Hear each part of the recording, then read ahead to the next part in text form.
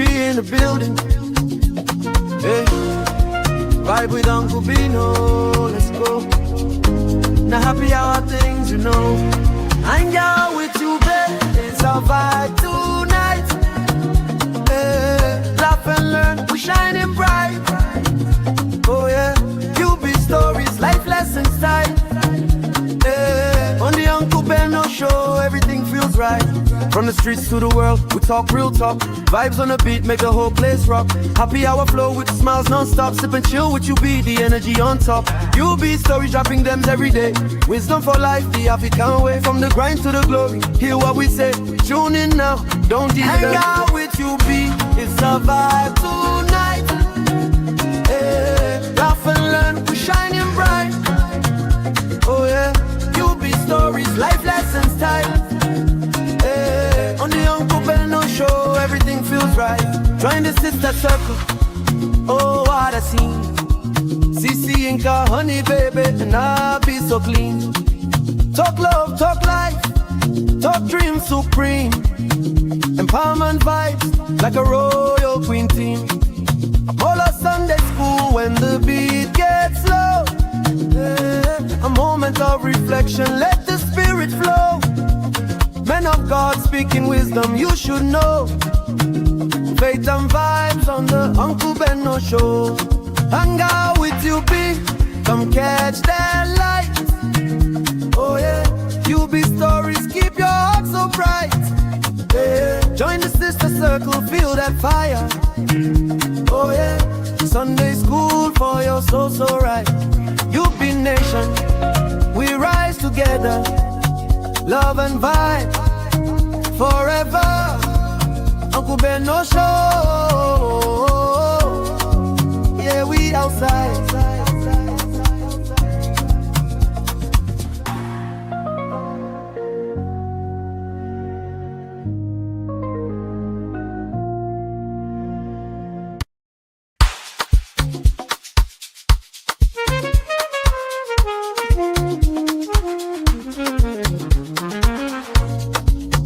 Yeah, yeah, yeah. You be in the building. Hey, vibe with Uncle Bino, let's go. Now happy hour things, you know. Hang out with you, babe. It's our vibe tonight. Hey, laugh and learn, we shining bright. Oh yeah, you be stories, life lessons time. On the Uncle Beno show, everything feels right. From the streets to the world, we talk real talk. Vibes on the beat, make the whole place rock. Happy hour flow with smiles non-stop. Sip and chill with you, be the energy on top. You be stories, dropping them every day. Wisdom for life, the African way. From the grind to the glory, hear what we say.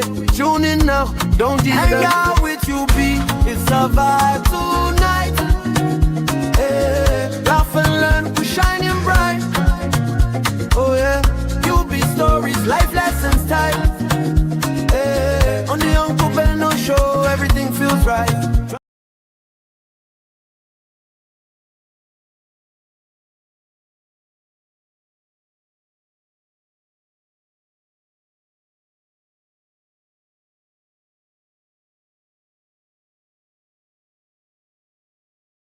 All right, all right, all right. Welcome everybody, wherever you're watching. How are you doing? Today is the 17th of November 2025, and we're gonna have some UB trends. Of course, that is when I do some trending news with Uncle Beno. And we got a great show for you guys this morning from the city of Austin, Texas. So if you're ready, I am so ready. All right. If you're watching on Instagram, please don't be a stranger. Join the show. Enjoy yourself. Go grab a cup of coffee. Anything that can help you get through what we're about to discuss on this episode. Yes, it's happening. You're welcome. I can see you guys are coming into the studio right now. Thank you, everybody. Please, as you come in, hit the like, give us thumbs up. Don't be a stranger. Let me have your take. Of course, you know how we roll over here. If you are busy, because definitely some of you going to be at work. If you're at work, don't bother to say you want to come in the studio. I don't want you to get fired, but you can drop your take in the chat. All you got to do is put on your earpiece and enjoy the show. So today we're gonna talk about. There's just so many things to cover, man. But let's see how far I can go. So our main topic today is Genevieve Nnaji under fire. Mm, mm, mm. I said it. I know this is gonna be hot, and the sisters will probably come for me. Please, Mona, no come for me. Oh. I just dey try to do or play my own part. Oh. I be gentle boy. Oh. You all know that, right? So the main show today is Genevieve Nnaji under fire. Now I've got to be honest with you. Uh, okay. So I got to be honest with you. I don't know that Genevieve do drop comment here and there on X. I thought she's this perfect, gentle, quiet, easygoing lady, which is the reason why many of us like her. I personally like her because she used to be the goddess on our screen. Growing up, we enjoy seeing her movies, even though Ramsey Noah kissed the hell out of this beautiful sister. All right, if you're watching, please drop a comment. I haven't seen any comment yet. Let me see if the chat is working. Uh, let's see. Is the okay? The chat is working. So, ladies and gentlemen, drop a chat. Let me know you can hear me. All right. I'm also streaming to Instagram. I don't know why I do that, but I just feel like, let me just see if this thing they work. Or if it's not working, when I no blame you, I'm just trying to see how all these Gen Z platforms are working. Give me a second. I'm still trying to set things up here because we're gonna really have a fantastic show this morning. And of course, my daughters they've gone to school, so I'm the one doing the production and everything all by myself. Let me put this phone on do not disturb because I don't know all these scammers. They keep calling me, and they forgot that I'm a Nigerian. It's so hard to scam in Nigeria. You know the day easy. All right, all right, all right.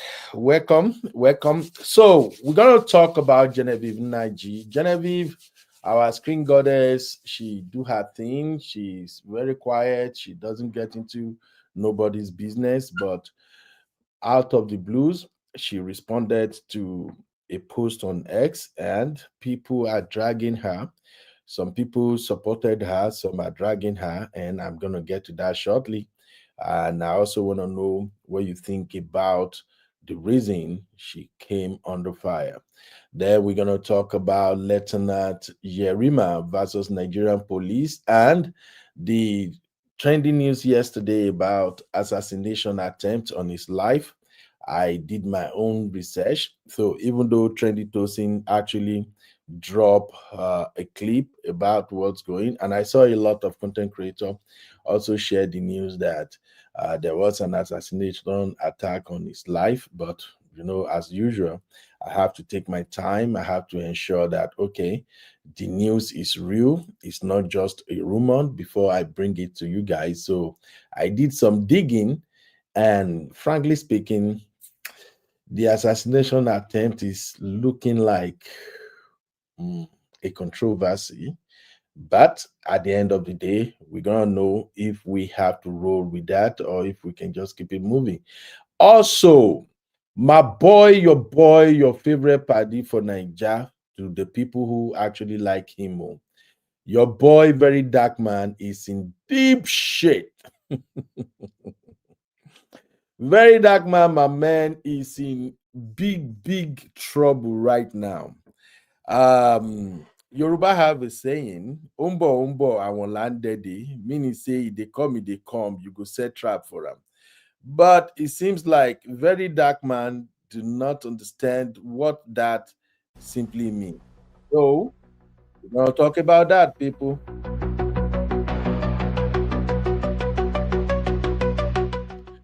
Also, the heat is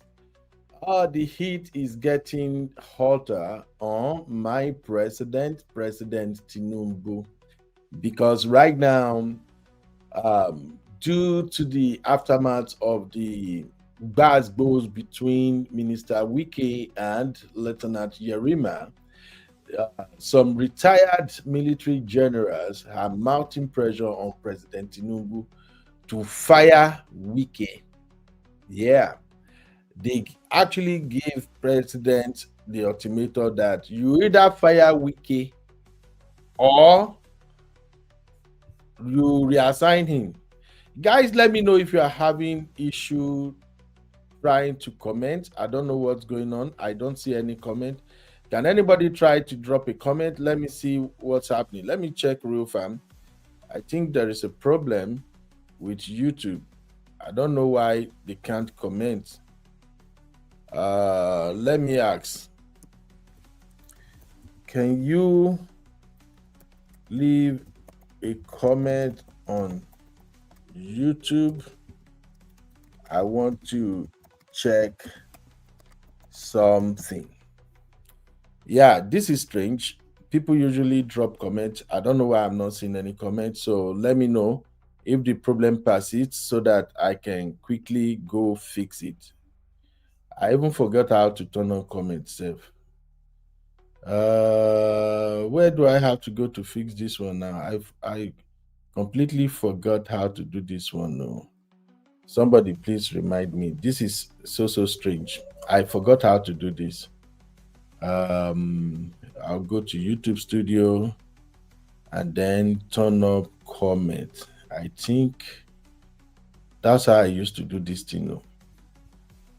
Please let me know, any real farm member, if you can't leave comments, please let me know so I can fix it. Okay. Let me grab a video to start this. Oh, okay. I can see comments. Thank you. Yeah, thank you very much. Chima say we are here. I can see the comments. So that means the chat is working. All right. So it seems Tinubu is under fire. The retired generals, they are mounting pressure on President Tinubu. They say he should change Wike or let Wike go. And that is not looking good as far as I'm concerned. Okay. Thank you, Uncle Patrick. Thank you. Okay, the comment is working. And also, we're going to talk about U.S. Congress. The U.S. Congress has begun full-scale probe into Nigeria killings. This is going to be hot.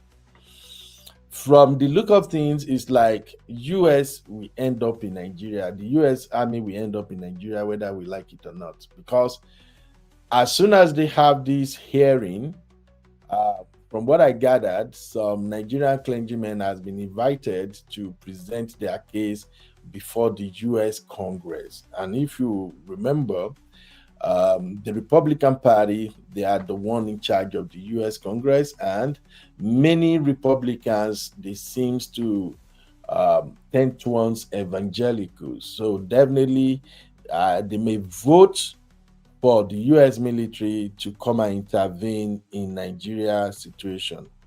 Okay, there are delays. Oh, okay. I think maybe it's network. I don't know what's going on. All right. Let me do this. Maybe the delay is coming because of the Instagram. Let me just end the Instagram streaming. Yeah, good. I've stopped the Instagram streaming. I think that should help. Okay. So if you're ready, I'm ready. Please, if you're ready for this show, drop one in the chat. Do me a favor. Drop one in the chat real quick. Let me know, say you full ground. All right. Yeah. Oh, Uncle Patrick said the list is out. Oh, are you for real? Okay, let me get my girls to find the list, or I can find it myself. Okay. Nigeria terrorist sponsor list. Let me see if that will come up.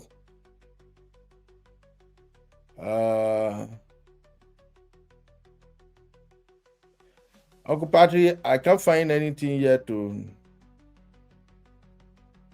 Everything I see here is from the past. No list yet, sir. If you have the news, please share it with me. I can't find any list.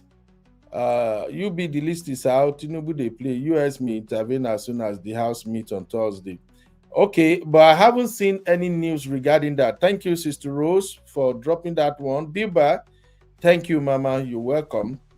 So, this is going to be a very, very busy week. My sister, Mom of Five, I watched one of her show yesterday. Mom of Five say, "Oh, I thought this Monday is going to be a peaceful Monday, but it's like it's not going to be peaceful." Frankly speaking, I don't think this is going to be a peaceful Monday. It's like it's going to be tough. So, we're going to cover as much as we can. If you're ready, I'm so ready. Let us dive into what we got going on here. Give me just a second, my people. Thank you. Please hit the like, hit the like, hit the like.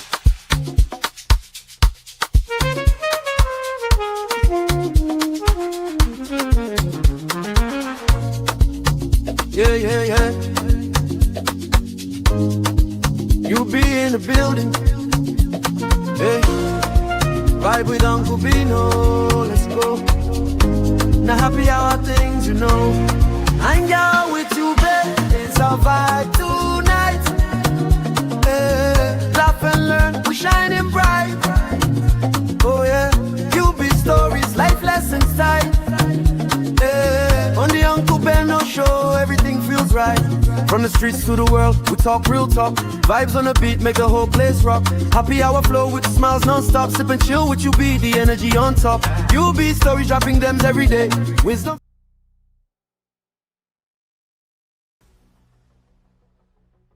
All right. Welcome back. Now let me kickstart the show with this bass from Barrister Darlington. Who knows Barrister Darlington? This man like bass.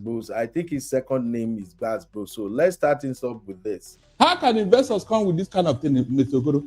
Are you aware that this thing has gone viral all over the world? A sitting president of Nigeria, telling the whole world not to reveal his criminal records. What does that tell you? Mr. Okoro, can you do business with such a president when he comes to you and say, come and invest in my country? Can you? You can see the person demarketing Nigeria. You can see the person refusing investors to come into Nigeria, Mr. Okoro. Do you even know what is going on here? This man, he paid money. Somebody from US said that over $2 million is involved in this thing just to stop somebody's record from being reviewed. If Mr. Tinubu have a very good record, Mr. Okoro, will he be going through this route? And that is the same man who is ruling Nigeria. It's not only the FBI, I hope you know. Yes, DEA is involved, Drug Enforcement Agency. You can see the kind of character that is presiding over our affairs in Nigeria, Mr. Okoro. Have you seen why things are not moving? Have you seen why Nigeria is where it is now? How can such a character represent good governance? Just tell me, how? Can you put something on nothing? No, can you put something on nothing and expect it to stand? The whole world should come to the aid of Nigeria. We are in a very big trouble in the hands of Tinubu. He has dealt with us in a manner unprecedented in the history of this country. Everything that is bad, everything that is obnoxious, everything that is illegal is what that man represents. Yet he's presiding over our affairs. How can we move forward? How can Nigeria survive in the hands of a man like that? Please, somebody should tell me. Is it possible? Can Nigeria ever get it right under Tinubu? Look at how much effort is wasted. Trying to stop that record. How many times now? Since 2023. Even before that time. It started around 2022, towards the end of 2022. This man has been fighting that the US government should not release those records. Can you just imagine? And this is somebody that Nigerians are fighting that he should come back to office. Are we doomed? Mention any other country in the whole world that has such a president has a man as their president. No, just tell me one person, one in the whole wide world that has such a character as their president. And shamelessly, he's gone all over the world looking for investors. Shamelessly. How can investors come with this kind of thing, Mr. Okoro? Are you aware that this thing has gone viral all over the world? A sitting president of Nigeria, telling the whole world not to reveal his criminal records. What does that tell you? Ms. Okoro, can you do business with such a president when he comes to you and say, come and invest in my country? Can you? You can see the person demarketing Nigeria. You can see the person refusing investors to come into Nigeria, Ms. Okoro. Do you even know what is going on here? This man is paid money. Somebody from US said that over $2 million is involved in this thing just to stop somebody's record from being reviewed. If Mr. Tinubu have a very good record, Ms. Okoro, will he be going through this route? And that is the same man who is ruling Nigeria. It's not only the FBI, I hope you know. Yes, DEA is involved, Drug Enforcement Agency. You can see the kind of character that is presiding over our affairs in Nigeria, Mr. Okoro. Have you seen why things are not moving? Have you seen why Nigeria is where it is now? How can such a character represent good governance? Just tell me, how? Can you put something on nothing? No, can you put something on nothing and expect it to stand? The whole world should come to the aid of Nigeria. We are in a very big trouble in the hands of Tinubu. He has dealt with us in a manner unprecedented in the history of this country. Everything that is bad, everything that is obnoxious, everything that is illegal is what that man represents. Yet he's presiding over our affairs. How can we move forward? How can Nigeria survive in the hands of a man like that? Please, somebody should tell me. Is it possible? Can Nigeria ever get it right under Tinubu? Look at how much effort he's wasting. Trying to stop that record. How many times now? Since 2023. Even before that time. It started around 2022, towards the end of 2022. This man had been fighting that the US government should not release those records. Can you just imagine? And this is somebody that Nigerians are fighting that he should come back to office. Are we doomed? Mention any other country in the whole world that has such a president has a man as their president. No, just tell me one person, one in the whole wide world that has such a character as their president. And shamelessly, he's gone all over the world looking for investors. All right. Now, first off, I have a question, a quick question. You can drop your take in the chat or you can join me in the studio. If you have a minute, we have just a simple rule here where you're in the studio, please. You got to be respectful. Do not curse anyone out. Just drop your take and let it be. We are here to learn and suggest ways that we can better our lot. So we are not here to fight or troll anybody. And if you are in the chat, please no insult. Let's conduct ourselves respectfully. Thank you, ladies and gentlemen. So my first question is this. This record we're talking about, like Barrister Darlington is really serious in his submission. If we have the record, what are we going to do with it? That's my question. Oh, Tinubu don't want people to see his record. They will see his record. If we have the record, what exactly are they going to do with it in a country like Nigeria, where politicians can single-handedly do whatever they want with impunity? I don't get it. The man even get time, they waste money. So let's forget about this. I want the record. I want to see it. Nothing will happen. Nothing. Is it not Nigeria that people were convicted in the UK, came back, and they still got elected, or maybe select, or they don't elect people? I'm sorry. And they still end up in the House of Rep or Senate in Nigeria. So what are we going to do with it? Thank you, Sister Rose. Sister Rose said nothing. So please tell me in the chat, if US released the Tinubu record, what are you going to do with it? And I want to tie this to the terrorism thing we got going on. Right now in Nigeria, everybody kind of say, oh, yeah, we want to get the list of these sponsors of Boko Haram. We need the sponsors. We want their name. If their names are published, Do you think they're going to do anything to them? I just want to know.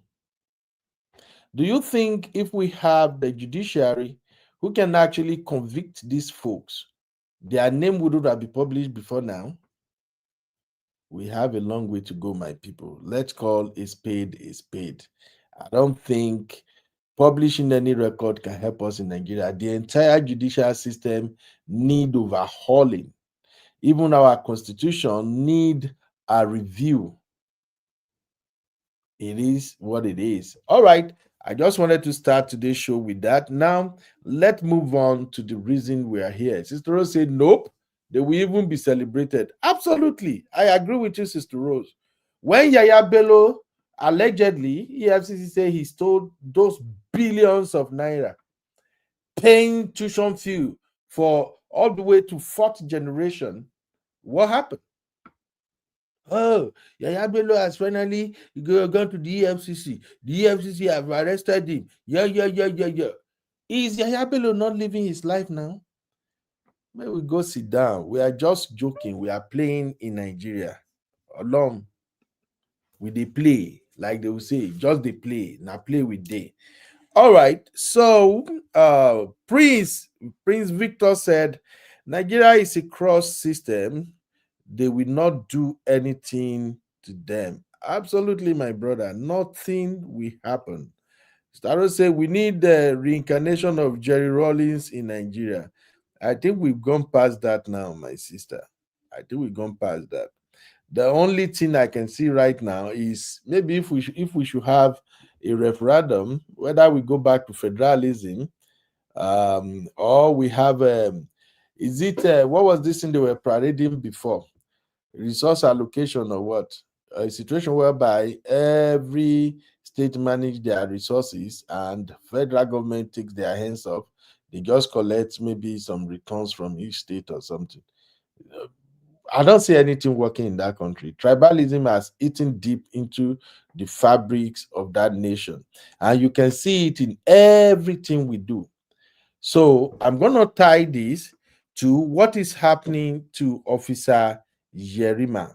Okay, just give me a minute and we're going to dive into that.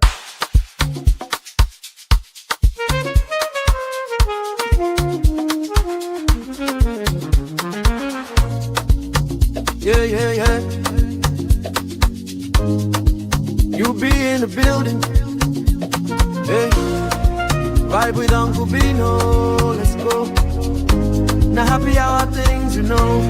Hang out with you, babe. It's our vibe tonight. All right. So, Lieutenant Yerima was trending yesterday, and the news we got was that the lieutenant experienced assassination attempt on his life. And that was what all the blogs were carrying yesterday, up and down. I look at that news and I'm like, okay, hold on. What is going on here? Yerima, waiting they happen.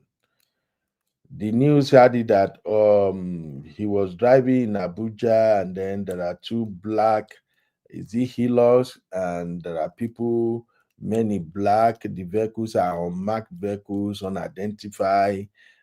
They were following him, and then he made some strategic maneuver, and he was able to at least run away from the so-called assassin.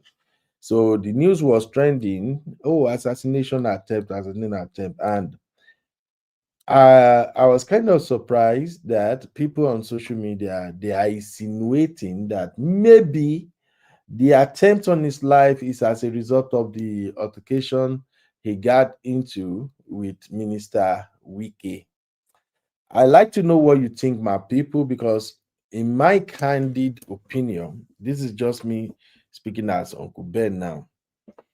I don't think Wike have anything to do with that, honestly speaking. It's not like maybe I'm supporting Wike or I'm praising Wike or anything. No, I don't think Wike got anything to do with that assassination, the alleged assassination attempt. But then, there is this parable in Yoruba language that it says, Ajekelano Omokuleni, that is, winch cried yesterday night, Pikin died today. Who killed the Pikin? I think that is the situation. People just kind of figure it out. In Nigeria, everybody play detective. So people kind of like figure it out. Yes, yes, definitely. This should be the handwork of that minister. And the minister is the one that come for him. My brother, let's just cut that crap first. This is just my opinion. First off, the minister Wike himself, he has stepped on so many toes. We can't dispute that. But can we really say Wike stepped on toes, or Wike is actually doing his job? Because one time I heard President Tinubu acknowledging what Wike had done in the Federal Capital Territory. And those who live in the Federal Capital Territory, they also gave him a lot of credit that this man is really working, that for the first time, they have a minister who is constructing roads and who is making sure that every agencies and parasitas under him in Abuja, they are actually working. So Mr. President himself, he alluded to that, Wike is hardworking. Wike is really doing his job.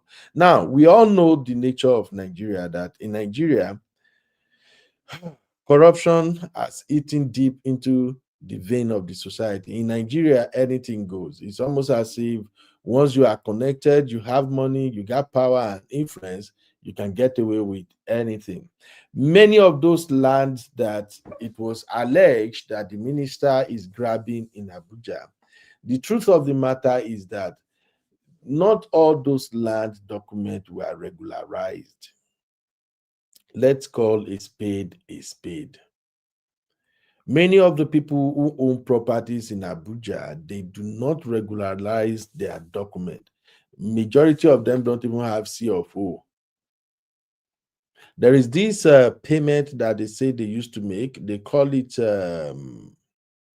land use. Is it land use fee or something? The vast majority of landowners in Abuja, they are not paying that fee. Now, when Wike got there, I think one time they published, there was this press release where they asked all property owners to come and show receipt of their land use fees.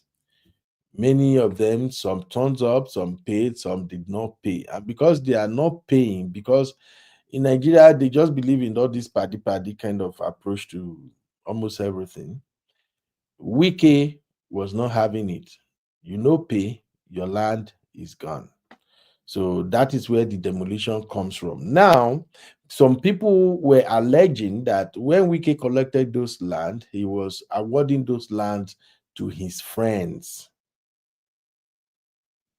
And that is why those military generals, those that have sizable number of landed properties in Abuja, they started protecting their lands. And that is how we end up with the situation whereby Wike's through his ministry of, is it land and something they call them, they marked that general's property to be demolished. And they generally just feel like, you know what, I still got some military guys, and just send that naval officer, Yerima, to go there and prevent anybody from invading that property. And that leads to where we are right now. So coming back to Officer Yerima being attacked and Wike calling him a fool while he's in uniform, many people are talking. One of the set of people that are talking are military veterans. And the military veterans, they are not taking this lying low. Here is the ultimatum they gave to President Tinubu. According to Today Ednot, let me read the caption attached to it so it can make sense to everybody listening right now. So according to Today Ednot, military veterans asked President Tinubu to sack FTC minister. Retired members of the Armed Forces of Nigeria, under the aegis of the Coalition of Concerned Military Veterans, called on President Bola Tinubu to sack or redeploy the Minister of the Federal Capital Territory, Nyesom Wike, over his recent face-off with a naval officer in Abuja. The coalition stated this in Kaduna at a press conference comprises retired generals and other senior military officers drawn from the Army, Air Force, and Navy. The standoff between FTC Minister Nyesom Wike and naval officer Yerima, following the row over the ownership of a piece of land being guarded by some armed military officers led by Yerima on the instruction of a former chief of naval staff, Vice Admiral Zubaru Gambo, retired, has sparked more reactions. Wike had alleged that the ex-chief of naval staff illegally took over the land, and the viral video showed the visibly enraged minister confronting the officer. However, the coalition warned that should President Tinubu fail to act, it would mobilize and occupy the FTC ministry until Wike is removed. The veterans made the demand at a press conference in Kaduna, where they described the minister's conduct as demeaning, unacceptable, and a direct insult to the armed forces and the commander-in-chief. Delivering the address, a member of the board of trustees of the coalition, Colonel Yusuf Ibrahim, retired, said the video in which the FTC minister referred to the naval officer as a fool was embarrassing and beneath the office Wike occupies. While contributing at the briefing, another member of the coalition, Dr. Awa Abdullahi, who introduced himself as a deputy veteran commander, oh boy, accused the minister of showing a pattern of hostility towards military personnel. The veterans commended the Minister of Defense, Badru Abubakar, the Minister of State for Defense, Dr. Bello Matawale, the Chief of Defense Staff, and the service chiefs for their professional handling of the matter. Now, here is a short clip from that press briefing. We are requesting you to remove Nyesom Wike as Minister of FCT. Even if you want to retain him as a minister, appoint him into another ministry and bring somebody else, because he's stepping on so many toes and he's doing that arrogantly and wrongly. Wike's action of trading words with a uniformed officer demeans the dignity of the office of a minister and undermines the image of disciplined governance, forgetting that the loyalty of an officer is to the state and not to personalities. President Bola Tinubu, we are requesting you to remove Nyesom Wike as Minister of FCT. Even if you want to retain him as a minister, appoint him into another ministry and bring somebody else, because he's stepping on so many toes and he's doing that arrogantly and wrongly. Wike's action of trading words with a uniformed officer demeans the dignity of the office of a minister and undermines the image of disciplined governance, forgetting that the loyalty of an officer is to the state and not to personalities. President Bola Tinubu, we are requesting you to remove Nyesom Wike as Minister of FCT. Even if you want to retain him as a minister, appoint him into another ministry and bring somebody else, because he's stepping on so many toes and he's doing that arrogantly and wrongly. Wike's action of trading words with a uniformed officer demeans the dignity of the office of a minister and undermines the image of disciplined governance, forgetting that the loyalty of an officer is to the state and not to personalities.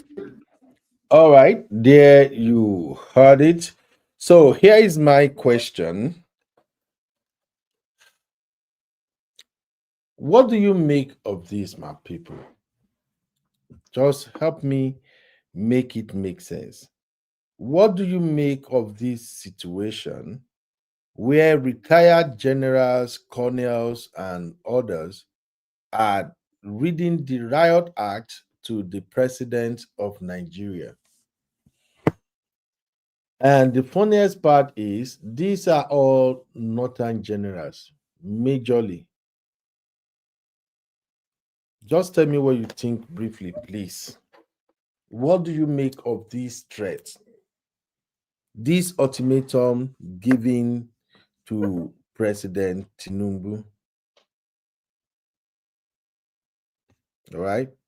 So if we tie this to the assassination attempt on Lieutenant Yerima, are you still going to say Wike might probably allegedly behind that? Because to me, I don't even think there is anything like assassination attempt on his life. Now, I'm not trying to water down what the officer might be experiencing, because we all know Nigeria. Nigeria is a place where lawlessness sometimes prevails. I'm sorry. I hope we will do better.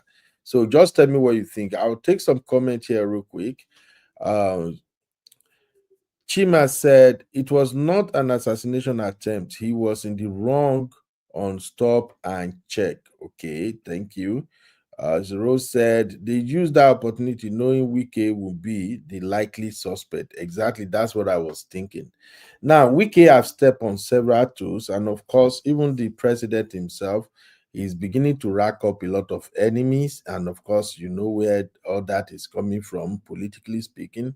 So some people might wanted to, you know, try to at least, can I say, scared the young officer just to create problem in the country. So that is why I don't believe that assassination story. All right. Uh, Okay, Chima also say there was no attempt to assassination on Lieutenant Yerima. Hey, shout out to my brother Kene. How are you doing, sir? You're welcome. Kene said impunity everywhere. These ex-military are not saying what Wike did. Exactly. Exactly. They did not mention exactly what was the offense of Wike. All they just came down to is that Wike is arrogant. They just want him gone. And I think the reason they want Wike gone, I am not defending Wike at all. Even me, I can't stand him, to be frank.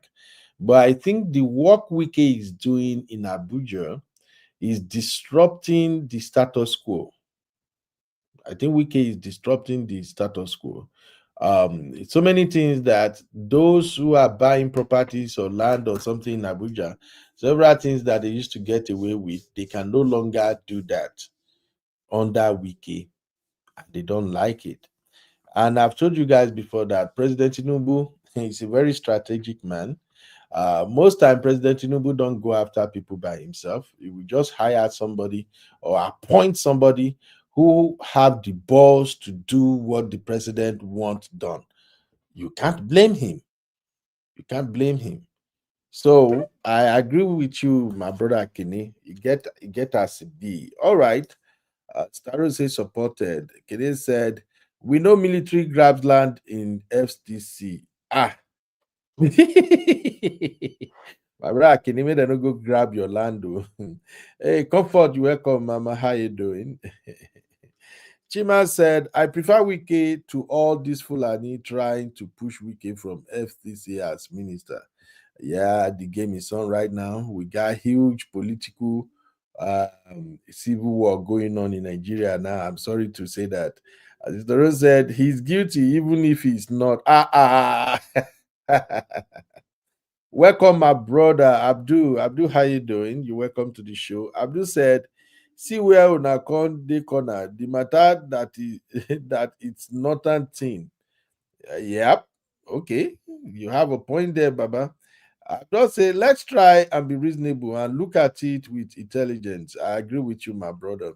Uncle Patrick said, it wasn't assassination attempt. Sahara reporters has the police check on video. He was riding a tinted car with no plate number. Yes, I got the video too. I'm gonna play it shortly. Thank you, Sam. Peanut said Wike has allegedly revoked many veterans' lands and allotted to his people. So many people are upset with him. I know that one. I think Baba is somehow culpable in that regard. But then it is what it is. One thing I know about Nigeria politics is that you may blame Wike today. When another person reach there tomorrow, he go begin doing his own too. It is what it is. I remember when El-Rufai was the FTC minister. That is how El-Rufai too were going about push here, destroy this, do that, grant land property to some people allegedly. So if you remove Wike today, another person come tomorrow, the drama will start all over again. Seriously. And I can see that happening. You know why? Because many of the people that they are awarding or reallocating those land to right now, if you go back and investigate how they bought the land, some of them bought the land within 1 week. Some of them bought the land even before they demolished the property. So there's just so much going on. And I do believe that there are some people whose lands were being revoked or maybe grabbed, that they are still in court. And that's why I usually want our community here, before you buy property for Nigeria, open your eye. Okay? Open your eye before you buy property for, especially in Abuja. Please know what you are doing, because some of those land are being contested in the court of law. So if you pay and you go build them, and after Tinubu go, Northerners come in and they bring their own people, you may lose your land. I pray that won't be your portion in Jesus' name. Okay. I've not said it may be a political diversion. I agree, my brother. Pinot said, add insult to injury. He's a Southerner running the FTC, and that is a taboo to Northerners. Absolutely. You got that spot on. I will say using Wike as a tool. Of course, they are both using themselves. Wike is using the president is using Wike. Hey, Luke, what's up? Luke said another man will really come tomorrow. Exactly. It's rotation. Uncle Patrick said they wanted to kick Wike out to bring their own people. Nobody say I like Wike.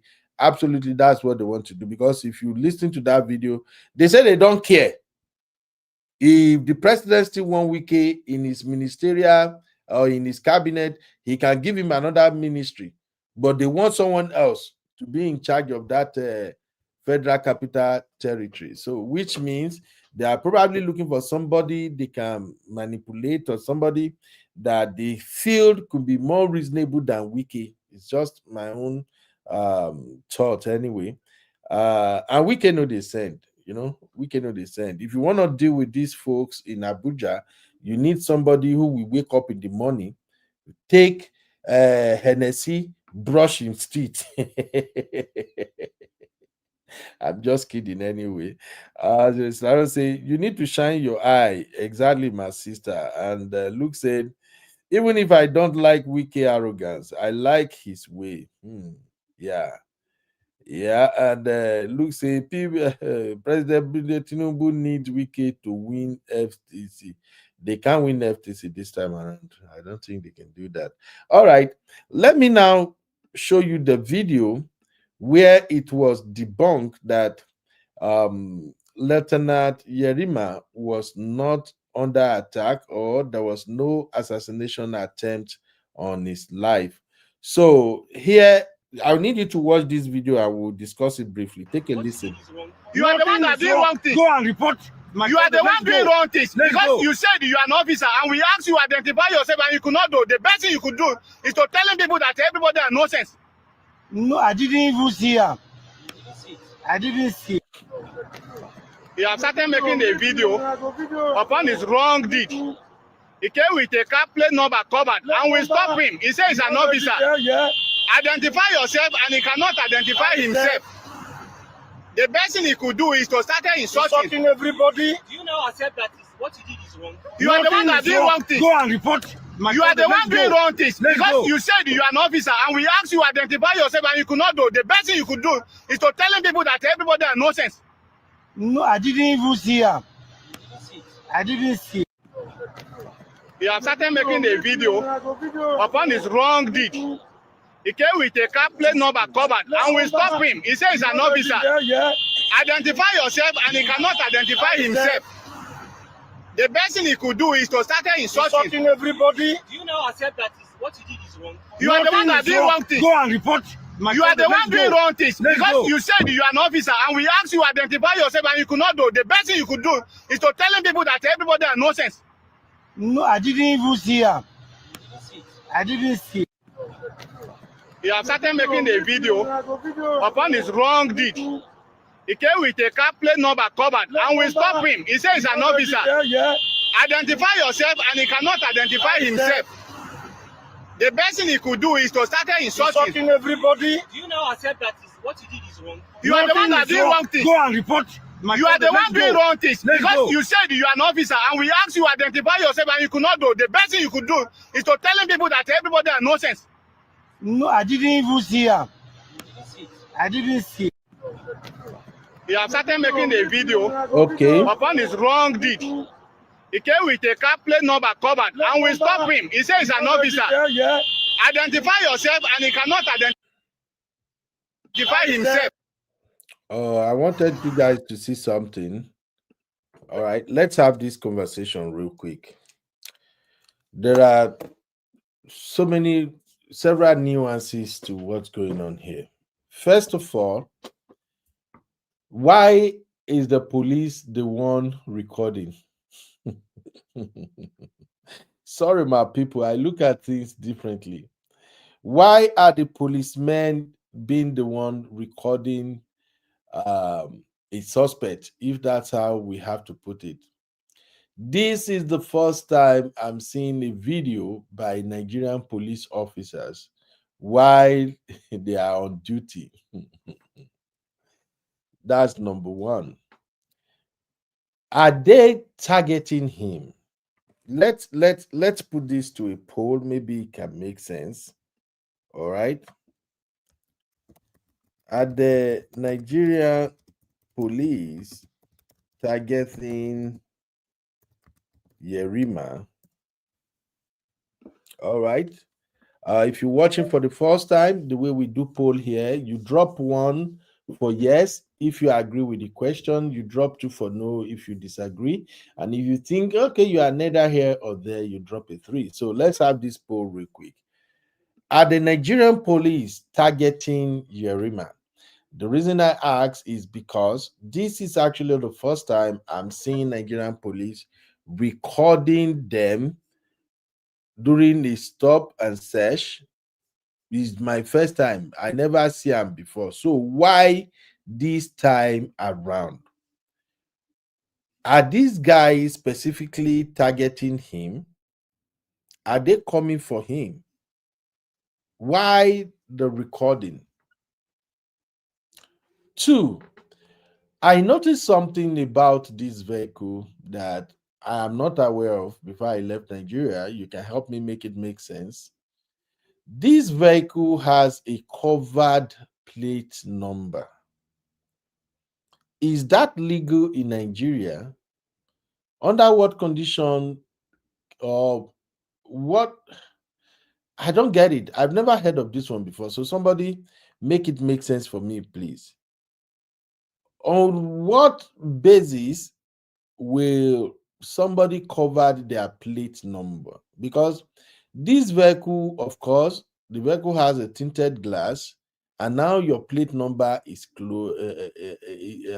covered in a country where kidnapping is rampant and suspects are all over the place. How does this work? Can somebody please explain it to me, please? So 2 things: tinted glasses, covered plate number. Then another thing I noticed was that the police are more or less like making a case against Yerima. I don't know how they got him stopped. I don't know, maybe this stop and check is actually legal. I don't know, maybe they were chasing him until they get to this point before he finally stopped. But from what the policemen are saying, it's like they deliberately recorded him and they are making a case against him. One of them said, "We ask you to identify yourself. You don't even show yourself." And I saw him in this video, removed his ID card and shown to the police. And the policeman even said, "No, me, I know, I don't see it. I don't even see it itself." Then he showed it to the policeman again. Then Yerima said, "Don't you guys think you are wrong?" So whatever transpired, I don't know. But my question is, are the Nigerian police targeting Yerima? If you ask me, I will say, it looks like that, because we know how it is in Nigeria. Once you withstand the police, or you don't allow them to intimidate you, they automatically will look for a case to put for your neck. Maybe they have changed now, but that used to be the situation. Sister Labelle said one. Thank you very much. So let me know your take in the chat. Abdul said, "I'm not your mate. I'm talking and policeman is talking. It's enough reason to have them allegedly try his assassination." Yeah. You know, in that viral video, when one of the police ordinance that were with Minister Wike spoke up, Yerima looked at the police and said, "Shut up. If I'm talking, I senior you in rank. If I'm talking, you are not supposed to talk." And if you know Nigerian police very well, they don't take that lightly. So I believe they're gonna look for something in order to pay back, to say, "Okay, you messed with us, now we got you." So that's why I'm asking if you think he was being targeted. All right. Sister Rose also said one. Yes. Thank you. Pino said, "This is not how this kind of encounter between police and army officers at checkpoint goes. And the guy has enough reason to fear for his life. They were probably trailing him." That's my thought exactly. Like, maybe they were trailing him or something. Okay. Degree say, "We don't care, leave him alone." Are you saying they should leave Wike alone? Okupati said, "Officer Yerima is becoming arrogant to trend now. That's not good for him." Well, Uncle Patrick, we don't really know what's really going on around there. From what I know with Nigerian police, if you yeye them, they will come for you somehow. We not say it's not legal, but some people get approval for security reasons. Ah, so people can actually cover their plate number. Oh, this is so new. I never heard this one before. Luke said, "This guy don already dey the watch list of Wike and his allies. Any small effort, e go trend." Hmm. Wahala dey. Rose said, "Military is higher than police." Well, I think it all depends on their mandate. Mr. Labe say police change care, maybe for the worse. All right, let me know what you think in the chat. In the meantime, the Nigerian police has debunked the rumor of assassination attempt on Officer Yerima. Let me give you the news as published in the Punch. So the Punch says, "No assassination attempt on naval officer in face-off with Wike police," and this is 17th November. Today's news. So according to the Punch, the Federal Capital Territory Police Command has dismissed reports that a Nigerian naval officer, Lieutenant Ahmed Yerima, survived an assassination attempt in Abuja, describing the claims as false and unverified.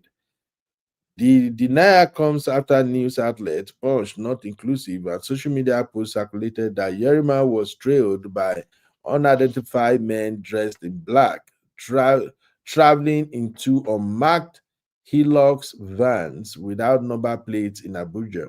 According to the report, the pursuit began around 6:30 p.m.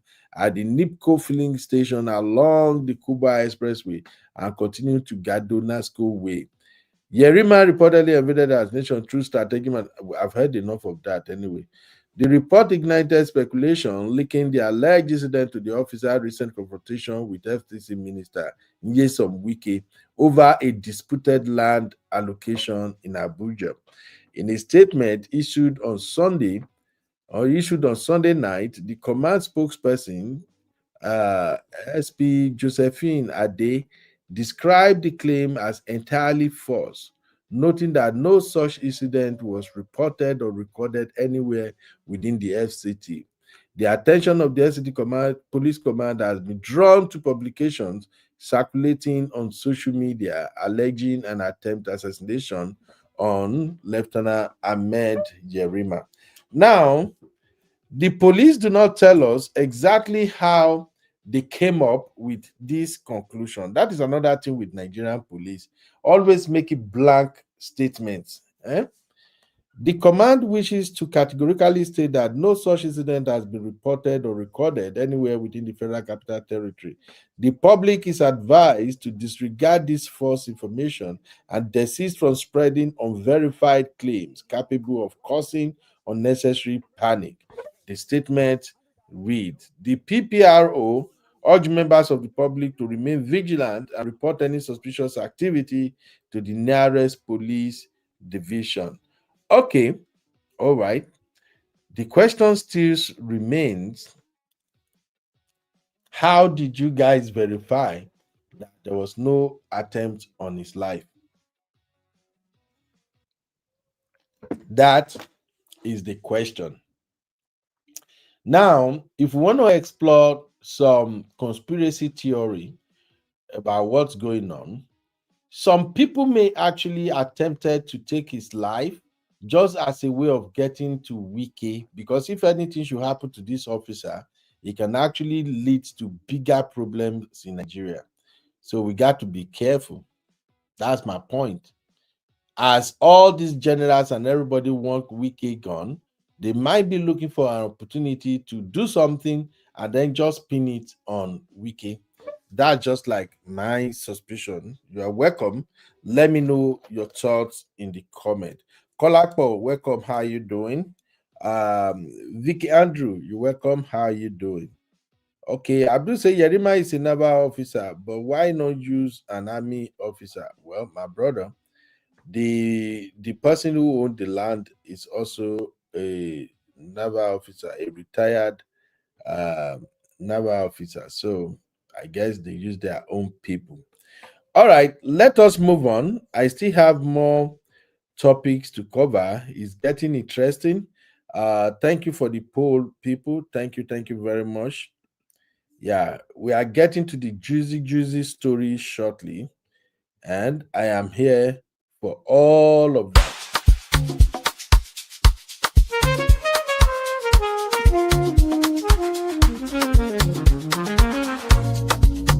Yeah. You be in the building. Hey, vibe with Uncle Bino. Let's go. Now happy hour things, you know. Hang out with you, babe. It's our vibe tonight. Hey, laugh and learn. We're shining bright. Oh yeah. You be stories, life lessons time. Hey, on the Uncle Beno show, everything feels right. From the streets to the world, we talk real talk. Vibes on the beat make the whole place rock. Happy hour flow with smiles non-stop. Sip and chill with you. All right. You're welcome back, my people. How you doing? Please subscribe to the channel if you haven't done so. And of course, don't be a stranger. Before I move on to the next story, which is Very Dark Man in Trouble, let me quickly run this by you guys. Did you know that there is a video in circulation now where one of the political chieftains, a woman for that matter, late President Buhari's former aide, Loretta Onoche, vows Tinubu is gone, won't return in 2027. How many of you hear that news? Let me show you real quick and tell me What are your thoughts? This one is crazy, guys. This is really, really crazy. So this beautiful auntie here, I don't know who or what circumstances they got going on, but she made this bold statement that Tinubu is gone, gone, gone. Welcome, Misty.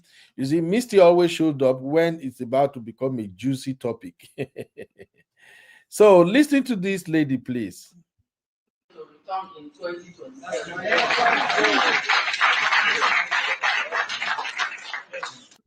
Tinubu has no pathway to return in 2027. We are not saying maybe or maybe. No. He's gone. He's gone. Tinubu is gone. Because we are the democratic, we understand what democracy is.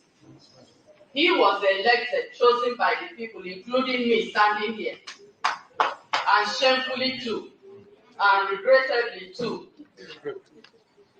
We will walk gently. We are not going to be running around kitty or fighting or doing whatever they are doing. We are not going to go with them. We will all behave like Yerima. Yes, ma'am. We will stand our ground respectfully, without insulting anyone.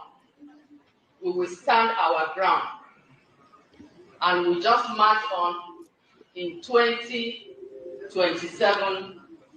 I think 2027, he will be gone. It's non-negotiable. He is gone already. He's gone.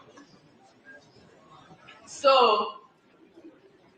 on behalf of our beloved party, and on behalf of everyone that is holding the ground in this nation, you call it grassroots, we call it holding the ground.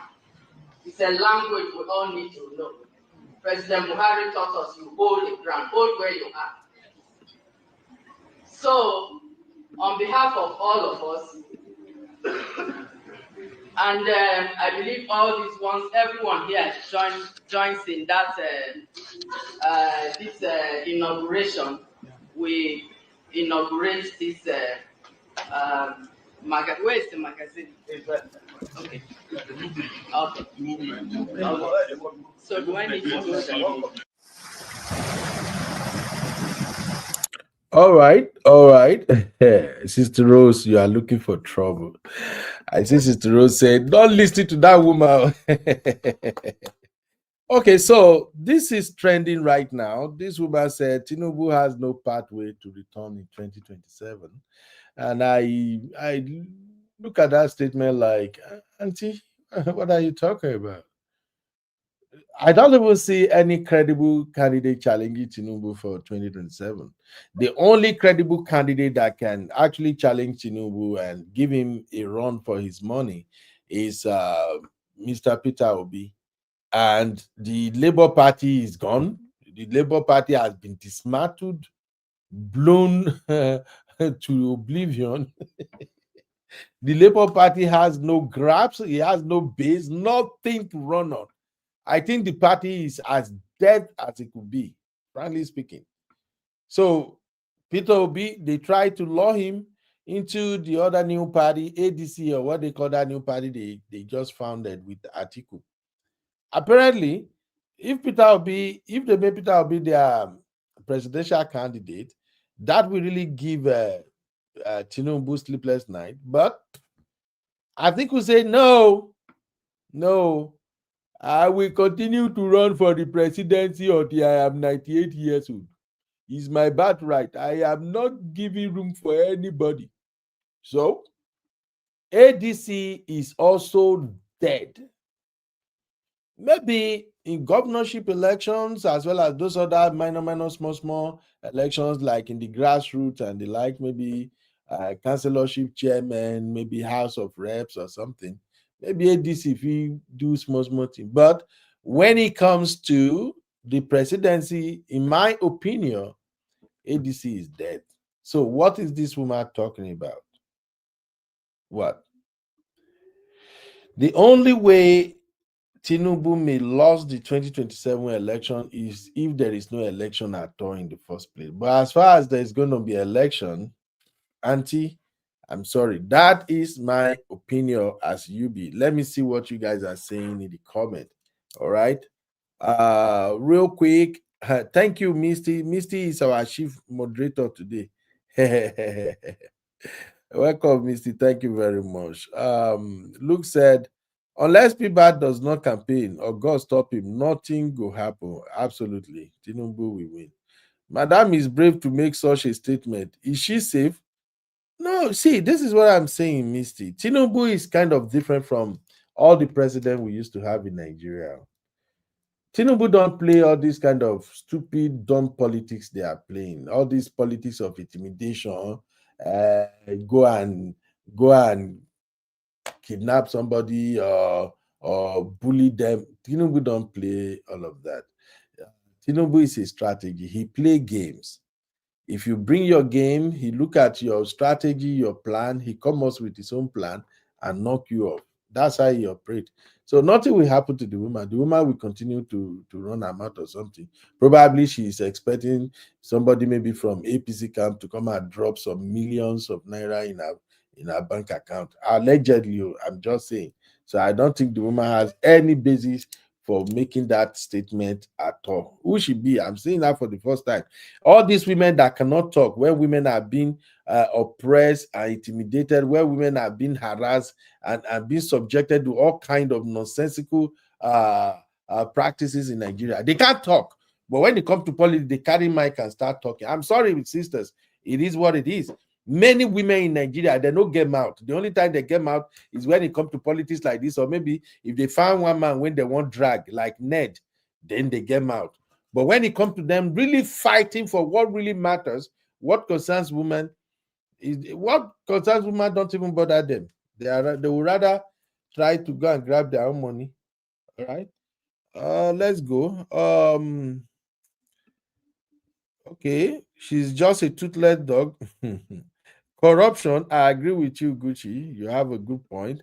I've just said, but the question is, if Tinubu, the question is, if not Tinubu, who else? My brother, I don't see anybody. There are credible candidates, but with the political structure we have in Nigeria right now, there is no candidate strong enough to challenge Tinubu in terms of credibility, in terms of resources, in terms of alliances, in terms of grassroots support. The only candidate that has almost all of these elements is Peter Obi. And Peter Obi is a gentleman. He doesn't even have that energy to do bows or something. You know, this is what I kept saying, that if you want to run for politics in Nigeria, you can't come with this gentleman attitude and think you're going to win. No. Nigerian politicians, I'm sorry, sir, make una no verse, but we have to say it.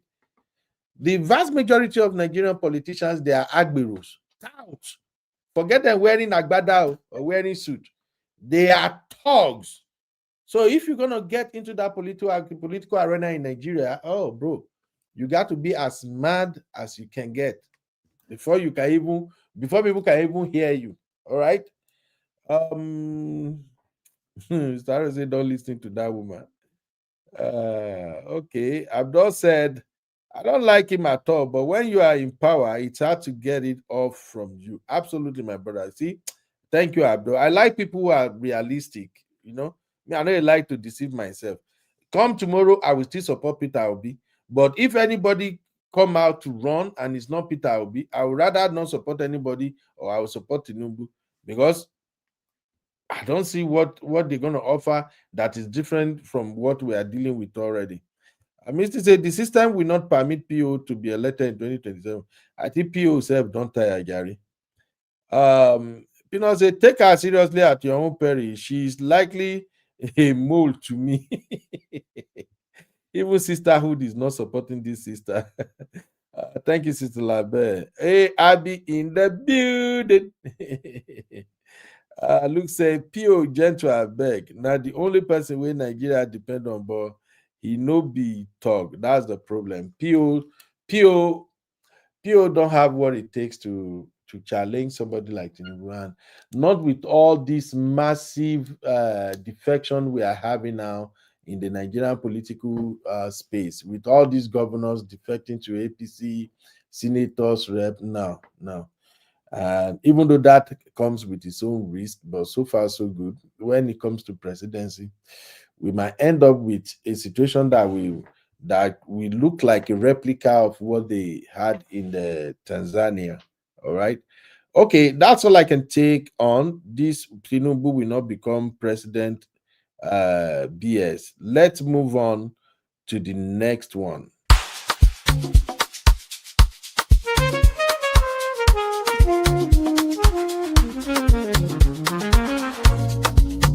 Yeah.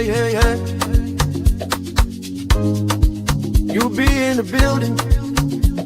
Hey, vibe with Uncle Bino. Let's go.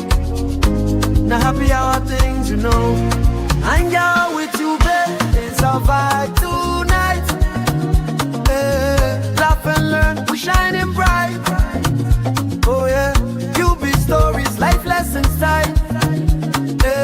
On the Uncle Benno show, everything feels right. From the streets to the world, we talk real talk. Vibes on the beat make the whole place rock. Happy hour flow with smiles non-stop. Sip and chill with you, be the energy on top. You be stories dropping them every day. Wisdom for life, the African way. From the grind to the glory, hear what we say.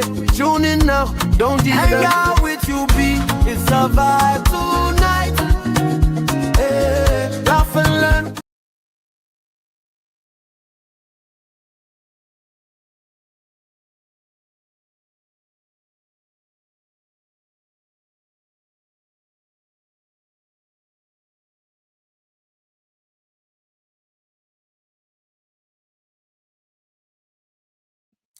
Sorry, ladies and gentlemen. Let's talk about VDM in trouble. Very dark man. Very the dark man. Thank you, Abby.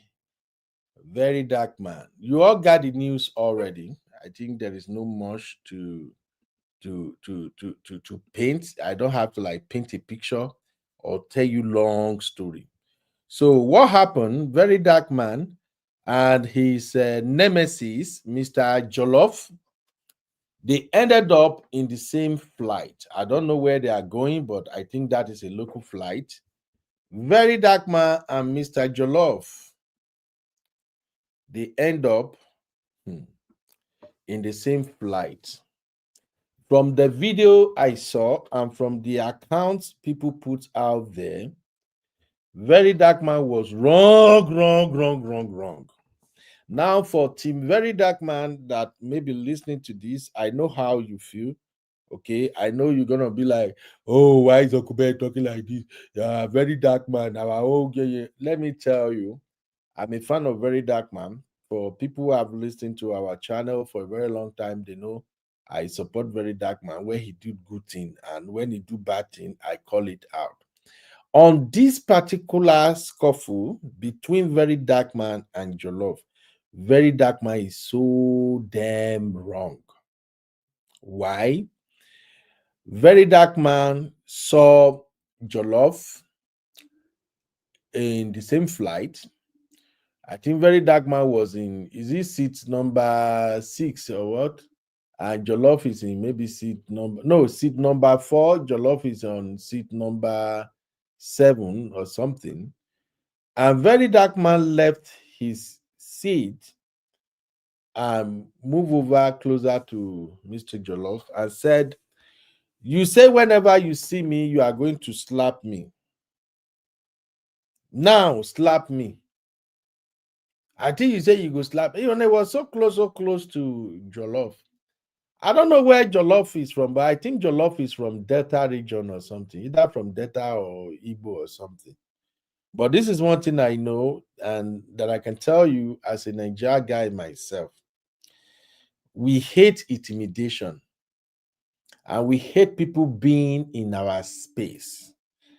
Coupled with the fact that we also hate bully. We know they said, you can talk, we can exchange words, but as soon as you get too close to a Nigeria guy, Maybe, just maybe, Lagosians, maybe Lagos boys. They may not hit you, but if you begin rake, oh yeah, where any, yeah, babe, eh? What boy, sumo mi, ma gba wo, ma ju e blow, ma fuel up accord. Lagos boys, they can do that without touching you.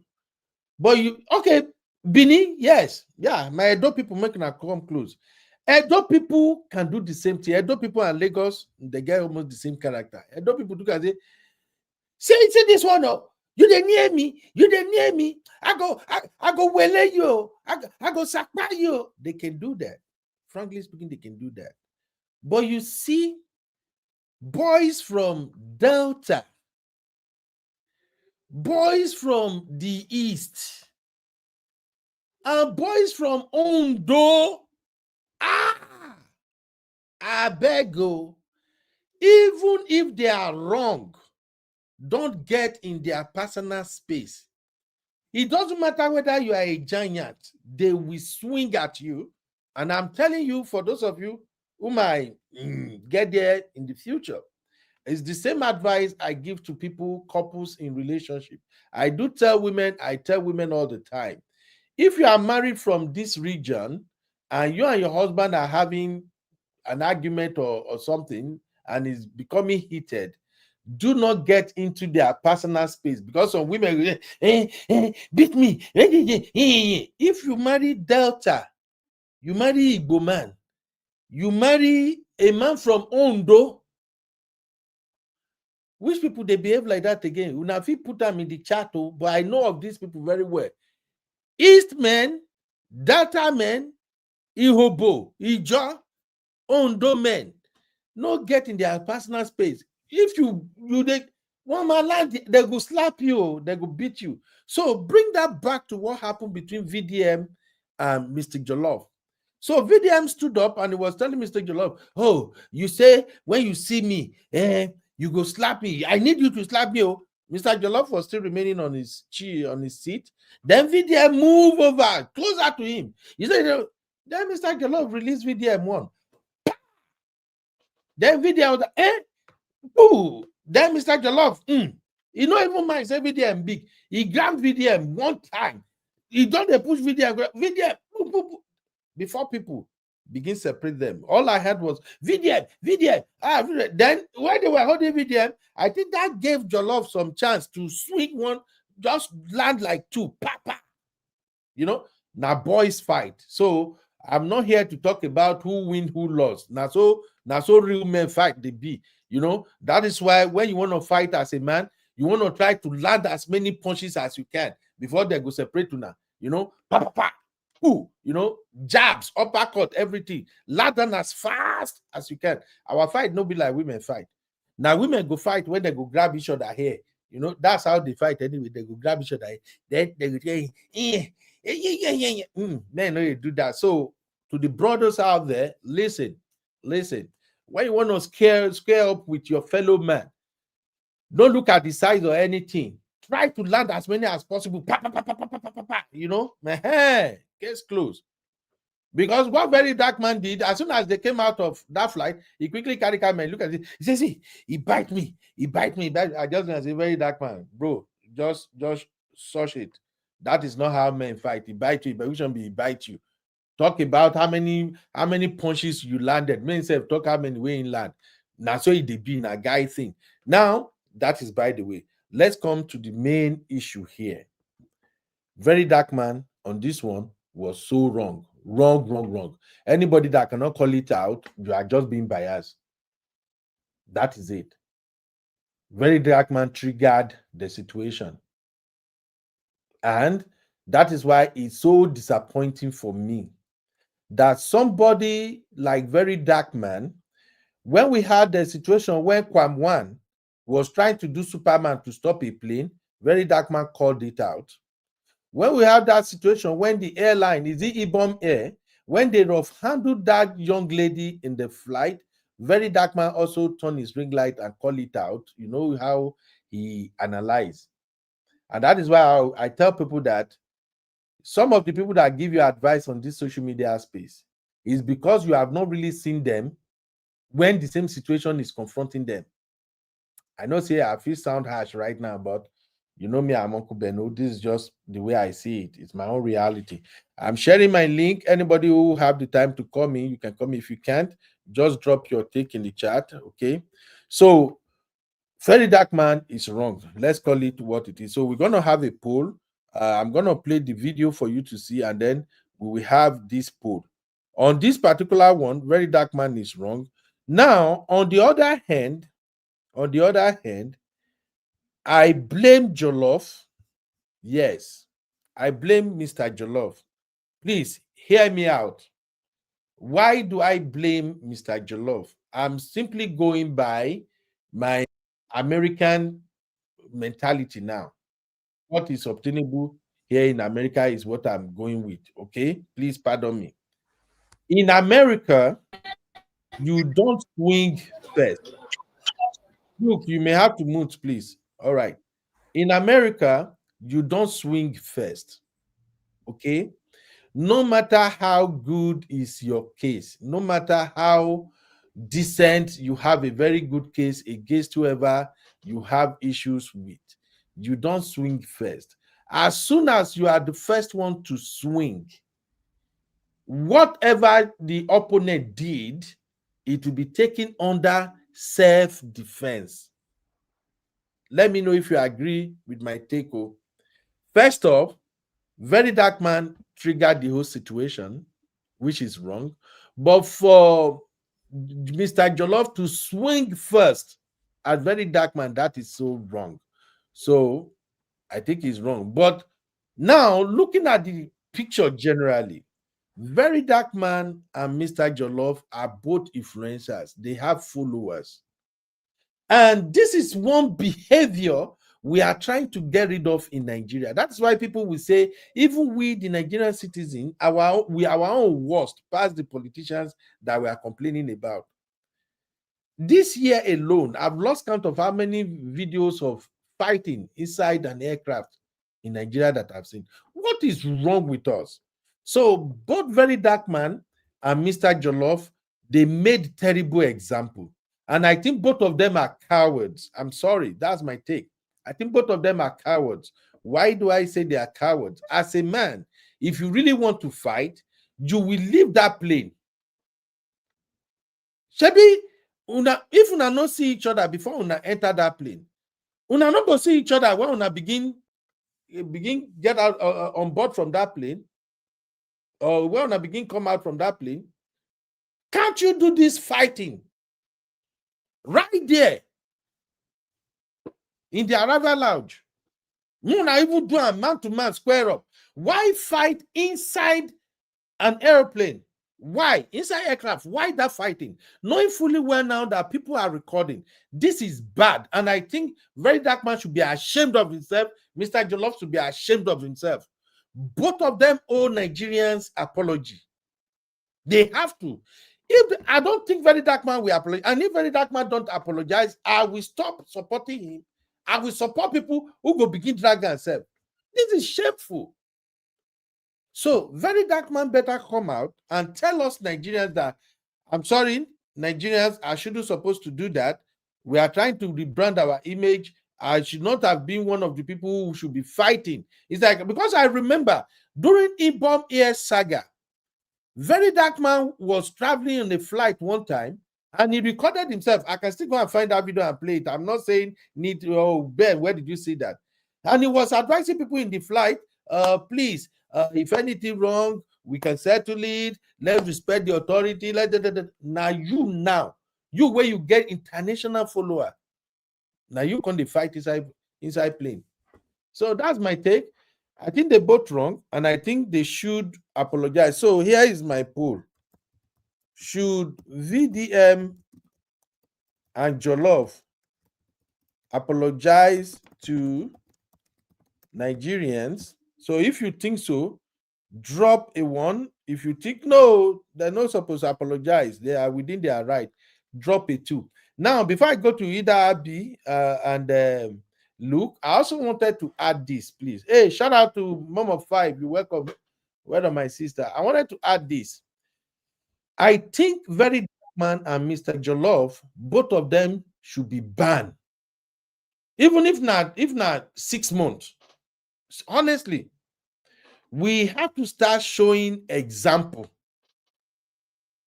That would be my recommendation. The aviation minister should ban both of them. Even if you are not giving them 6 months, give them 3 months. You cannot fly in any flight. Use them as an example. But I know that is going to be difficult because you know why? When Kwawam did his own, they can play politics. Instead, they give him a brand ambassadorship, whether they call him Abi, ambassadorship or what, right? They gave him ambassadorship. Representing Nigeria. Kwamwan, the person when they're supposed to start the example. No, they give him a pat in the back. When he bomb air guy doing own, they slam a pam, but because of uprising, they revert them and all those shit. So we're gonna have to start making an example out of people so they can control themselves. Do you know the worst thing? We Nigerians, we traveled. Many of the crappy stuff we do in Nigeria, we don't do it when we get to foreign land. We all move like humble citizens. But as soon as we enter Nigeria like this, we begin our madness. That's my take. Let me just play the video shortly then. Abi and Luke, you can tell me what you think.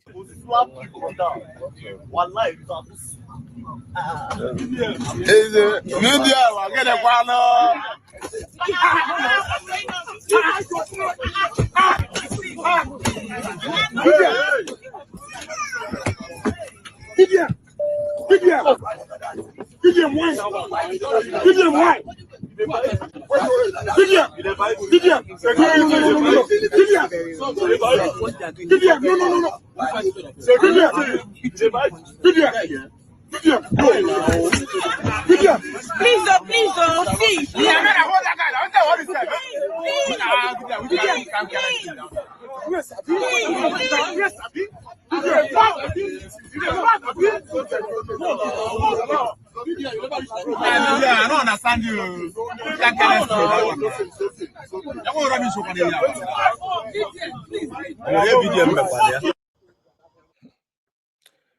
All right.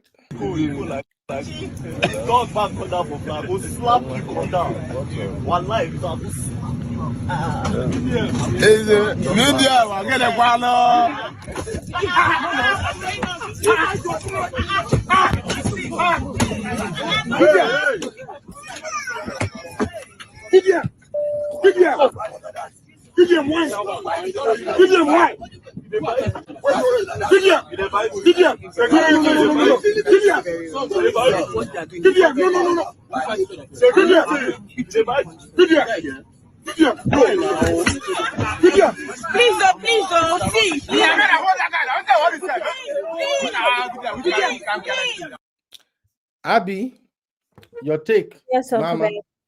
I'm not going to lie, Uncle Ben. You know I'm not like VDM's biggest fan. But you have to put your money where your mouth is. Abby, how days to say it. Abby, put your mouth where your money is. Either one. Uncle Ben, this guy threatened to VDM and said when he sees him, he'll hit him. How can you not see VDM? I won't do it. So VDM went to remind him. Also, I watched the video multiple times and I think he touched VDM first. Yeah, that's what I said now. Oh no, you said VDM went to his seat, blah blah blah. But he touched. No. VDM went to his seat. VDM went crossover and get closer. That's when I was explaining personal space, and that is why I said when you get too closer to some people in Nigeria, especially Delta, Igbo, Ondo people. Oh yeah, I understand that now. That's what I'm saying. That's still not an excuse for an adult to touch another adult. If someone comes and uses their words, you use their words. If someone comes and brings their chest near you, you to bring your chest near them. So I feel like he touched VDM first and VDM retaliated. Like such is life. But my own is that you can't be, and I say this with all sincerity with social media people. You not talk too much behind the keyboards. When you now see somebody in real life, you can't do anything. Yeah. Uncle Ben, I have an issue with that personally. All these keyboard warriors. When it gets down to it, they won't actually do anything. But ultimately, as civilized human beings, fighting is not right. So Uncle Ben, I get you. We can't promote violence regardless, and especially at the airports, aircraft, all these things, these places you don't fight. It's very easy to get on a no-flight list, right? So I hear you, Uncle Ben, but this is an example of keypad warriors that when when they actually see you in person, they can't do anything. So that's my Yeah, take, sir. absolutely. So, do you think they should be banned? I do think Uncle Ben, that one is complicated because of what they did with Kwam 1. No. And then, months later, we don't even know what happened with Kwam 2. That's the lady, right? Mm-hmm. So when you want to now ban an activist, what are you going to say because of the nonsense that they've done with the other previous situations? And that's why it's always good to do the right thing from the start. Banning them based off of what? When we saw what happened with Kwam and we saw what happened with the lady, there was still no resolution with that lady. I think they compensated her or something. Where is the information? There's no information, so we can't. Why Oh, assume? they can compensate her quietly. And Maybe that's why the that's lady an is not. assumption. That's an assumption. So if they arrest Vidian, would they arrest him or would they ban him quietly? These are the Okay. issues. If something becomes public knowledge like that, you have to put it out there as well. What agreements you guys have reached? Do you understand, Uncle Ben? You can't say you compensated somebody privately for something that was so public and the public was involved in. So now, how are they going to ban? I agree that there should be repercussions, but how do they execute these repercussions after Kwam 1 and Kwam 2?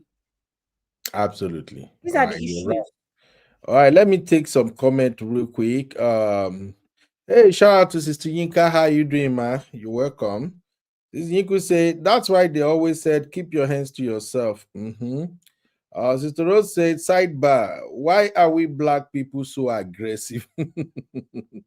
We always fight.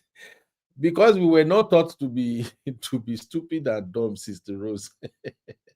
And sometimes the easiest way for us to express our anger or our rejection of whatever crazy treatment they meted for us is by showing some level, some aggression to some level, or to some extent rather. Thank you. Oh, Staros, I beg. Okay. Bad Gideon. I don't know. Bad Gideon, however you pronounce the name, please forgive me. You said your pronunciation is very bad. Check it. Check it out. E.g. hand. Is it hand? Oh, sorry, my brother. I don't know. Say you sabi that America asset where. Okay, I go call her like Nigeria. Oh, handy. Don't put your hand on somebody. Anyway, shout out to you. You're welcome.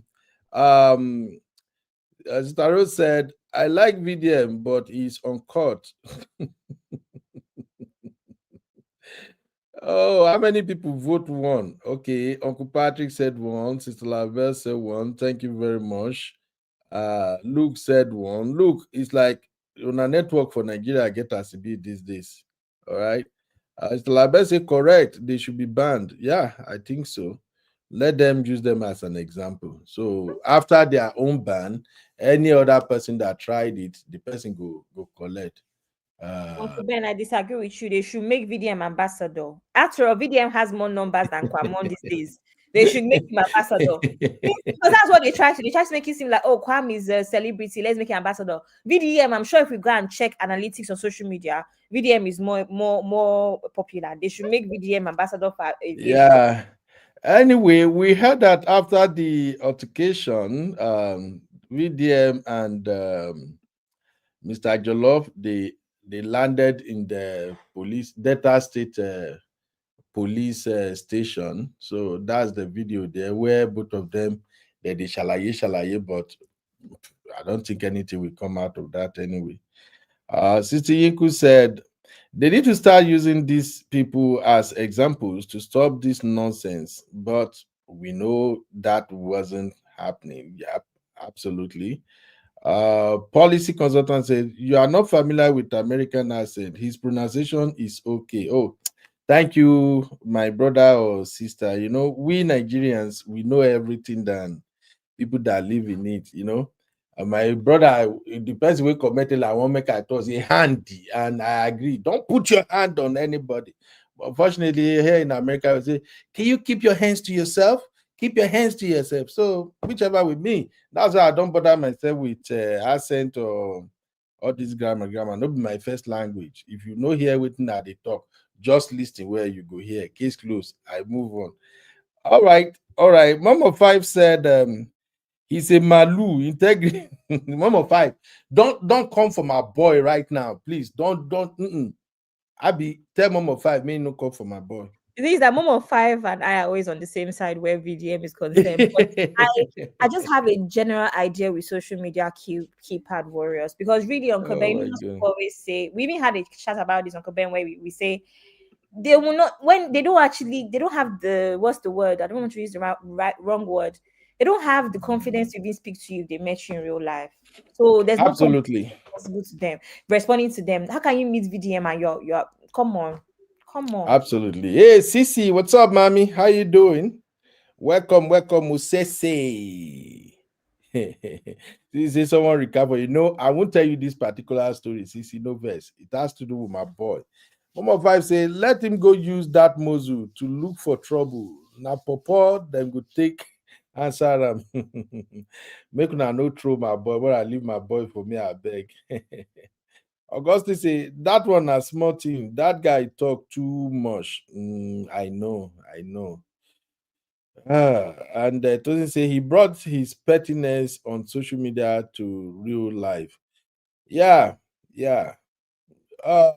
are looking at Very Dark Man and Mr. Jollof situation. If you just come in. All right. Uncle Patrick said a baby was even crying at the background. It's shameful scene. Absolutely, sir. It's so crazy. Mr. Rose said, with those big Moses. Augustine said, Jollof feel say Jollof feel say him na something for Naija, make he go sleep. VDM na king. Yeah, but VDM did not move like a king. That's the problem. Luke, what's up? What's your take on this matter?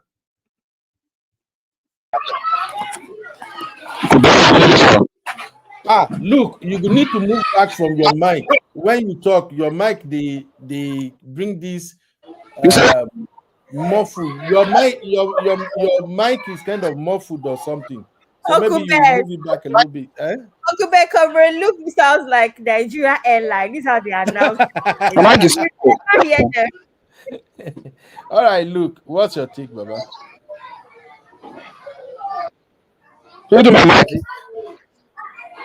Look, your mic is not good at all. We can't hear what you're. I did hear you, but you are not sounding cool. And there is too much noise in your background too. Sorry, Luke. There is noise in your background, and then your mic is sounding somehow. It's covering your voice actually. Cameroon Luke works for Airpiece. No, Earpiece get better voice. Ibom air. Just stop. All right, let's go to quickly. Let me just touch on this Congress thing so that I can do Genevieve last, because I know that is the icing on the cake. So the U.S. Congress, they are going to listen to some Nigerian priests. I think this week Thursday. They want them to come and address Congress about the genocide situation in Nigeria.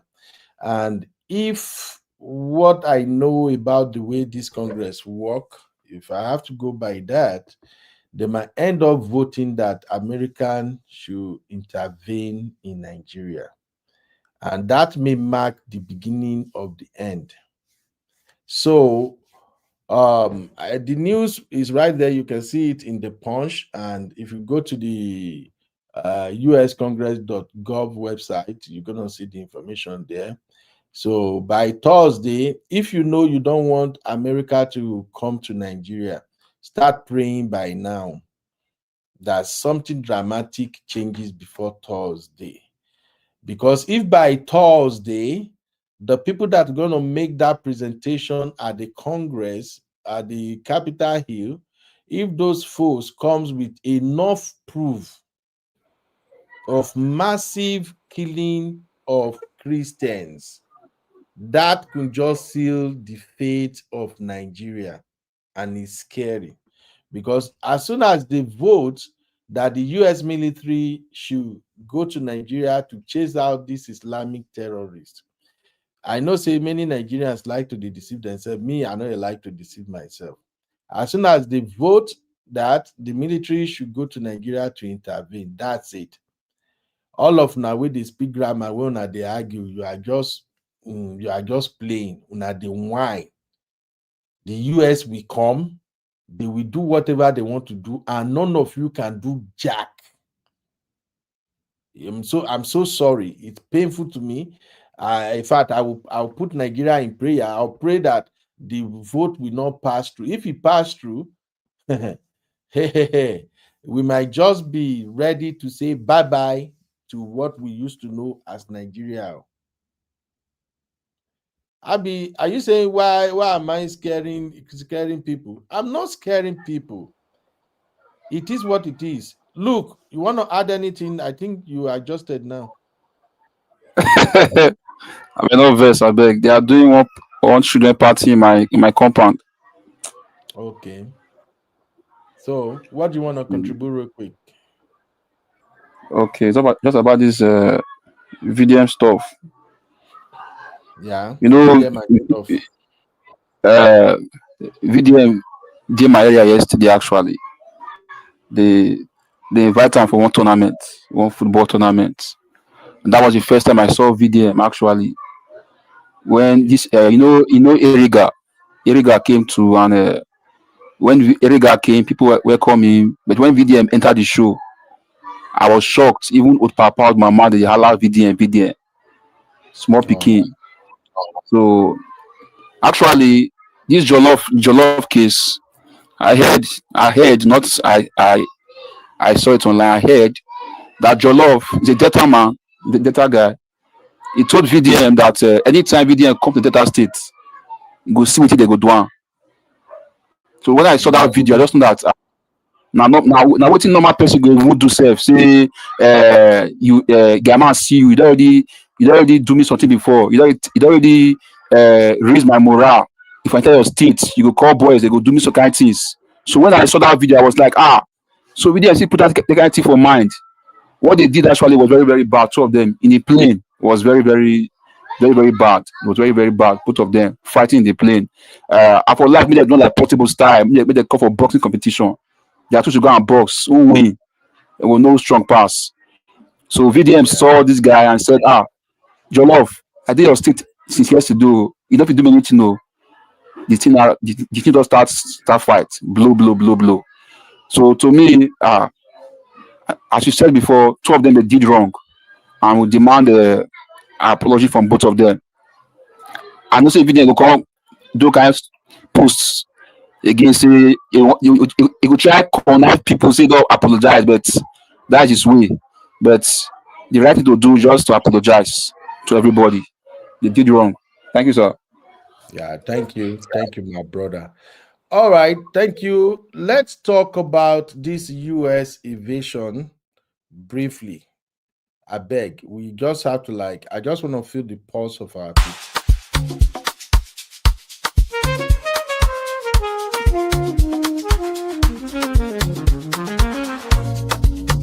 Yeah. You be in the building. All right. So as I was saying, the Congress will listen to Nigeria's case. They've invited some clergymen from Nigeria, and they want those clergymen to come and present their case, proving that there is genocide in Nigeria. In fact, before I started this show, I saw a video of one man claiming that in last year alone in Nigeria, over 500,000 Christians were killed.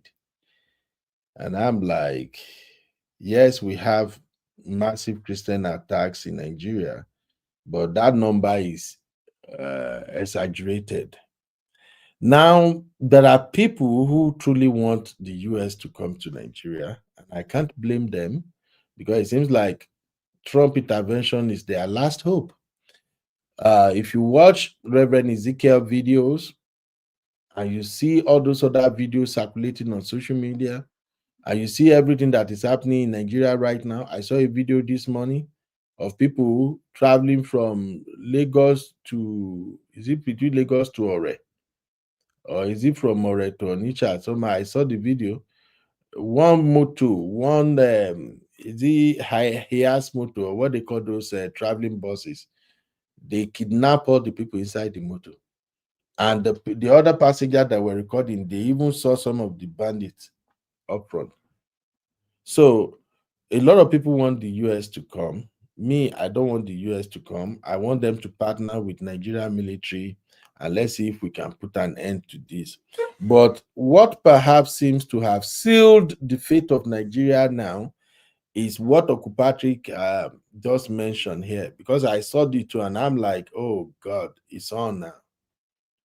The new Pope has also mentioned the case of insecurity in Nigeria. It's sad. That's what Uncle Patrick said, and that's true. The Pope have also said that Christians are being pied in Nigeria. And you know, the words of the Pope is powerful. And a lot of people in US, they are Catholic too. I think the Catholic community in US are massive too. And now in the Capitol Hill, the Republicans, they control the House, both arms of the House. So if these clerics present their case, we might have America coming to Nigeria. Welcome, my sister Michelle, which is what I don't pray and I don't hope for. Now, my last take on that one is this. Who won't hear, make it hear. Who no one hear, now you sabi. One thing I was taught growing up is that cripple way wise, war no they affect them.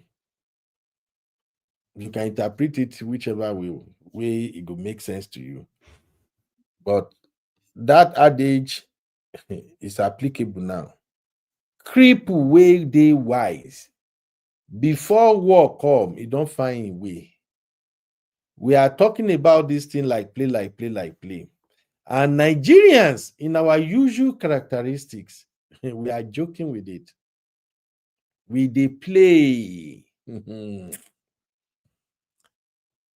When it happen, that's the way get here. If you there abroad, start making provision for your people. Don't worry. If your people are in the south, they are in the east, they are in the west, you no go quick touch them. If it take like 3 months or 4 or 5 before it go begin affect them, but start making provision for them. As soon as these people land Niger, this thing will get out of hand. That's just my own suspicion. Abby, you want to add anything to that? You say I'm scaring people. Abby. No, I said you're scaring us. People like me that wants to go and do 30 December, you're scaring me. I'm gonna go do 30 December. Uncle Me, Ben, I feel like I feel like you're wishing for something that it might not be possible with saying we got the collaboration. Unfortunately, when it comes to military, honestly, I don't know much about the American military, but I think at least I watch enough films to have a rough idea of how organized they are and how they don't play. Do you know the overhaul that has to happen for an American military to collaborate with Nigerian military? It's a joke they've because done they that just don't have before, I the guess. training. Uncle Ben, and how successful was it, right? So I don't know. I think that I don't know. I think that that might be you just wishing for something that might not work, but ultimately, I don't know what the right thing is, but I just hope that whatever steps that's taken is what is right for Nigeria. It's one of those America ones will where come. at a crossroads, but I think I that it's not realistic expecting a collaboration. I think the Yes, Americans are coming. I think the I don't. Americans are coming. I've seen a couple of Nigerian armies, Nigerians who are in the American military. I've seen some of their Mm, videos. Americans are coming. Mark my word. Americans are coming. And it's going to be mm. messy. honestly, it's going to be messy. I pray God will intervene. I don't want it to happen that way, but it might end up that way. My advice is simple. If you are in the east, you are in the south, you are in the west, and you are thinking, oh, it's only the north, it's only the north, I want you to think twice. As soon as this raid starts in the north, your food chain will be affected first. Yeah, a lot of our food comes from the north. Okay? Your food chain will be affected first. As soon as this raid starts in the north, many of those newly recruit Boko Haram or whatever you call them, they will spread. They are giving the impression that they are very organized. Let American come, we can sign it. You saw the protest, you saw what they are doing in the north. These people don't know what they are playing with too. As soon as these Americans come, when those one where they try to escape, when they run, where do you think they will be heading to? All they have to do is to carry a couple of cows and say they are going south for grazing. No law barred them from grazing. So my own thing is just everybody just be prepared. And remember, Nigeria is already in a very, very fragile state. It's in a very, very fragile state. If you listen to what those pro Boko Haram people in the north are saying, they are already accusing the Christians in the south of bringing America into their business. As soon as America get involved, which I pray they will not do, who do you think they will face? I cover everybody with the blood of Jesus. Uncle Patrick, you want to add anything to this, sir? Hey, Uncle Ben, Abby, Yes, and sir. all the fun. Good Thank evening. you for having me. Uncle Ben, Yes, sir. Nigeria is playing. I'm serious. Did you hear the news today about the girls that were kidnapped again? Yeah, I saw it. I saw it. A lot of girls again. They are already preparing. They piled some of the staff of the school, wounded a lot. Okay. And I took time to listen to Professor Akinyemi, former ambassador, UN representative to Nigeria. This man said the only opinion he respected is opinion of Pastor Adeboye, that Nigeria better make a move now, that this thing has been lingering for long. There was a member of Boko Haram committee there. It's not as if Christians are being killed, Nigerians are being killed in thousands. And the government is not doing anything about it. If they think it's play, it is not play. Uncle Ben, my WhatsApp is full. I sent you the video. The list is out. Yeah. Segumi have run out. What's it called? Former governor of Kaduna State, he left already. He's among the list. This panel, they blow up everything. All the bureau de change they are using. Can you believe the Boko Haram, they have money for the video of the people that were killed? There's a lady that was distributing money. Why the military are wallowing in poverty, dying in the bush. So, Bola Tinubu, I don't know what he's doing, but I tell you, America will step in. And that's what Bola Jakinyemi said. If we have people that can help us, why not? We don't want them to help us. And he said we should not use Afghanistan case to judge this one. They are coming to get rid of these people. These people are multiplying. It's so bad. If they can do this last week again, Uncle Ben, people cannot travel. What kind of country is that? Can you believe that is happening in Nigeria? Can you believe that? We are talking about Congo and all those things. These people are just spreading. It's not a joke. Let America come and get rid of people. We have 4 panels that sat. And I saw the list. Go and check that. I sent it to your phone directly. Go and watch that video. Go and watch that video, Uncle Ben. So Nigeria is playing. I don't know what Tinubu is doing. Because all these people have been inspired, all these ministers that go, America, you think America is playing? They have all the list with them. You know what they are doing? They have people on ground. If Pope can stand up and talk about Nigeria too, no, Uncle Ben, that's not good. It's not a good picture. Yeah. That's what I'm trying to say. Thank you, Uncle Patrick. That's why I'm trying to warn our people now, because I've seen us do these mistakes in the past and we are trying it again. Americans are not people to mess with. I don't know whoever they give Nigerians that heart say, don't worry, let them come, we will fight. Hey, American, I share one Donald Trump video on my Facebook page where Trump say, sometimes we stay in the country, we don't even know why we are there. We just bomb the hell out of them and leave them miserable. I don't know. Uncle Ben, I went to Israel in June, and the attack happened in October. If you see what is on ground in Israel, despite that, these people still attack. Camera everywhere. There are places you go to. Went to Palestine, you have to carry your American passport. They will have to search you. They are very close to each other. Despite all this, you see girls in the army with their arm. You see big camera everywhere. Israel is not that big.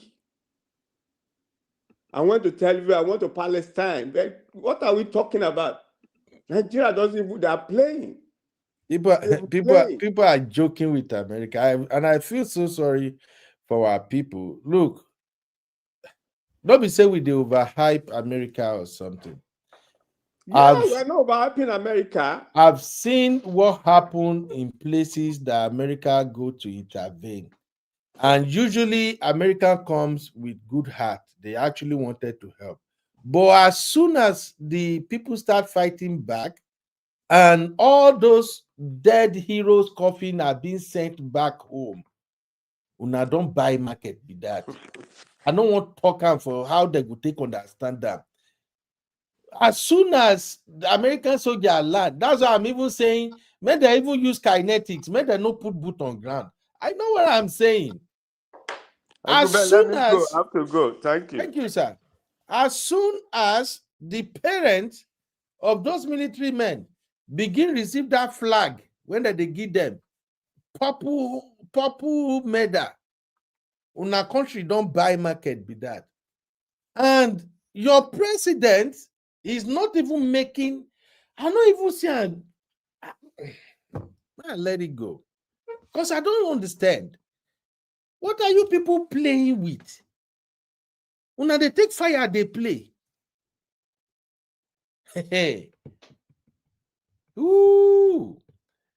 And with all those news out there on social media, Boko Haram intercepted military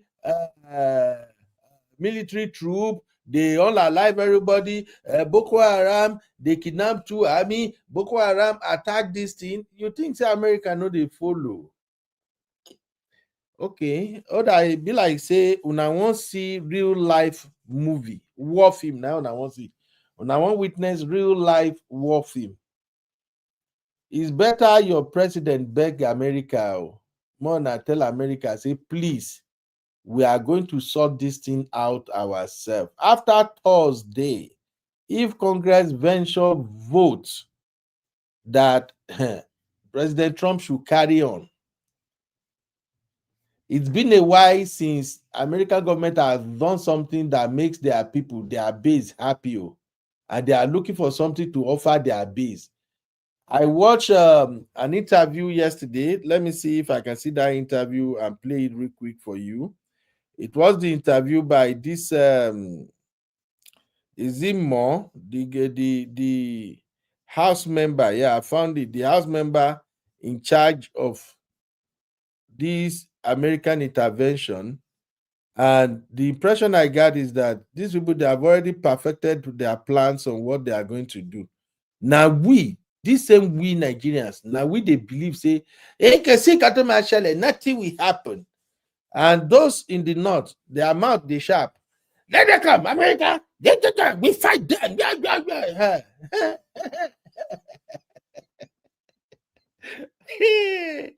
I'm laughing in Japanese. I just tell you now one Yoruba parable here. Yoruba parable they talk say any Shango ba toju e wole kò ní bá wọn bọ́ba kò so. If you dey when Abi, how do you say that in Abi no cook my Yoruba self? Person where the God of thunder enter ground for his eye, you no go follow people abuse and lie. Now in the American military thing, no. Am I okay? Everybody, okay. Listen to this. President Trump continues to ramp up calls for Nigeria to do more to protect Christians in that country. Let's take a closer look at the roots of religious tension there. The country is split into 3 sections, the north largely Muslim and at least partially governed by Sharia law. The middle belt, which is mixed, and the heavily Christian south. Much of the violence against Christians that we've been hearing about takes place in the northeast region of the country at the hands of jihadist groups like Boko Haram, as well as Fulani militias in the central belt and elsewhere. According to the International Society for Civil Liberties and the Rule of Law, more than 7,000 Christians have been killed in Nigeria this year alone, some 125,000 in the last 16 years. Look, these numbers are staggering. The numbers are scary. The numbers said in 2025 alone, 7,000 people have been pied. And that 125,009 were pied since 2009. These numbers are not looking good. And they're saying 90,000 plus churches burned since 2009. I struggle with these numbers, honestly speaking. Where are these 19,000 churches burned? Churches were burned. If they were saying in hundreds or maybe 1,000, but this 19,000, maybe I'm wrong. But the numbers are scary, my people. And more than 19,000 churches burned. So let's bring in Congressman Riley Moore, one of the first lawmakers to bring this to national attention. Good to have you on Fox News Sunday. Shannon, thanks for having me on. So I know the president has tapped you and Congressman Tom Cole to look into this. Can you tell us anything about how you'll investigate and what options you may give to the president, or what plans he should have for handling this? Yes, we've already started that investigation, and it's the House Appropriations Committee, and we're working with the other relevant stakeholders in Congress, including the House Foreign Affairs Committee, also working with leadership and their staff as well, to present findings to the president here as soon as we can. And once we have some real ground truth from our perspective, obviously we've been working with the State Department, the NSC as well, and the White House staff, and we're in constant coordination and communication on this issue, but we're going to get to the bottom of this. And obviously the map that you just showed really highlights the tragedy that's going on there, how horrific this is, these killings of these Christians, our brothers and sisters in Christ. But we, and as President Trump has stated, we're going to stop this. Well, he's talked about potentially boots on the ground there, going in guns a-blazing. But I want to read something from Nigeria's president. He says the characterization of Nigeria as religiously intolerant doesn't reflect our national reality. Religious freedom and tolerance have been a core tenet of our collective identity and shall always remain so. Nigeria opposes religious persecution and does not encourage it. He says the picture we're getting here is not accurate. You know, unfortunately, that is completely false. I mean, there are states in Nigeria that have blasphemy laws, people who are facing the death penalty right now for blasphemy against Islam. There's a person currently right now who's held in prison for defending himself from attack from a Muslim militant from the Fulani tribe. He defended himself, and he's facing the death penalty. So no, there's serious persecution happening in Nigeria. I know the president, Tinubu, is in a difficult position in trying to protect his interests there in that country, but they are complicit in this to one degree or another with statements like this. So the New York Times says it's not just Christians. They say attacks on Muslims in the country often receive far less attention within Nigeria and globally, even though they have also been killed by the tens of thousands, with groups like Boko Haram preying on Muslim communities. So is it fair to say that there are other religious minorities, depending on which section of the country, and you're a minority in that particular section of the country, that they are at threat as well? Look, there are Muslims that are being killed here, but the deaths that we have been able to garner from the facts on the ground, it's 5-1. 5-1 Christians versus other minorities, other religious affiliations in that country. Now, there are Shia Muslims there. These terrorists are Sunni Salafists who are doing these attacks. So, of course, the Shias are going to also be targeted in this, but it is 5-1 Christians who are being killed in Nigeria. What can the U.S. do quickly? What should we do? Do we have a role in something that seems to be an internal dispute in a different sovereign country? I think we absolutely do. Look, we're a Christian nation and a nation that believes in values and virtues of standing up for people who are being persecuted. That designation the president just did, a country of particular concern, unlocks 15 different levers that the president can use against that country, sanctions being one of them, withholding development dollars, restricting financing from international institutions. So there's a lot that can be done there, but the president has put all options on the table, including military kinetic action. Okay, please keep us updated. We appreciate it as you get to the details on Wahala is coming. Wahala is coming. When it comes to what the American president and the Republican parties will do, I usually recommend people listening to Fox News.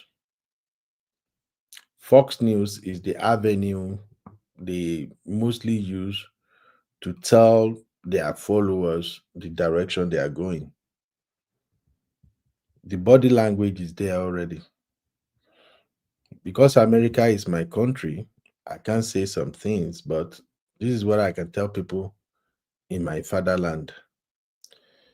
Make sure you are keeping some cash hidden or somewhere.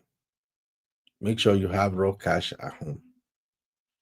Many of you guys, except for the older people, many of you young folks, especially millennials, even people my age downward, you did not experience the Civil War. So you don't really know what life looks like. And many of you now, you only read and listened to news about what happened in countries where America went to intervene. You have not really felt it. My word is prepare.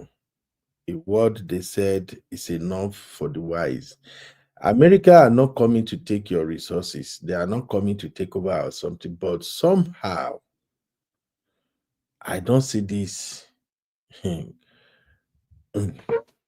rest my case. Abby, if you don't have anything to add, make I do Nnaji come up for you. I don't have anything to add, which is well. Okay, please pray for our fatherland, okay? We still love our fatherland. And when you go for dirty December, please don't go and do that dirty beyond Abuja. Make sure that dirty December, now Abuja be the last. I only go to Lagos anyway, but as it is, everybody has ganged up against me. You, Auntie Yinka, my dad, everybody said I'm not allowed to go. So what can I do now? Abby, ask me, I did like this. I am not dirtying anything. No. If this American invasion, if this American intervention happen, it's going to be difficult for some people to enter America. So make everybody use their brain. I know some our people, when they tell them, they make sense to them. Agidi, they plenty. If the thing no go the way they plan, if this thing turned out to become a full-blown confrontation between the Boko Haram and whatever people we got going and American soldiers, some people feel enter, may they not come back. They go come back, but if it take a while, they will tighten security, they will tighten everything. Okay. Let's just see. Patrick too say I should not go. So how can I go? Oh my God. If there is no, okay, this is what I would do. if by Thursday Congress votes, whatever the outcome of the vote is, that will determine if I will say go or not go. Although you are in the UK not to get wahala. Now America, now they won't go intervene. So now they wahala fit dey, but But I can be in Nigeria when they're intervening now. okay. Oh. Yeah, no worry. If you are in Nigeria when they are intervening, you just turn everything to dirty December. It's part of dirty December. Pa, No, pa, pa, po, po, po, dirty December. I'll All pass. right, ladies and gentlemen. Let me talk about your favorite. Make una no come for me, but I just have to talk about this in our favorite, okay?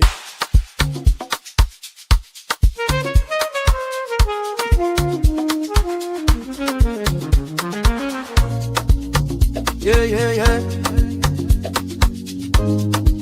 You be in the building. Hey, vibe with Uncle Bino. Let's go. Now happy hour things, you know. Hang out with you, babe. It's our vibe tonight. Hey, laugh and learn. We're shining bright. All right. Welcome back. This is the last segment of today's show. Maybe I can do this in less than 30 minutes. Make I just go because I'm no longer happy with this Congress news that they're gonna vote whether to go to Nigeria or not. So my mood has changed, but I have to do this because it's the primary focus of today. So, ladies and gentlemen, Genevieve Nnaji is under fire, and this fire is very, very hot. Thank God, when I saw this drama ongoing this morning, I was confused. So I do what I always did. I reach out to Abby and I say, Abby, help me explain what is this. It be like say our favorite Nigerian superstar don't they collect bass boss, and the bass boss was heavy. Your favorite Niger star, Genevieve, is under fire. She's under scrutiny. This is gonna be a little bit harsh. Don't come for me. It's just the reality. So, as I said in my monologue, I have never heard of Genevieve having issue with anybody. And I thought her presence on social media, I mean, no, she has always had social media presence, but her activity on social media were kind of minimal. She don't get into people's business and all of that. Only for me to wake up this morning and I saw her replying to a tweet on X, and that tweet opened the door for dragging. Oh, some people drag Jenny. Some people say she should have just let the matter go, and some people say hell no, she asked for it. I'm finding it now. Okay. I see it already, but I wanted to open the original post. Why am I seeing wiki here now? Ladies, what are you guys doing? I think I saw this post this morning. Now don't share plenty things. Now the post don't run away. Anyway, I can always find it on X. So what happened was that one guy made a tweet and says, this is why Igbo men should not marry Igbo women. I think that's what the crazy guy said. That Igbo men should stop marrying Igbo women. That Igbo women, you can see what they are doing. That now I don't lie on top her husband. So don't marry Igbo women. He generalized the statement anyway. And Genevieve now replied. And I think the first thing, did she even delete itself? I think the first thing Genevieve said was,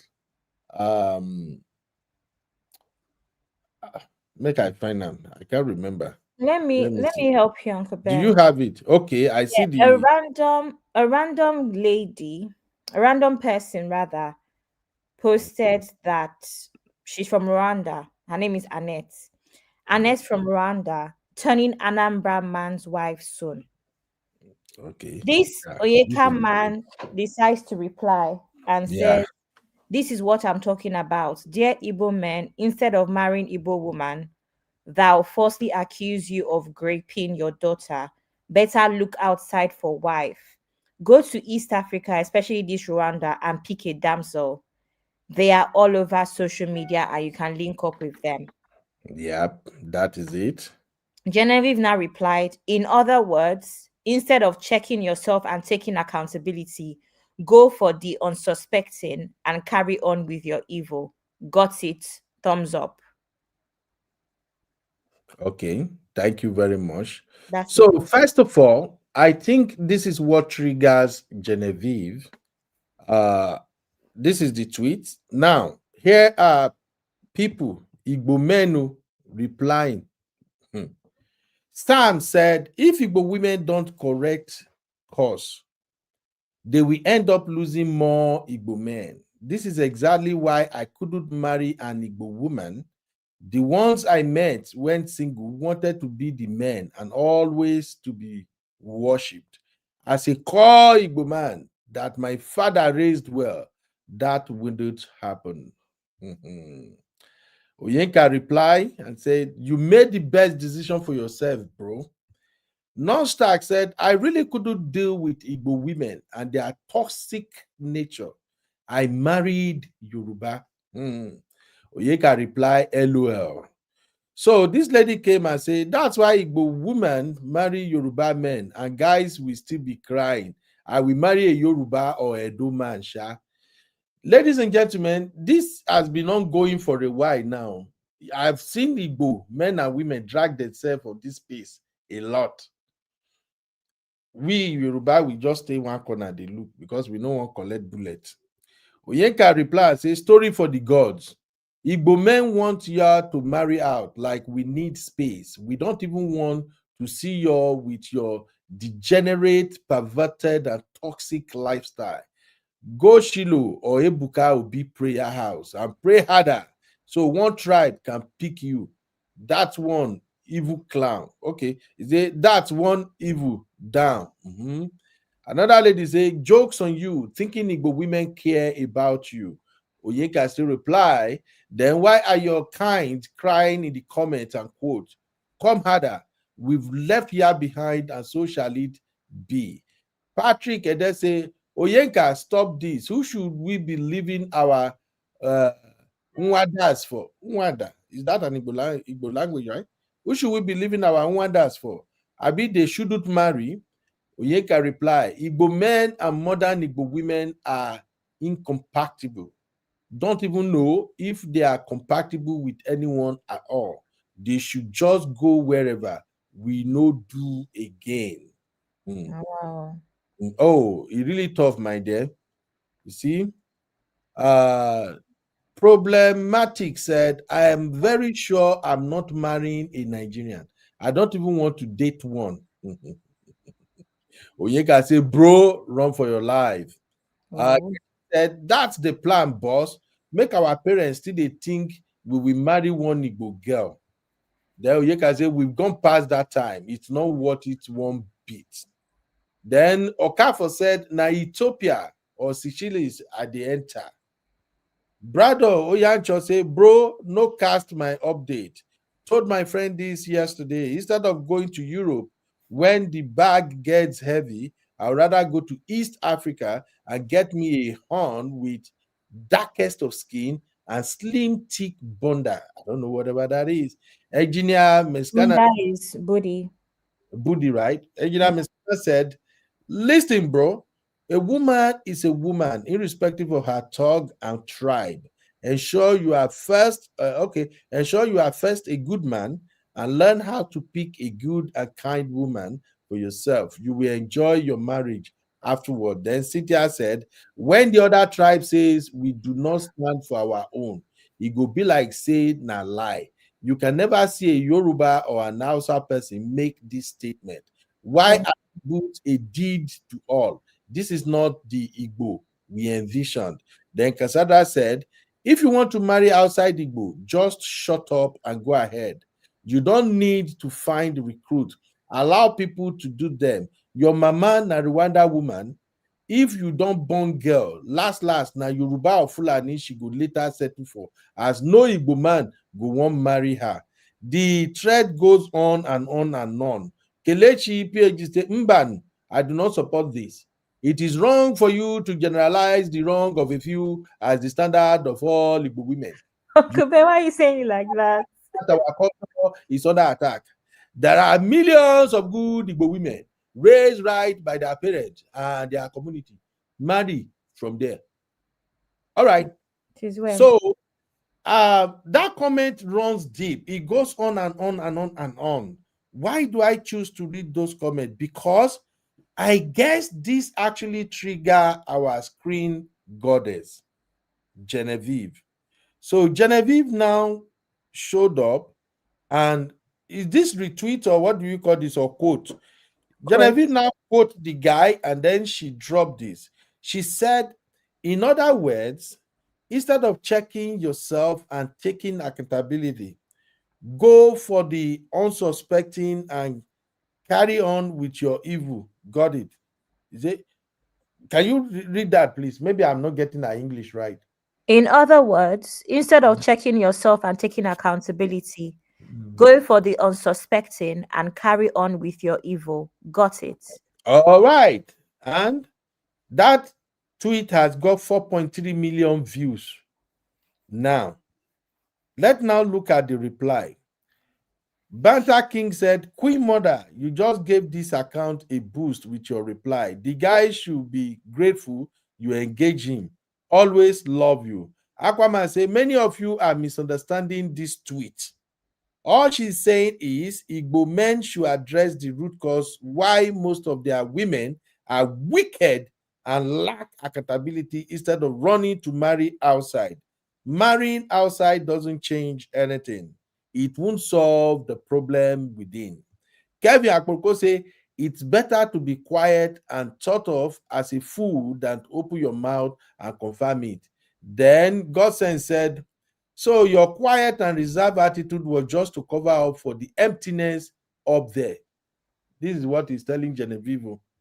Godson. Another one says, CIA say, you can't take accountability for an illegal act you never committed. The luck Nigerian ladies in general have is high cost of traveling within Africa. If it was as cheap as it is in Europe, 30 pounds to 50 pounds return flight, there will be a scarcity of husbands in Nigeria. Then Onyinye said, one of the problems with bad news spreading faster than good ones. Apparently, the video where the man was vindicated didn't get to Auntie Jenny Coco. Everybody should chill. Then Joyce said, even Genevieve don't finally talk. Igbo men know they have bad PR. That's why they are turning into passport bros. Travel out to find a dumb and desperate wife rather than looking inward, reflecting, and working on themselves. So, Abby, don't let me waste your time. I'm going to share the link for whoever wants to hop in. This conversation has been ongoing for a while now. So, first off, what's your take on this? It's like the picture I'm getting is like, I don't want to generalize, but it's giving me this energy that Igbo men, the current Igbo men, they don't really rate Igbo women like that. What's your take? First of all, before we get into Igbo men, it's actually becoming a Nigerian man thing. There's been this campaign for a long time on this same website for Nigerian men to marry non-Nigerian women. A lot of them go as far as posting their pictures of their girlfriends that are from other countries or whatever, and it's always with an advice of I'm enjoying my life, you better do the needful and stop dating Nigerian women today. So it's become a whole thing anyway, generally amongst Nigerian men that have managed to find themselves in the diaspora. And it's always so funny because you only just came to UK or America and Canada last year. Like let's be for real. Do you understand? You're only left with Nigerian women in Nigeria. You've only just come to Obodo Igbo, relax, right? So it's always very strange. But there's that. And then with the Igbo men, Uncle Ben, we can't lie. One of the issues that generally with Igbo men specifically that most people have is that amongst the Nigerian men, they tend to be the most misogynistic. They tend to be the most controlling. Sorry, this is stereotype, so it is not everybody. Of course, everybody, we know that with different tribes, with different countries, there's always stereotypes, right? So the stereotype is that Igbo men are controlling, Igbo men are misogynistic, Igbo men are most likely to not expect a woman to progress, right? Is it all of them? Uncle Ben, you know what's crazy is that you know that one of my nicknames is Mrs. Okonkwo, because my own experience with, I'm half Igbo by the way, and my own experience with Igbo men is that they look after their women. All of these won't work is even from a place of I just don't want you to stress yourself. That's my own experience with the Igbo men that have been around. Okay, I don't want you to stress yourself, but I'm not talking about myself or my view. I'm talking about social media, generally, the general consensus, right? The general thing that we put out there. But everybody knows that I'm Mr. Okonkwo for a reason, because I love my Igbo men. So it's not me, please. So nobody should come for me. No, not you. I'm thinking about what has gotten to this point, right? Sister Rose, don't look for my trouble, please. No verse service. Sister Rose, they trigger me. Sister Rose say right? Me too. You see, when you describe your experience, she say Me too. See, even Sisi said, yeah, unfortunately, 90% of DV stories that have come forward are mostly Igbo men. Exactly. They tend to be controlling, they tend to be, things my way. That is the stereotype, it's not but me. Don't you think the stubbornness of Igbo women are the reason why they collect? Uncle Ben, they're not always married to Igbo women. It doesn't matter if it's a Yoruba woman they are married to. It doesn't matter if it's a Hausa.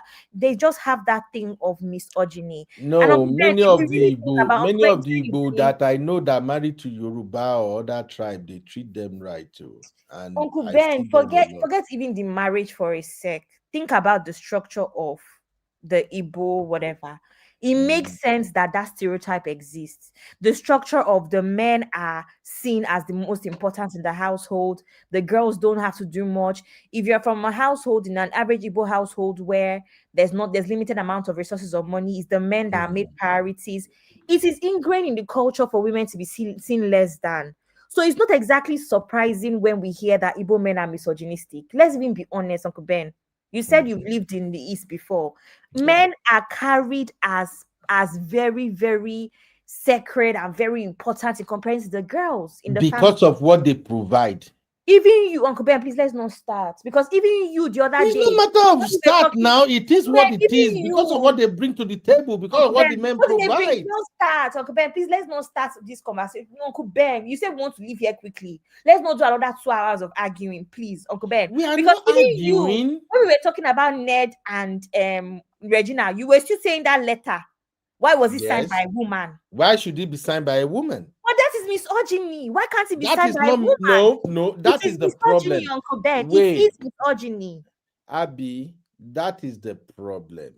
It is just not a problem. Women are equals. No, just because I demanded or observed that the culture has not been respected in that letter.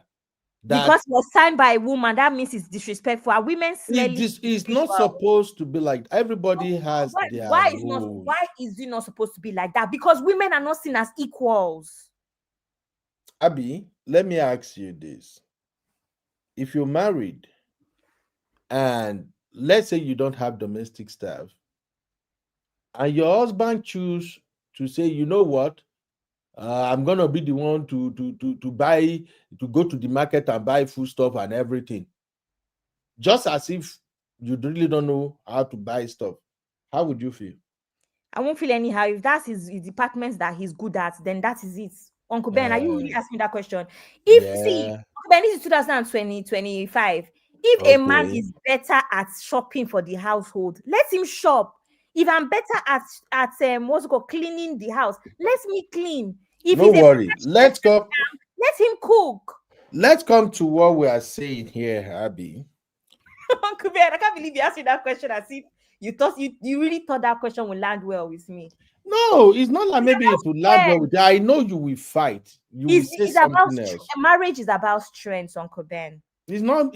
I just don't want to. 2025. We no longer have gender roles. There are women that are working and their husbands are not working. Abby, that is the problem. Because that's their Please, strength. let me quickly make the correction now. Thank God you are half Igbo, because people may not know why this conversation blown out of proportion on Twitter.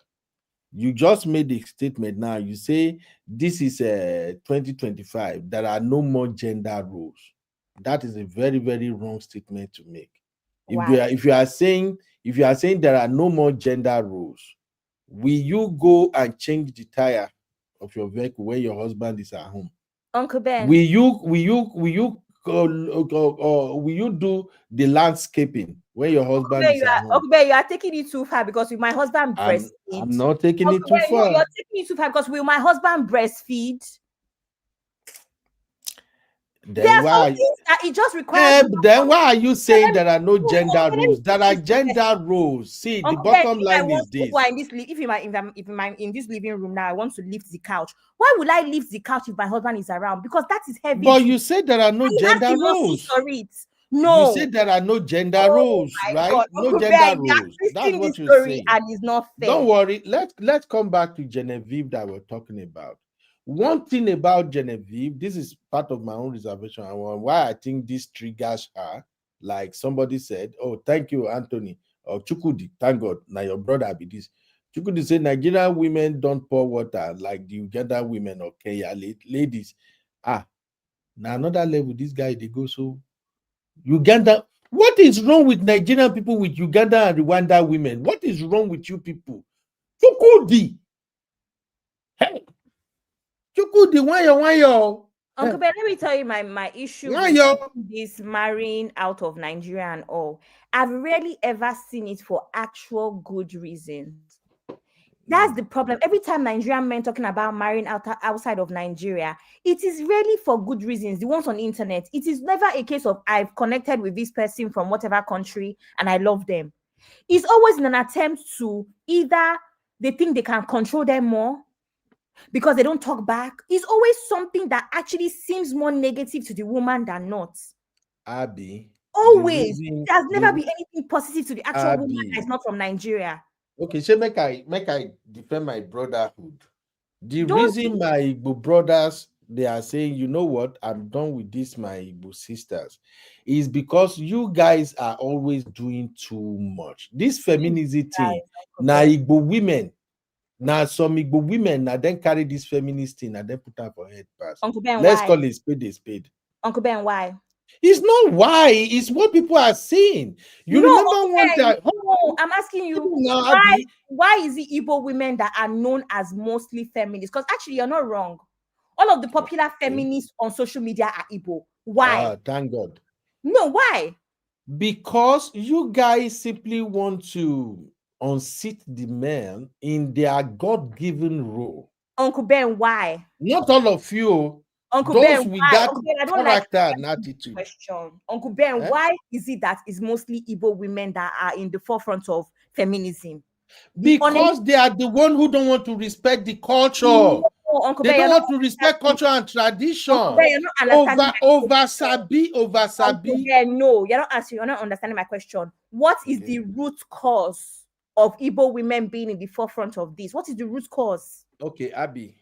Right now, you have changed this question like 10 times. No, I've not changed it. I don't want to answer. I'm not understanding the question. You wanted me to say it's because of the way the men are treating them. That is why they are. I don't want you to say. Is that what you want me to say? No, Uncle Ben, I want you to say the truth. The reason why there's more Igbo feminists at the forefront of feminism is because a lot of them have grown up in misogynistic homes. What is misogynistic about their culture and practice? Uncle Ben, really? You said that you did your service in the East. You don't think Igbo men carry themselves? Thank you. They've been for so long. They've had no other choice but to Abby, hold on. See, I am not defending terrible Igbo men. I am not defending Igbo men that treat their wife like shit. No. What I'm defending here is, as an African man, as a Nigerian man, there are some things that constitute respect to us as a man. And as soon as what constitutes respect to us is being challenged by the woman we married, the woman the family collected up wine, down wine, buy this, buy that, everything. The woman we spent millions to get married to.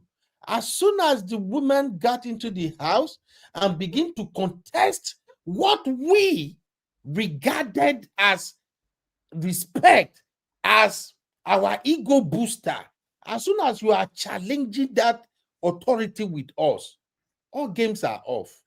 And that is, it is applicable to most Nigerian men. I'm not saying about Igbo now. Now, if you say there are some terrible men, some terrible Igbo men that doesn't treat their wives right, I will say 100% they play it. And it doesn't, that is not limited to Igbo alone. It cut across all genders. But what I'm saying is, if we have now gotten to a point whereby Igbo men are coming out, especially this young one, you know, I told you, from age 40 downward now, are they fear waiting they come out of their mouth. And it's not unique to one particular tribe across Igbos. And it's not unique to people in maybe one country or one state or one city.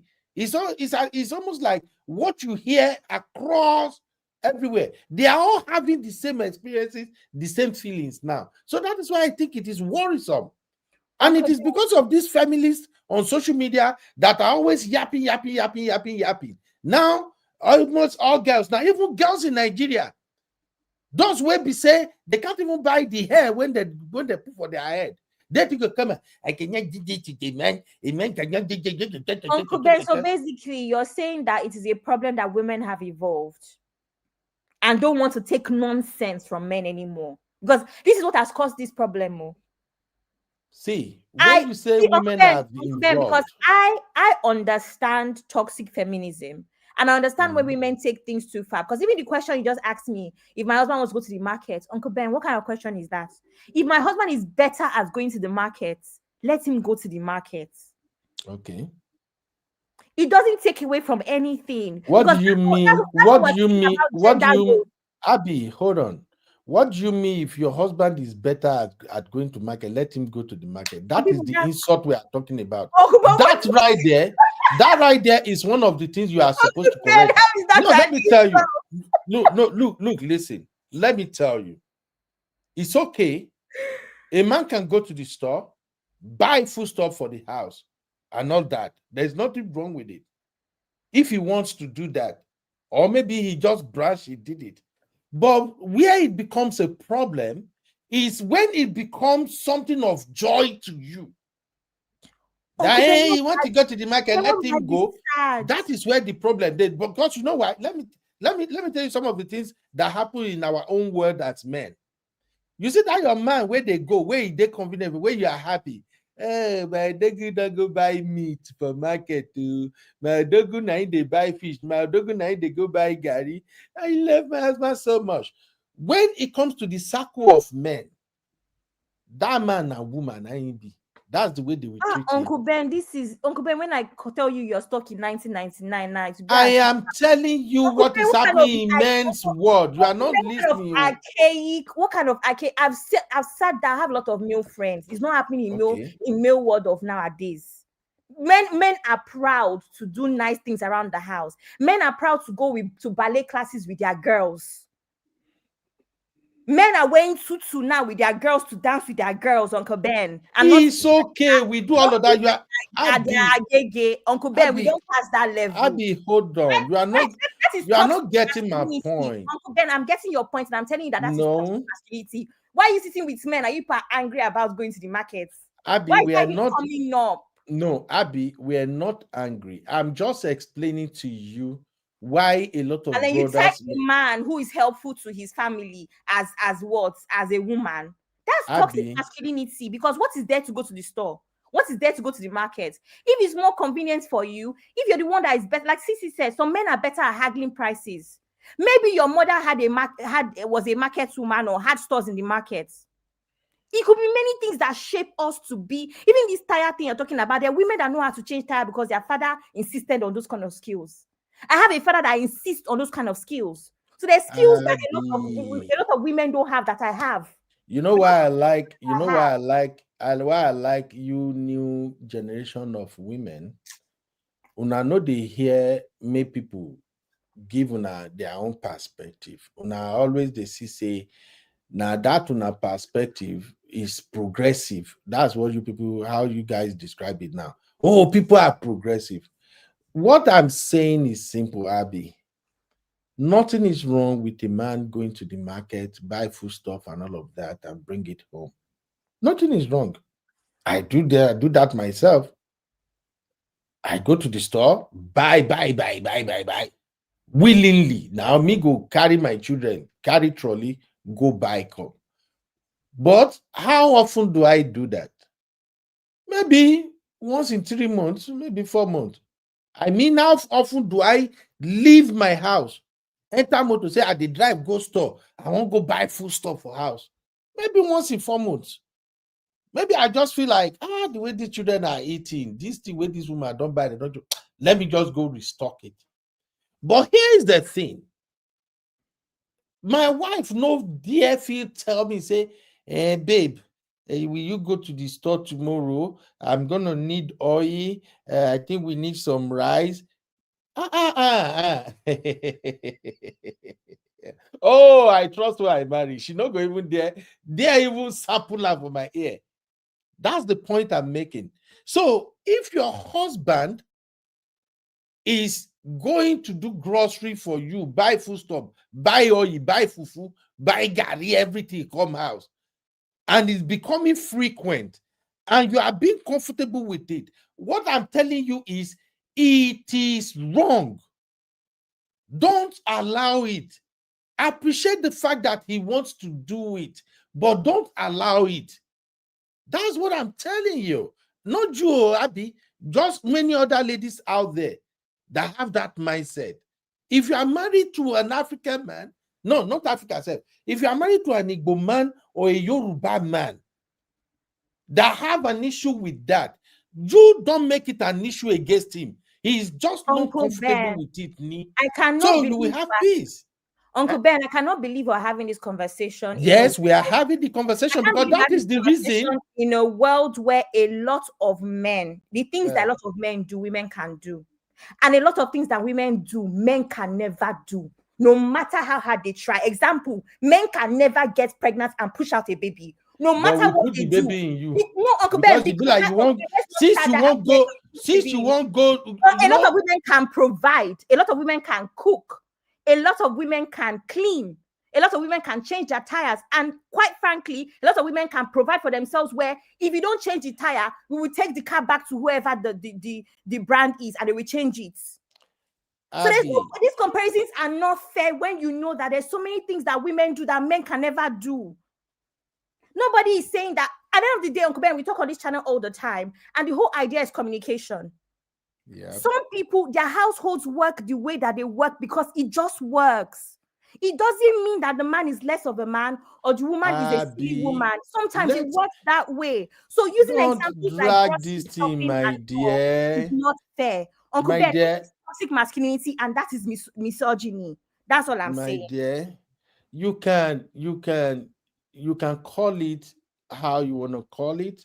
Many women out there, they can find all terminology or phrases to qualify it. It doesn't shake us. It doesn't mean anything to us. That's the point.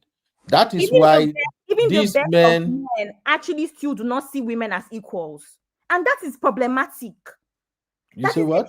Problematic. Even the best of men still do not see women as equals. And Uncle Ben, you don't think equals in what regard? You don't think that this conversation we're having right now is problematic? Abby, we are just having just calm down. At least I'm happy it's just you. You have always been my baby. I can talk to you. Thank God your sisters are not coming in. But Abby, angles are very much problematic because to you, Abby, it's not Abby, to me. My angle is problematic to you Uncle and Ben, people who don't see what I'm saying. No, it's not. This is what I'm saying. Abby, wait Uncle now. Ben, no, 1 second. I actually muted for you to speak. Uncle Ben, it is not to me. It is to the world at large. All right. Don't make it a me issue. Any woman that agrees with I don't care about men because that's what men do. This conversation, I'm actually reading comments and I don't care about the men. That's what men do. But any woman that even agrees with your take right now is actually the kind of women that we call pick-me's. It is problematic. Good, Abby. To the world at large because women have not come this far for you to make all these comparisons. They are very unnecessary. If in your household, it works for you to do the grocery shopping or whatever, do it. The days that it works for your wife to do it, do it. It doesn't make you less than a man.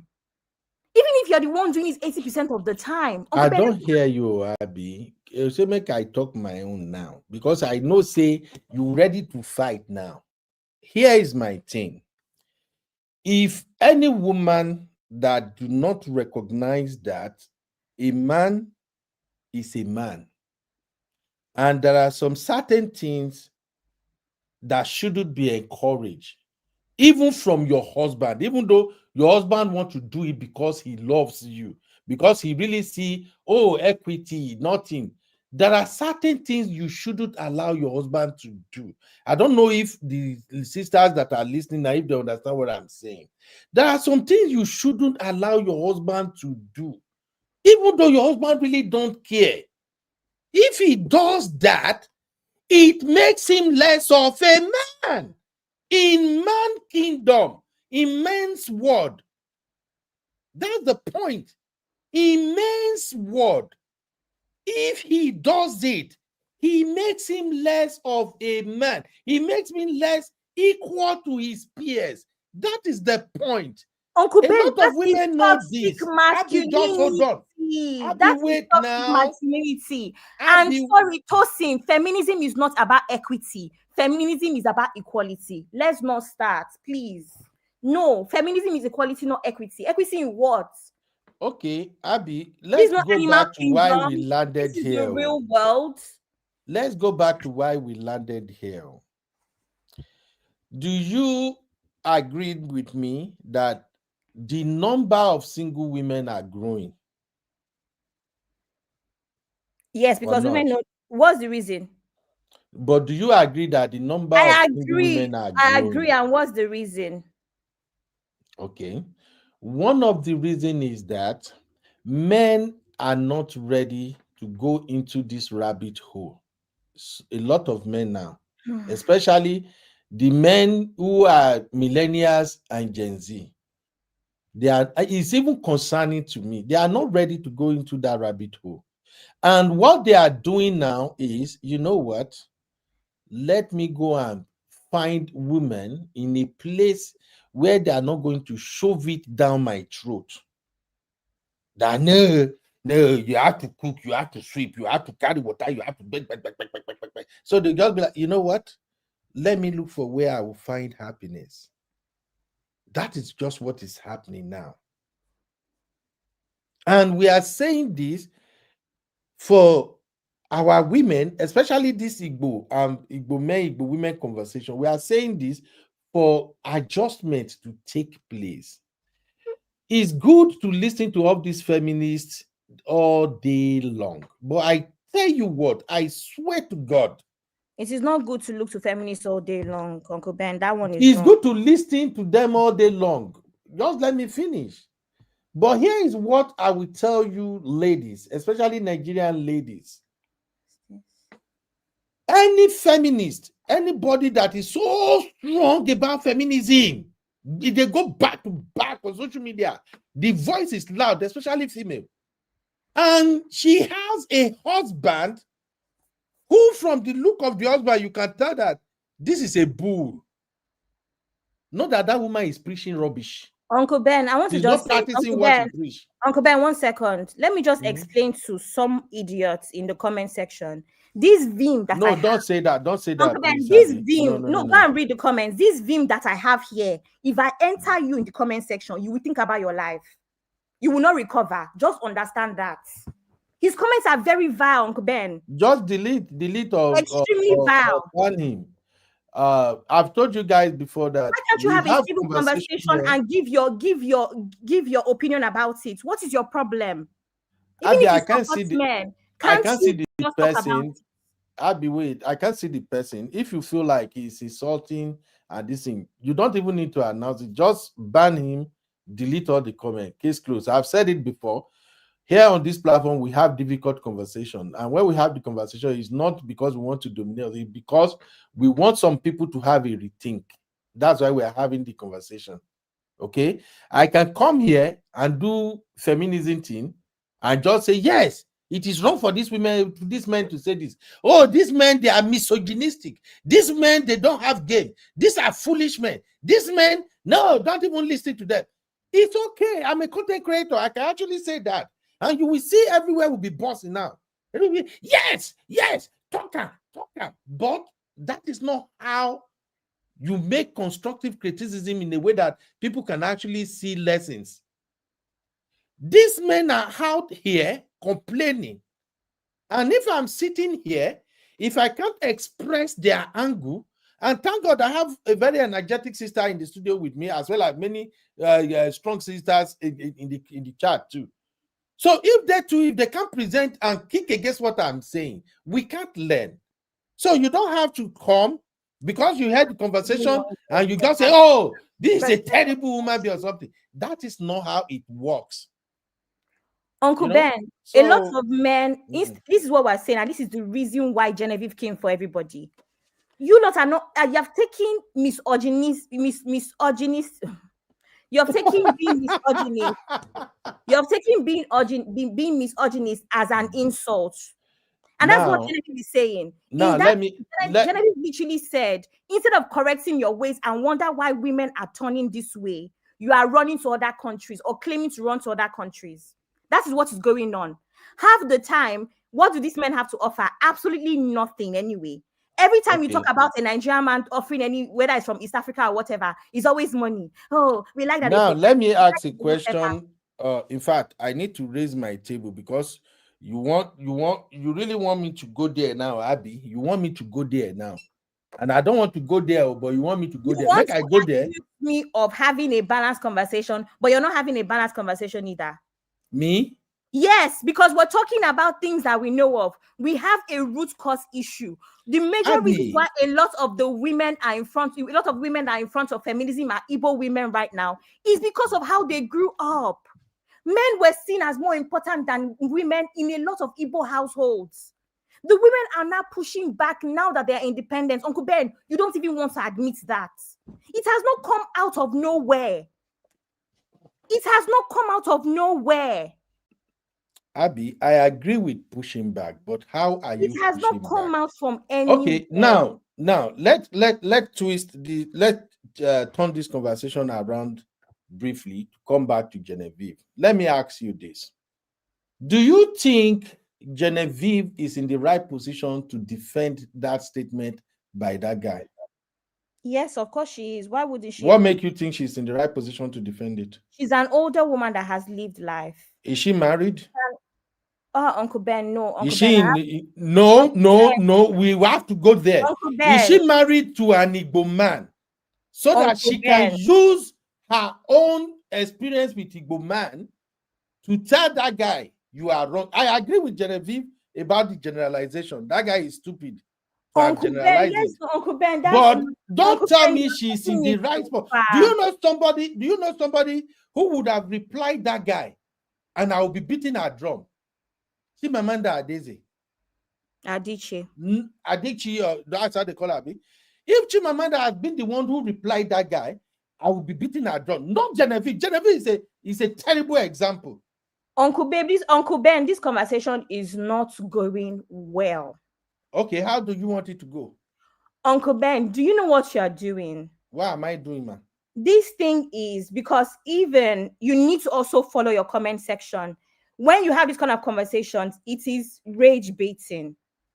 That is why your comment section is the way that's that's why your comment section is the way it is. Uncle Ben, you are shaming a woman that is unmarried.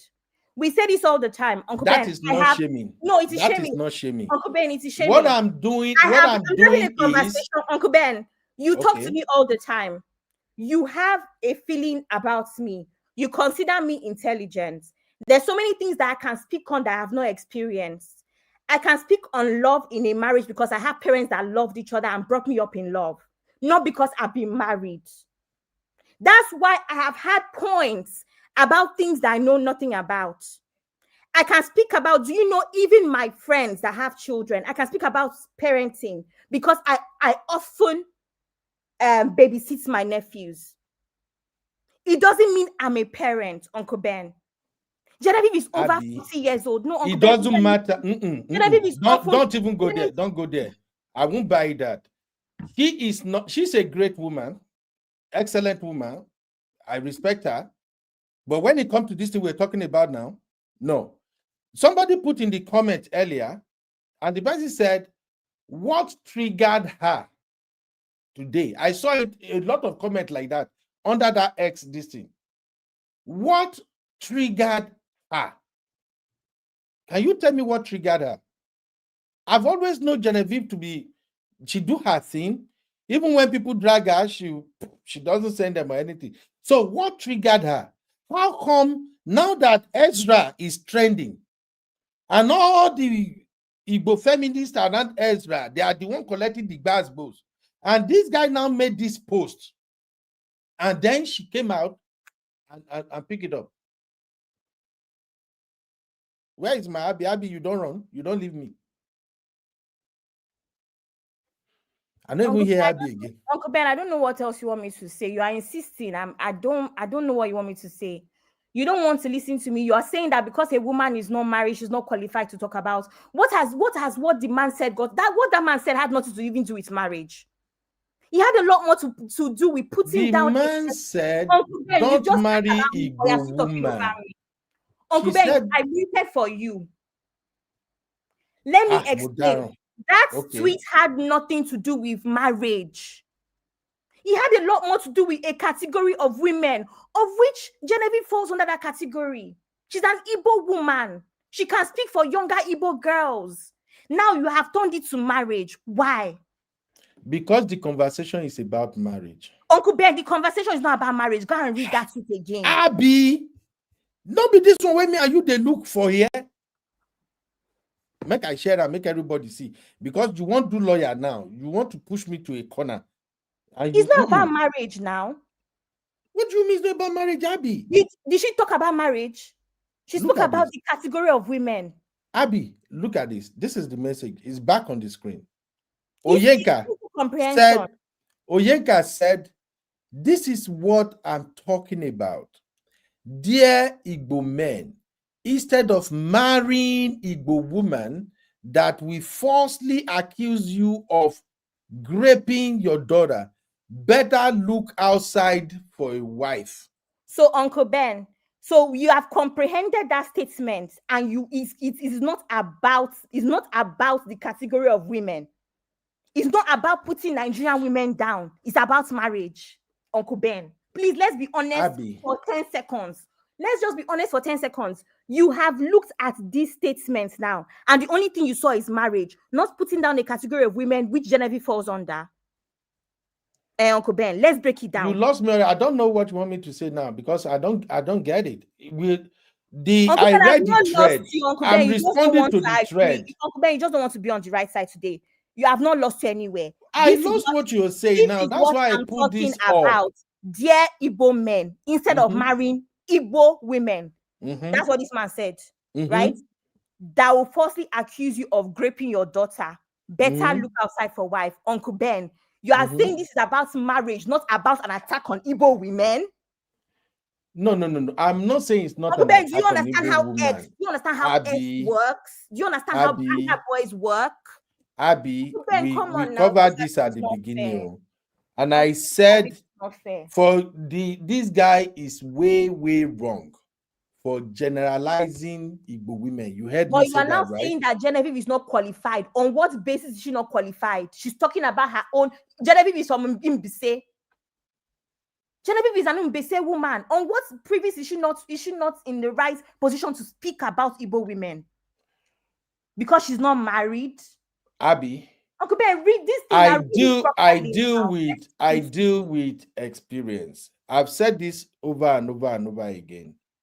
I would rather listen to a woman who has been married and divorced, or whatever she tells me, I'll go with it because she lived the experience. I don't roll with somebody who have not lived the experience, but using the experiences of others. In a marriage, you do not live with the husband and wife. You are now using this as a basis to judge a man or a woman. I don't agree with that.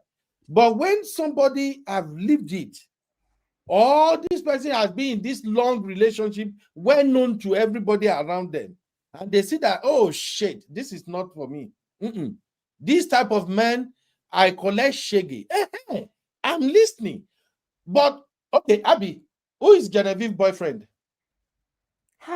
There's no way. Not be her now. Uncle Tell Ben, me now. Uncle Ben, you're going to make me log off. Uncle Ben, why are you doing what you are doing now? What am I doing now? To do with anything? What has a man been to do with anything? Uncle Ben. She's a woman, Uncle Ben. 1 second. She's an Igbo woman first before she's anybody's wife. Uncle Ben, you are a man first before you are a husband. You have to be a man before you are a husband and a father. Why are you reducing these things to marriage and man and a relationship? Abby, I am being realistic with my. You are not being realistic. This has nothing to do with marriage. If you answer my question now, we go down. I cannot answer your question because it's not relevant. Who is Genevieve's boyfriend? I'm not answering your question. Even the one she has dated before. I don't know. I'm not her boyfriend? Family member. I'm not a family member. I don't have that information. Do you know who she has dated before? She's a popular figure. Uncle Ben, we don't have that information, but she has a child. Okay. That is the reason why I said I am not cool with the way she jumped into that conversation. Uncle Ben. He has a good point.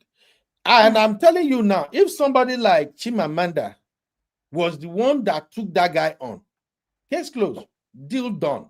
Okay, Uncle Ben. Because it seems like there is something else behind it. You are not even talking about where she took the conversation to.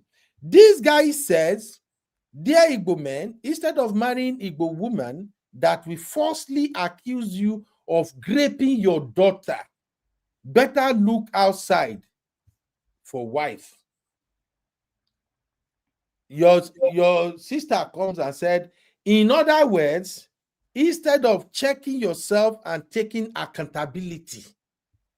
Look at that now. Why are we doing this now, Abby? Why are we doing this? Okay, analyze our statement. Does that statement address the concern of that man? The Igbo man that was falsely accused of raping his daughter. Uncle Ben. No, just wait. Uncle Ben, I can't tell if you're being serious or if you're trolling. I cannot tell. I see. Okay, how am I trolling? Help me. I cannot tell if you're trolling me or if you are being serious right now, Uncle Ben. I cannot tell. Blood of Zachariah. Uncle Ben. Okay, go ahead. The man that made a statement, which solution did he offer? This man quoted a random woman from Rwanda that was celebrating that she's about to marry an Igbo man. Mm-hmm. Instead of telling her congratulations, instead of celebrating her happiness, he came and used this as an opportunity to put down another group of women. Okay, so which solution did he, Uncle Ben, let me finish, please. Which solution, please, did he come up with now to address the solution? But it's now Genevieve that you want to bring solution. But it's the same Genevieve that you said is not qualified because she's not married.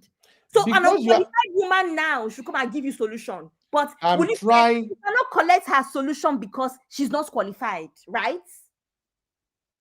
Right? Have you made your point? I have made my point. Start with the men first, Uncle Ben. This is what we're saying. Let her fight for the women that she wants to fight for since she's not married and unqualified. Let the men fight for the men. Don't do that. He did not provide solutions. He put a group of women down. Genevieve is part of that group of women. In fact, an auntie in that group of women, and she has a right to speak for that group of women. But no, you want to put it down to marriage. Okay, so if we have to go by that logic, this gentleman has no right to speak on behalf of the men who had been lied against, the men who had been wrongly accused of this. Look at the magnitude of the offense now. So this man, this Oyeka now, who is also speaking for his fellow Igbo brothers, you are saying Genevieve is right to come for him for speaking for his Igbo brothers, but nobody should speak against Genevieve. I never even said that. No, but that's what you're saying. Uncle Ben, that's not what I said. You are the one that said that Genevieve did not offer solutions. Yes, now that is They are the not ones the that said- solution to the problem. But the Did you man, what is did you this? see her follow-up comment? You see Genevieve follow-up Women comment, right? down. Oh, Uncle Ben, I can't believe what we are going through right now. What are you going through? I'm going through, Uncle Ben, I'm going through a lot in your hands right now. You are Abby, don't go through a stressing lot. me. Drink some ice. I'm Drink not some drinking any ice. ice. Uncle Ben. Ice cannot cause this problem. Because Uncle Ben, are you trolling me? No, we are having a conversation. Uncle Ben, you just said Genevieve is not qualified. Because I ask you a simple question now. Who is her boyfriend? You know him. Uncle Ben, who she don't marry before? You know him. What Uncle experience Ben, is she basing her attack on that poor man on? You can't say. Uncle So Ben, what makes her in a perfect position to come for that man? Uncle Emeka, no. No. Okay, so Regina, can she comment on this? Regina Daniels. Excellent. Uncle Ben, Regina Daniels. Uncle Ben, are trolling me. Bye-bye. No. I'm not trolling you. There is a reason Regina can comment. Regina lived the experience. You see how the guy is fighting foot and leg now. I saw her recent post where she said she is ready to go on that ground with Ned. If Ned no backup, she lived the experience. If somebody like Regina Agoye, you are just missing my point. The point I'm just making, Abby, is that we have a bigger problem on our hands. Igbo men are saying we don't want our Igbo sisters. That is not a problem as far as we are concerned. Uncle Ben, I tell you all the time that we have a bigger problem with the younger boys. I told you about Red Hill movement and all. But with the things that you have said today, you have added to that issue. Uncle Ben, and that's what I'm trying to explain to you. You cannot decide that a woman is qualified because of marriage. Number one, Uncle Ben, that is a very problematic statement. Number two, you cannot want to address these men without being honest about the root cause. I told you, I admitted. What is the root cause? In your own estimate, the root cause is men. That's where you are going. These misogynist men. No, Uncle Ben, today we had a chat and I told you that they have something called feminist covering on social media. And 3 of them, right? One of them is what? Kiki Modi. If you know, realize Kiki Modi is an Igbo name. The second one that is what? Uloma. Uloma is an Igbo name. It's only Ozzy that is from Edo State, thankfully, but that she's not even that far off, right? And then most of them, for every 10 feminists, 8 of them are Igbo. Uncle Ben, I asked you an honest question. Why do you think so? And I answer you, you not take my answer. What do you want me to do? Your answer. You want me to answer you exactly what you want. I answer okay, you. Not I wanted you to be honest about the answer. Everybody knows the reason. Abby, what do you mean honest about the answer? I told you. Because you said that you went to school. You went to school in Enugu, so you should know the answer. I gave you the answer. You rejected it. Daddy, I'm fine. Uncle Ben, you not give the right answer. You see what you don't cost now. You have discussed my father. My father has come to and look for me. Uncle Ben. Oh my God! In fact, Daddy, let's arrest Uncle Ben. Uncle Ben has stressed. Daddy, please don't listen to Abby. Abby is stressing me out here. Don't listen to her at all. Uncle Ben. Abby, you not take my answer. Your answer is not accurate. Now we know how. Okay, what answer were you expecting me to? It's not what I'm expecting. It's the truth, Uncle Ben. I told you, Igbo women have grown up in misogynistic situations. The root of Igbo culture is actually in misogyny. You even said it in that Regina letter that a woman should never have signed it. There's a reason why you said that, because of the misogyny in our culture. Stop saying misogyny. That is the problem. You're the one that is taking misogyny. This terminology that you people are throwing around is what is creating the issue. It's like me saying, Uncle Ben, it's like me saying that feminist, being called a feminist is an insult. It's not an insult now. It's not an insult. Why you triggered by being called misogynist? Are you misogynistic? It depends on how you see it. I just told you right now, say, as me, I did like this. So no woman, they never born the woman.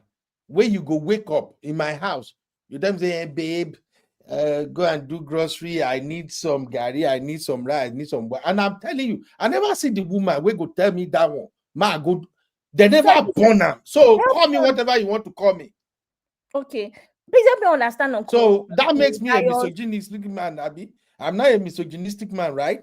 Uncle Ben, because I do not cow to a woman to send Uncle me Ben, go market, go buy fish. No, you know I suppose go, just wait. I suppose go that market, buy the fish, buy the gari, buy everything, buy all, you come back, cook, finish, make she fire her name.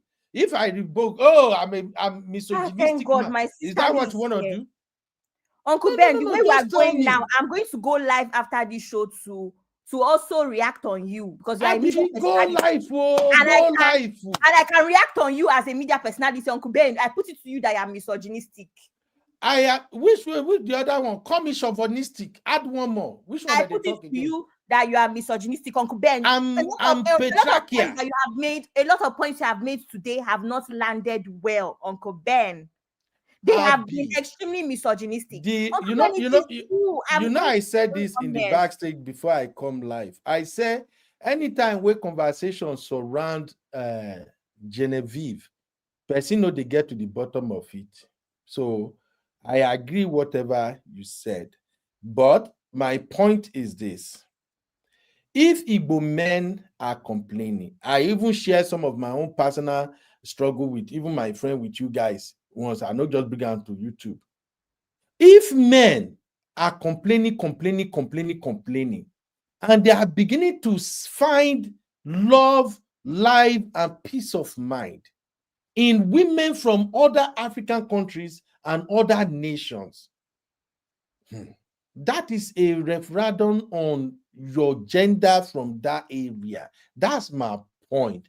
I'm simply saying something is wrong. I'm not saying this Igbo men, no, they are great. Oh, no. I'm simply saying something is wrong. You say, wait, Abby, please wait. Abby, just wait now. Abby, you said, the reason Igbos are the most feminist in Nigeria and all of that is because they grew up in misogynistic home. Abby, yes. What part of Nigeria are women and children generally not growing up in misogynistic home? Uncle Ben, it is worse. Uncle Ben, what you are doing is no. Uncle Ben, what you are doing these other tribes, Uncle Ben, other tribes that all these Igbo brothers are now saying, I prefer to marry from this tribe or that tribe, but not my own people. Are those women, did they not grow up in the same misogynistic home? Not necessarily. The point is, how do you conduct yourself? Uncle Ben, what is your understanding of this institution called marriage? Uncle Ben, do you respect your husband? Uncle Ben, I'm the worst person to have this argument with because I'm half Igbo and I'm half Yoruba. It is not true. Abby. No, Uncle Ben. I am half Igbo and half Yoruba too. And I grew up in Kaduna. It is not true. Abby, I'm half Igbo, half Yoruba, and I grew up in Lagos. Uncle Ben, it is not true. It is true. We all grew up in misogynistic home. Uncle you see Ben, my mama? Wait, Abby. Uncle Ben, Uncle Ben, you've been talking for a while. Nigeria as a whole, we know that we live in a patriarchal somebody is patriarchal system, right? We already know that. Nobody's arguing with you about Nigeria not being I'm in the studio, Uncle Beno. Do you want to give me a moment to speak? Please, Miss, let me land my points with this Igbo thing. Okay. We are not saying that Nigeria is not patriarchal. It is patriarchal. Nobody is saying that at all. However, generally, with upbringing, men are often seen, Uncle Ben. With upbringing, men are often in Igbo land. Men are often seen as more superior to women. It doesn't mean that as a whole across Nigeria, it is not a problem, but it is worse in certain tribes. And one of the tribes that is worse with control, with men being superior. Oh, you have a brother and a sister. The man is more important than his sister. Everybody knows this. You don't even have to be Nigerian to know it. Sisi even put it in the comments. You don't have to be Nigerian to know this. It is more prominent in the Igbo tribe. Okay. All right. Thank you. Misty is here. Misty, before you go on, please, ladies and gentlemen, let me give my sister Marriott her flowers. That is why I can't do without her. I love her so much. This is the question I asked that Abby want to buy me for. I'm clapping for Marriott. Marriott already gave me the answer that I wanted now. So we can move on. Marriott said, Genevieve has been engaged to an Igbo man. That That's all. It means she now has a first-hand Uncle Ben, experience to Uncle speak. Ben, That's all I Uncle ask, Ben, Abby. that's But Uncle Ben, you want to chew me. Uncle Ben, please, Over because to you, if Misty. I was the one that said it, you would have Let said Misty that go you're on. not Misty, married. please You are come trying to into find. this. You are trying to find soft landing now because Marriott came in. Please, that's not. No. No, Okay, it's Ma, quiet for Misty. because Misty, over to you, please. if I said it, it would not have been relevant because you would say engagement is not marriage. Uncle Ben, I'm waiting for Misty. Well, I just don't want to speak over Abby. Hi, everybody in the studio. Hi, Uncle Beno, Sister Lee, and I think Uncle Dayo. Uncle Dayo is not here. Uncle Dayo ran away today. This one, a hot conversation. This is Everybody just avoid you this one. and Abby. It's just me and this Gen Z that you people gave me. She's there for life for you. Ali, the same Igbo culture that if you don't have a male child, you are not valued. Uncle Ben is saying that I was actually going to speak on that. Ben. So Uncle Beno, you have to understand the meaning of being misogynist is basically when it's like disliking or having strong prejudices towards women, and it could be contempt or hatred or things like that towards women. And generally in Africa, women are highly prejudiced when it comes to our culture. We acknowledge that. But in some cultures, and just like Abby mentioned, the Igbo culture, it's more pronounced than other cultures in Africa, where, for instance, a boy child is held in high esteem than a girl child, right? So I don't know whether you get the difference of what I'm saying right now. So it doesn't, you cannot just generalize it and say we all experienced misogyny and that should not be an issue. We all experienced it, yes, because of our culture and traditions, but in some societies, it's more prominent. It stands out than others. So it's seen. So nobody is saying don't marry from another culture or from another tribe or outside Nigeria or whatever. It's okay for you to say that, but you cannot put down everybody just because you're saying you can only speak to the matter of misogyny through marriage. If you're married, then you have a valid reason to speak. Some people have had they've had their experiences by witnessing maybe their aunties or their brothers or sisters going through the same thing. So marriage is not exactly the perfect criteria for you to use or to say that that is the only thing that can validate somebody's argument. So Genevieve, she's a public figure, and she's an Igbo girl. She's an Igbo woman. Just being an Igbo woman, she has a valid reason to speak to what is happening to her society, right? Additionally, she's had some experiences where she also dated Igbo men or from other tribes, and she has a child. She has a daughter. Maybe now she's an adult, young adult. So she has a right to speak to this. It's just that I feel like for you to say the writer, the author, she Amanda, for her to speak to this, and you would have accorded her that respect. You are according her that respect simply because she is married and she's an Igbo woman. Yes. You are making Genevieve's contribution to be insignificant because she's not married. But that is not right, though. That is wrong. Right there, what you're doing is being right there. That argument you're putting forward is a prejudice towards Genevieve. She has a right to speak just as much as the author, the writer. You cannot dismiss her contribution. Agreed, she has the right to speak. It is when people want to use her point of view as the right response to what the guy said. So why would you say it's the wrong response? Why would you say it's a wrong response? It means you're still invalidating her contribution, whatever she No, says. no. I am not invalidating her contribution. Yes, Missy. you are, by what you just said right now. For you to say she has a right to respond, but what she says is not the yardstick of the proper response that we should take into consideration. Okay. You are disregarding her opinion. Yes, her opinion doesn't really matter to me. To you, and you have a right to that, but but that is to you, and you go to prove our point that prejudice against women is still being practiced highly. This is not prejudice sadly, against women. and because Misty, come on, don't do this now, Misty. No, I'm not doing anything. I'm just proving what you said, and it's totally very wrong, and it's very disappointing actually, because you are not proving my you come from a culture. You come from a culture, and you've seen all these things happen, misogyny being practiced back home. You've seen it, and then you have lived a life in an exposed environment. So you ought to know the differences better and to appreciate it better.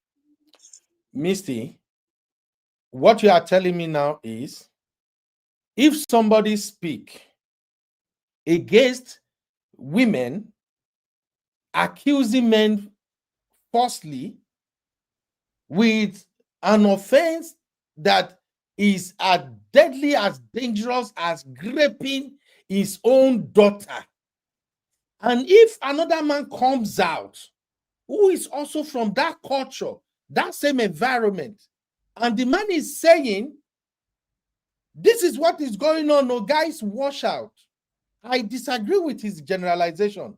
But if he's saying it, you are telling me that you should take the word of the woman that counter his argument over what he's saying. I don't know if you get what I'm saying now.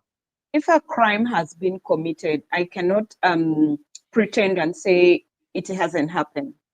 Because a crime was not committed. Did you see the message I read? I can still bring it back. Missy, okay, maybe bring it back. Missy, let me actually give you some context, right? Number one, this person that actually spoke or quoted this guy, first of all, we don't even know if he's married. We don't know who he is. He's a nobody. Because we don't know him. He has not put his picture up. His name is just there as Godwin or whatever name he used, number one. But because he's a man, right? Because he's a man, he's qualified to give other men advice. Number two, what Uncle Ben does not understand is that there's something called internalized misogyny. And that's the worst kind of misogyny, because let me quick say something. Abby, hold on. Let me quick say something so that we know good to go back and forth. If you choose any other word to describe whatever is going on without that misogynist, we will be on a good foot. I can't, because because ladies have now mastered this craziness of anytime there is a pushback from men, call it misogyny. That is where we have it. Let's just call it what it is. Anything. He's misogynistic. He's what terminology do you guys use again? All those stupid terminologies. Uncle Ben, even you not being open to understanding what misogyny is. Those terminologies have been wrongly applied. It has been overflowed. Those terminologies have been overflowed.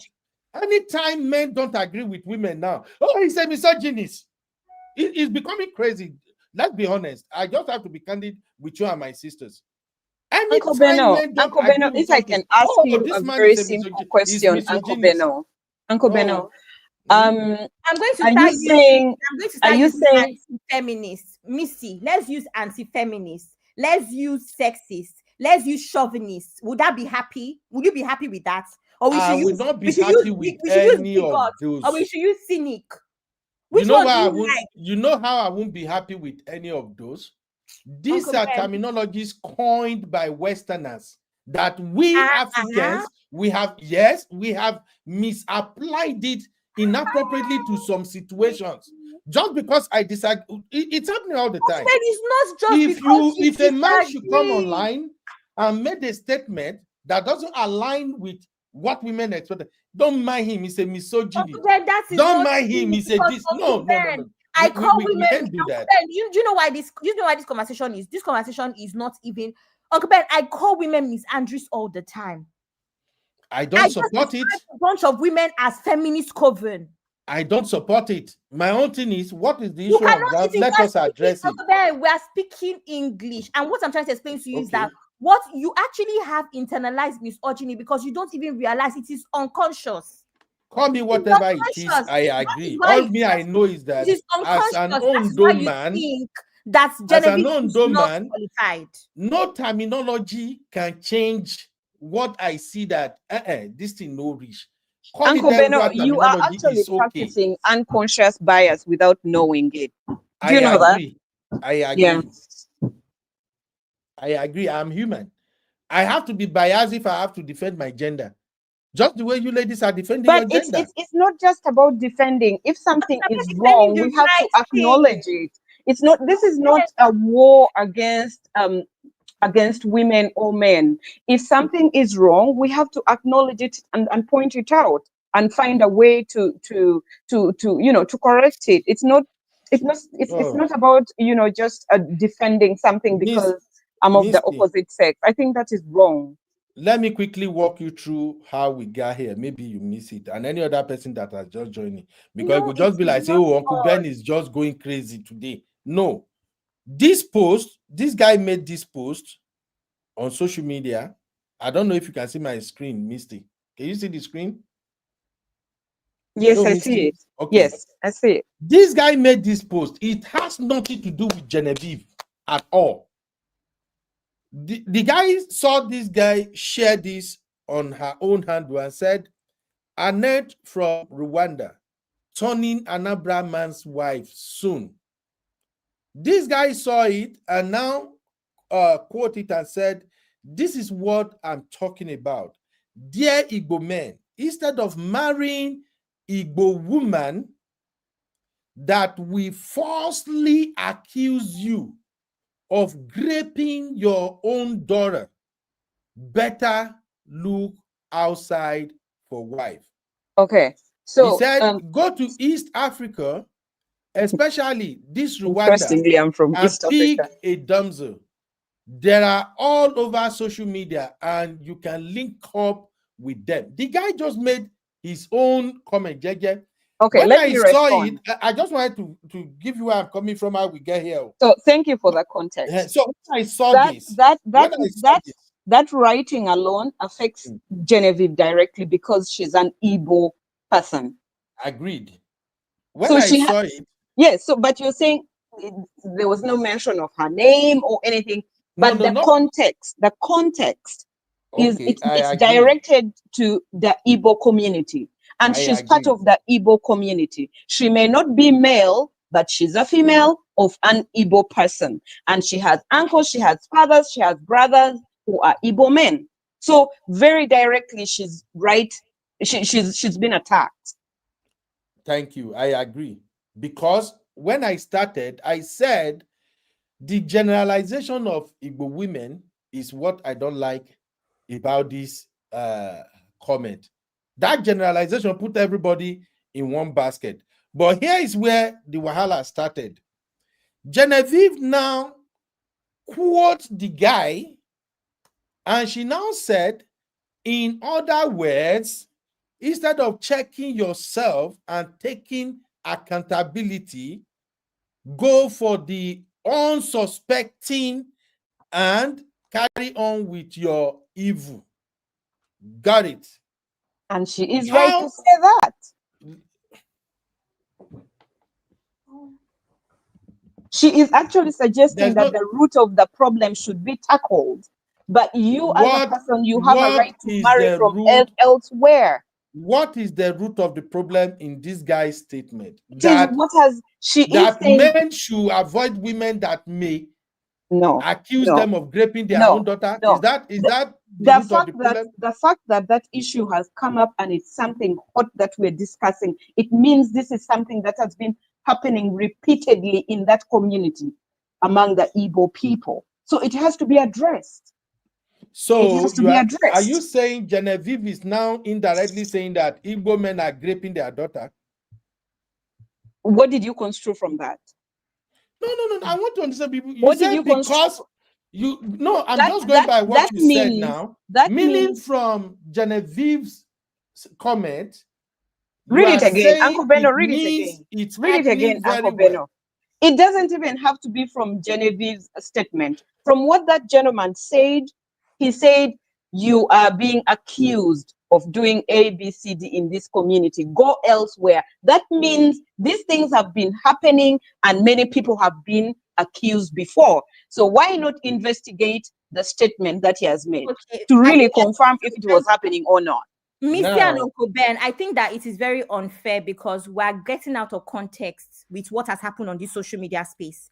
In the last week, there has been an issue with feminists at the moment. Feminists have been deactivating their social media content. Please, I'm trying to put context into it. This has not come out from anywhere. It has not come out from nowhere, rather. It has come out from somewhere. Feminists have been under attack. Feminists in quotes. And when I say feminists, I do not mean reasonable feminists. I mean toxic feminists. So in a way, maybe rightfully so. And Genevieve is a feminist. Let me, Uncle Ben, let me land. Everybody should be feminist. It's not a bad thing.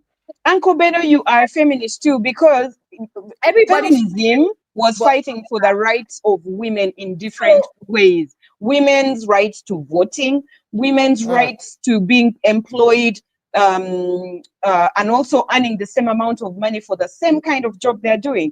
Just like when you are doing the same work with Abby, and you're paid $100 per hour, and she's paid only $50 per hour because of the fact that she's a woman. That is wrong.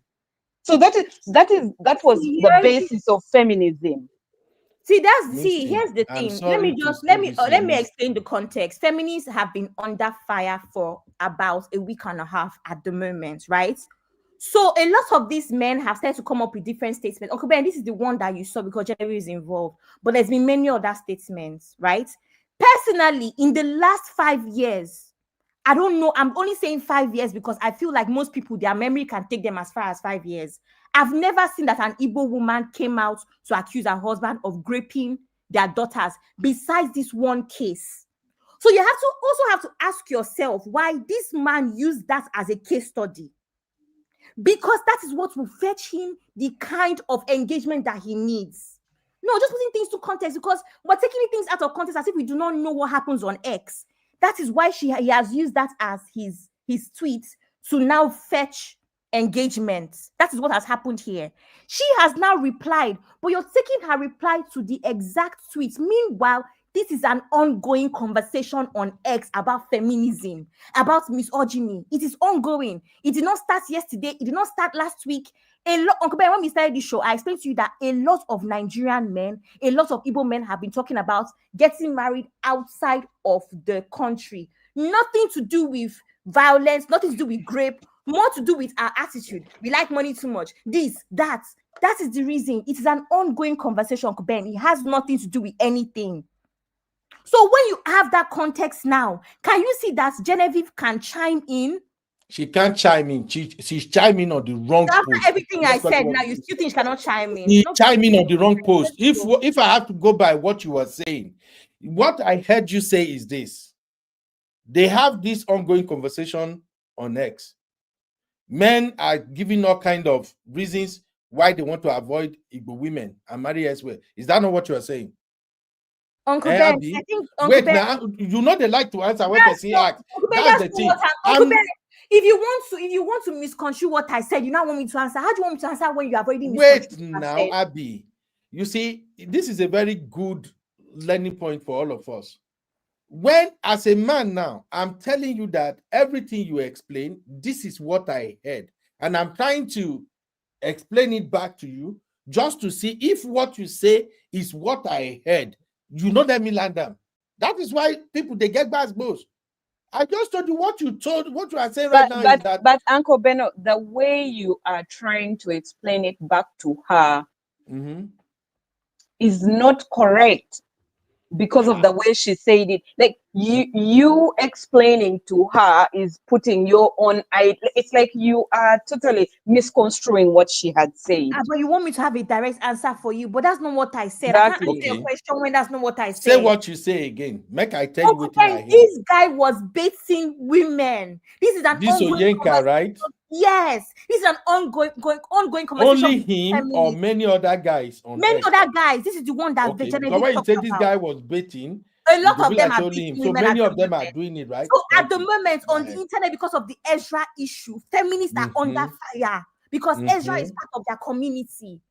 Feminists are under fire on X. Go and look. Go and type Nigerian feminists on X. You will see it.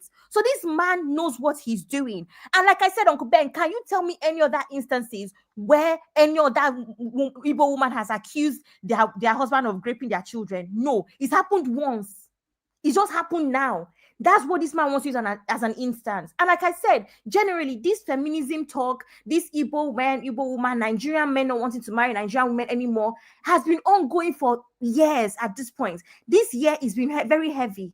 It's been very, very heavy. So it's an ongoing conversation. So as far as I know, Genevieve is not even chiming in on this particular issue. She's chiming on the general conversation. That is why you read the replies as well. The replies had nothing to do with raping children. I'm vindicated. It had nothing to do with anything. So when Abby. When you understand this, you will understand that Genevieve had a right to chime in because it has nothing to do with anything else but the generalization of Igbo women. Not that Igbo women, anybody can accuse anybody of raping children. It doesn't have to be an Igbo woman. That man used it on purpose.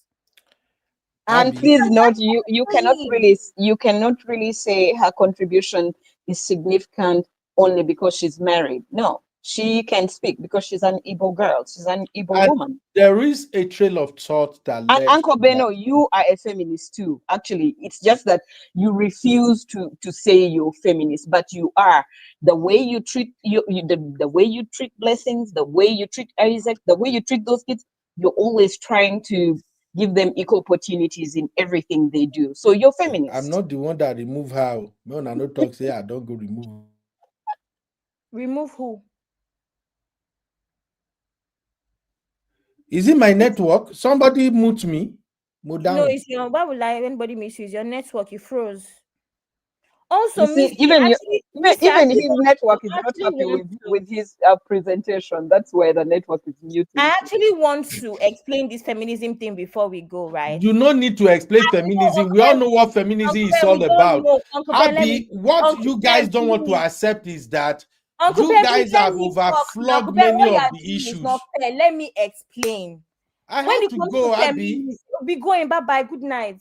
When we're talking about feminism, right? People forget it's like Christianity, right? There's some Christian practices that we don't agree with. There's a spectrum. So for some people, they might be 1 on the spectrum, and then there's 10 on the spectrum. If you're 10 on the spectrum, that's when you'll be saying that, oh, every man should be pied, every woman should be castrated, things like that. But there's always a spectrum. So whenever you think about feminism, think about it like Christianity. We have a spectrum of people that have extreme practices where, for instance, let's say things like MFM, where they'll be screaming, da, da, da, things like that. Some of you don't do it. Some of us go to Anglican church, which is on another spectrum. That is the same thing with feminism. There's always going to be extremities in things like this. So everybody should be feminist. You should not say that I'm not a feminist because feminism, whatever. Everybody should be feminist. It's not about your own beliefs within feminism and whatever part of the spectrum you fall under. That's what I wanted to say. Thank you. Before now, we used to have peace in Africa. Until I'm not going to talk, but we used to have peace. Let me play this video. You used to have peace. And that is because women did not have a voice. They did not have a forum to express their grievances. See, now we do. Women have a voice. They have a forum, which is good. And a lot of changes are taking place. Right. The problem, perhaps, from my own standpoint, is this. Men said, yes, we want you to become the head. Let us be the bottom.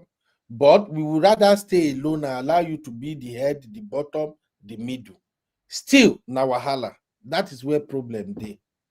These guys said, run oh, if you see my fellow Igbo woman, wahala dey. Now we can correct him. Please do not generalize. All Igbo women are not like this. Case closed. But Genevieve came in and equally generalized the whole Igbo men. And no, she didn't. They won't let me We can explain. correct who on the social media, Uncle Bear? All the correction we try to correct you now. Which one have you collected? You were saying No. she has no They don't right to speak correct. to They this don't because she's correct not Banga married. boys. Uncle No, Beno, I said, Uncle Beno, you Abby, came You full don't circle. correct Banga boys. You give them Abby, energy. Abby and I, That is how X works. You don't correct on X. You give them energy. And for anyone that Abby moves and back, I. arrest them. That's how X works. So, Misty, Abby and I, we were having this conversation. Correction. And Abby was taking me all over the place. And I'm trying to defend myself as a traditional lawyer. Me. And Abby said, this is not about marriage. And I said, the post is about marriage. What the guy said is about getting married. And Abby was trying to distribute that it's not about it. It's not about it. It's not about it. And I am now saying, this thing is about marriage. But you Genevieve has no right to speak to this because she's not married. I am not. And she is not. Please get okay, me go right, ahead. please. All right, go ahead. I did not say she has no right. Who am I to say somebody has no right to speak on anything? No. Uncle Ben, you said that. Oh my God. I said she does not have what it takes. She's not qualified. What is the difference? Yes. What is the difference between you saying she has no right or she doesn't have the criteria to speak to this because she's not married? It's the same thing, same difference. And I said it. He said she's not qualified please because she's now, not married. That's what he women, said. This is why men sometimes don't want to engage with women because you guys can talk faster than us. You can process so many information at the same time than us. Why we can make an argument, end the argument, and move on to the next one. But women will still bring the argument back. You are backtracking, please. I am not backtracking. Yes, I'm just telling you I know what I said. What I said is simple. She doesn't have what it takes to comment on this particular issue of marriage or no marriage. And I said, when you are dragging with me, I said, okay, tell me who was her husband. Tell me who is her boyfriend. Who has she dated before or something? That is where you went bunker on me. Oh, wow. All you have to do is tell me, oh, Uncle Ben, at least so time, he dated so and so. Everybody is aware of that. Okay, I will say, okay, now she has a plan. That is why when Marriott came, Marriott said she was once engaged. So I take it Uncle Beno, she let me ask already you. have what it takes at that point. Because she has Uncle been Beno, engaged to an Igbo man, if she were not married, then she wouldn't have the basis to make an argument, right? That is essentially what you've said. My own thing is this. This is what I'm saying. When it comes to some of these issues like this, I believe you will speak from experience. So if you don't have, not even a feminist, I'm sorry. Let me just say it now.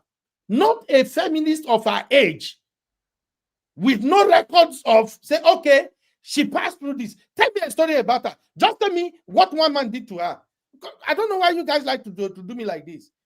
Tell me, Abby Misty, just tell me, oh, so time, she dated this man treated her like this. And so you will only accept her contribution as being significant because she either got married or dated an Igbo man before. But I'm telling you, she comes from the Igbo community. She has seen possibly these things happen among her people. She doesn't have to be married to have that experience. Misty, she's let me not explain qualified something because she's an Igbo lady that engaged to an Igbo lady, because that means she has uncles, brothers, dad that's Igbo. That doesn't make her more qualified than relationship. Also, Uncle Ben, I need to correct something, please, because what you are actually supporting now is Miss Andrew. A woman being, I said call it all of it. Miss Andrew is no longer misogynistic. Explain what I'm saying. No, Miss Andrew is when a woman hates men. That is Miss Andrew. It's not feminism. Uncle now Ben, I hate women. Uncle Ben, a woman. No, Uncle Ben, listen. Miss Andrew is when a woman hates men, not men. Follow me. That is Miss Andrew. You just said we've not talked about any bad experiences she had on men. The reason why a woman should be feminist has nothing to do with her experiences with men. You are asking for Miss Andrew, and that is wrong.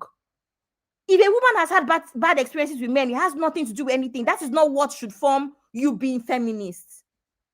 That is why you have misandries. Because if a man does you dirty, you now say you're a feminist because of men. That is misandry. You are no longer fighting for equal rights. You're no longer fighting to be seen and heard. You're now fighting because you do not like men because of a bad experience you had. So, Uncle Ben, I don't even agree with that. Even as a feminist, that is the wrong take. I agree. I don't care if Genevieve has been done dirty by men. That is not relevant in this conversation because that would make her a misandrist, and we don't have that information. It's not relevant. I agree. But what makes it relevant to me is this. I have seen women that once they hit certain age and they made up their mind about how they want to live their life, any conversation that provide any opportunity to attack men, they are all over it. Tell me I'm wrong with that. Am I wrong, Abby? I've seen it. But that is what Abby just explained to you. She says, she just said right now, a woman who will hold a man in contempt just because she's had those experiences makes. Okay, thank you. Do you understand? I understand. That is what Genevieve represents to me. Hey, not everybody. Uncle Ben. Case closed. Okay, you want to change? Because you want to change my own statement. belief? I must believe what you believe. Uncle I said Ben, that is what she represents to me. He got one screenshot. Wait. He got one screenshot when they share for our backstage this morning. Tell me three Abby, other hold on, times. please. Tell Abby, me three other times you have seen Genevieve. Abby, hold on. He got one screenshot where they share for our backstage this morning that revealed something about her too. Bring the screenshot because I'm sure I've seen it. What's the screenshot? Oh, you know, see him. I'm sure I've seen it. Is it not me on internet? I'm sure I've seen it. What's the screenshot, Uncle Ben? You cannot say because I won't go into it. But that tells a lot about where she's coming from. No problem. I respect her opinion. I respect her thing and everything. But I'm just saying, if we're going to move forward, we have to start looking at these issues objectively. If your own man says, we don't want to be with you. Hey, God. They may be wrong. I agree. They might be crazy. I agree. But why don't we also look at what are the reasons they don't want to? Uncle Ben, if women says, I'll be wait now. If women say, oh, Igbo men are this patriarchy thing, I hear it a lot. Oh, Igbo men are patriarchy. Igbo men are patriarchy. Yes. Patriarchal. Now, whatever it is, how I call them, I just turn my brain off with all those terminology. Now, when you say Igbo men, we have patriarchal society in Igbo, yeah. What constitutes it? Let's start begin to break it down. And you guys gave me an example here now. I just give you an example. I say, Abby, what do you think? If your man should say, hey, let me go to grocery for you. Let me go and buy the gari, buy the beans, buy the. What did you tell me, Abby? You say, Uncle Ben, what is wrong with that? He can do it. That right there, Uncle Ben? Just wait. That right there is an example of what is wrong. That my man cannot go grocery shopping instead of me. I explained it to you earlier. Okay, he does it 80%. He does it 80% of the time. What is the problem, Uncle Ben? If that works for our household, it's wrong. And what I'm explaining, you are not getting it. I get it. I ask you. Wait, Abby, wait now. So far, I ask you. I give you that scenario, and your first response is not to say, Uncle Ben, why should he be the one going to the market, buy gari, buy this one, buy this one? Okay, Ben, what is wrong? Anyway, if you want to do it, I get it, but that's not something he should be doing. No, your response was, yes, what is wrong with that? He can do it. That right there is the problem we have. You know why? Many women that hang on to this same belief, let me even remove this guy for a minute. Many women on this internet space that hang on to this same belief that the man can even wash her pants. The man can even sweep. They are the one that when their son get married, and the same thing they are pushing down now. They go to their son's house and see that their son's wife has turned the guy to dust. The guy don't even mumu. I shared something with you guys here one time. I saw a lot of young boys now that are getting married now. Many of them, when you see them and their wife, they be like mumu, and I'll shake my head. Right here in America, Uncle Beno, I think what you just they just okay. Uncle Beno, Some of them, Uncle it's Beno, almost as if they have to take permission from their wife before they talk. They will go to their parent house. Even when they sit down, their wife sit down, they sit down with their parent. They want to talk. They will look at their wife. It's disgusting. And then their mother will now start partying. You will now see the mom. You can tell the mother will be comfortable. And that's the point I'm saying. What is wrong is wrong. Just like it's like you being at home now. All of a sudden, your daughter comes in. She begins drag her blockers. Daughter, she begin wear trousers. Drag her blockers. Dad, mom. And you as a parent feel like, oh, just leave her. If you talk, they will say you are misogynistic. So Uncle Beno, making. Uncle Beno, that you just defined right there. That is not the standard that everybody uses in their homes or all over the world. What you're saying is wrong, may be wrong by you. So what you just defined right now, for most of us who came from Africa and now we live in the diaspora, we have to adapt to certain standards of living, where in our homes we have men performing some domestic chores other than their women. So it's an arrangement that works for many of us in our households, simply because maybe if you work shifts or whatever works for you, then it's what works for you. If your husband comes home before you and they've gone to the kitchen to prepare a meal for the kids, or they're doing homework and it works perfectly for them, then it works. If the wife comes in earlier and she goes to right away prepare a meal, do homework with the kids, it works for them. You cannot say that is wrong just because the man is taking on roles in the kitchen or domestic chores. And for many couples I've seen, many African couples I've seen who have done that, I see that it works perfectly for them, because there's that you are not simply coming home and sitting to watch TV because you're a man and waiting for your wife to come 3-4 hours later to start picking the kids from maybe daycare, coming to cook a meal. These are different. So, I'm sorry, Misty. You may not get the context of what I'm describing here. What Abby and my Nigerian sisters, especially from but you're just Igbo side, they know me. it. Okay, let me let you talk. We know what. No, go ahead, Misty. I'm hearing you, but I'm just feeling that you are looking at it from the general Western perspective. I'm looking at it from what ought to be in our own community, how it is, how boys grown up, and what the women knew that it shouldn't be. But now you want to shove it down their neck. But you just asked Abby that if a man goes to the grocery store and he buys groceries, is that a wrong thing or not? And Abby said that is not something wrong. And then you are just saying that right there is wrong. I don't see any problem with my husband going to the grocery store to buy. Let me explain. I understand Uncle Ben. No, I understand what Uncle Ben is saying. However, the issue with Uncle Ben's statement is that it is archaic. And I'm saying it as it's archaic. Continue. No, it's true. It's archaic because now we no longer live in Nigeria. Most of us at this point, by the time I have grandchildren, there will be nobody left in Nigeria. We are now part of a society that things just don't work as smoothly. The same way a lot of times there's too many women that are even earning more than their husbands. And it is not a problem. But back in the day in Nigeria, even earning more than your husband is an issue.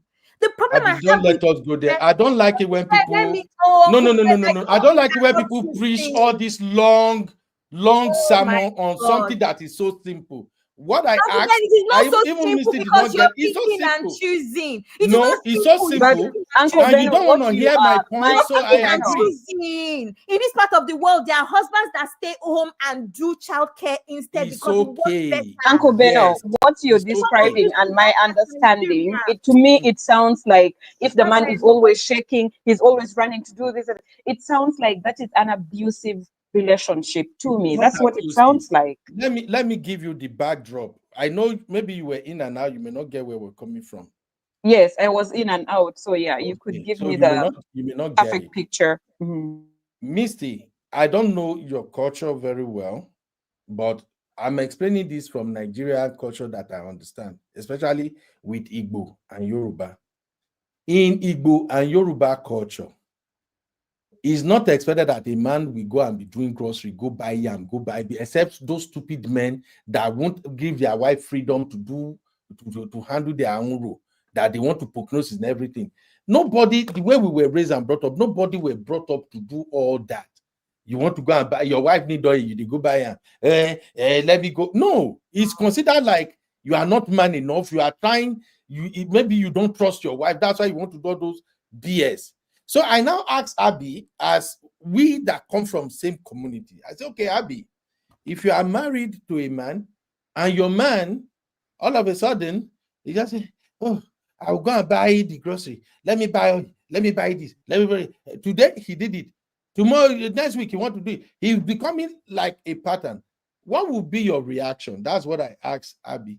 The first thing Abby said to me was, oh, it's okay, Uncle Bear. Nothing wrong with that. That is where I have issue. What I was expecting from her, this is my own opinion, was to say, why now? Why would my husband be the one going to the market all the time? You go buy, or you buy this. Why will he be doing that? No, me, I will tell him, you can't be doing that. I won't even allow that. But if it is something he enjoyed doing, it's okay, but I'm going to resist. That was what I was expecting, because when you tell me that, it means that you already know that in our tradition where we are coming from, these are not what men are expected to do.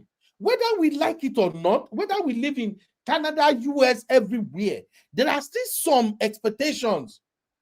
That's the point I'm making. And I give an example. You know what's mad is that all this context Uncle Ben didn't even give before he asked me this question. Is afterwards he started to give the context, but no problem. I give you. You did not give me context. There's this video is there. When we finish, I'm going to go and see. You did not let me explain. This is why Uncle Ben, you asked me a question and you I didn't let me answered. explain. And my When answer, you answer, I did not let you to explain a question. You did asked not. a question and I responded to your question. Like I said, the live when stream you is answer there. and I when said we finish, I will that is the problem. and I will send it to the backstage. Uncle Ben, When you answer and I said that is the problem, you just go. You are teaching me feminism, equity. In different That's just the households, different thing. things work. I agree. I know men that claim that in my auntie's marriage, they've been married for 22 years. My uncle is cooks more because he's a chef. He went to That's culinary okay. school. He loves That's okay for in them. her two sisters' marriage, the husband does not enter the kitchen. He works for them. Uncle Ben, this is That's 2026, 25, almost 26. We live in the diaspora. Nobody's calculating these things anymore. People are working night shifts. People are doing 14-hour shifts. Nobody's calculating these things anymore. I'm not going to sit down here and start saying that, oh, in my African culture, we are not in Nigeria. I'm not in Lagos. I live in London. And chances are I'm going to live in London for a very long time. That's what I was trying to explain to you, but you're taking it out of context as if to say you did not let me explain. But I think it triggers you do because you live in the America. moment I said it's wrong, I guess you were triggered. It's not Nigerian culture, but we live abroad. We cannot follow Nigerian culture anymore. Nobody, that is you see, that is another problem right there. It's not a problem. You just said it you now. Want me to pay bills. You want me to pay bills, but you want me to be a Nigerian wife. Choose a struggle. Abby, let me tell you something. I will say this. I will say this, and I'm saying it with my chest. If you are married to a man, whether Nigeria or abroad, that expects you to pay bill, you already marry a wrong man. Yes, I said it. Any man that expects that, look, this is what I'm not going to do, it affects my ego, my dignity as a man, that man must be bold enough to handle his own shit. I said this all the time. My wife may be watching now. I dey sing her for her. She know where her money they go. She know when she need the money, she will go take her back. So I'm telling you right now, it's different for everybody. What do you mean? Hey, we're gonna deal with. There is no need to marry you there.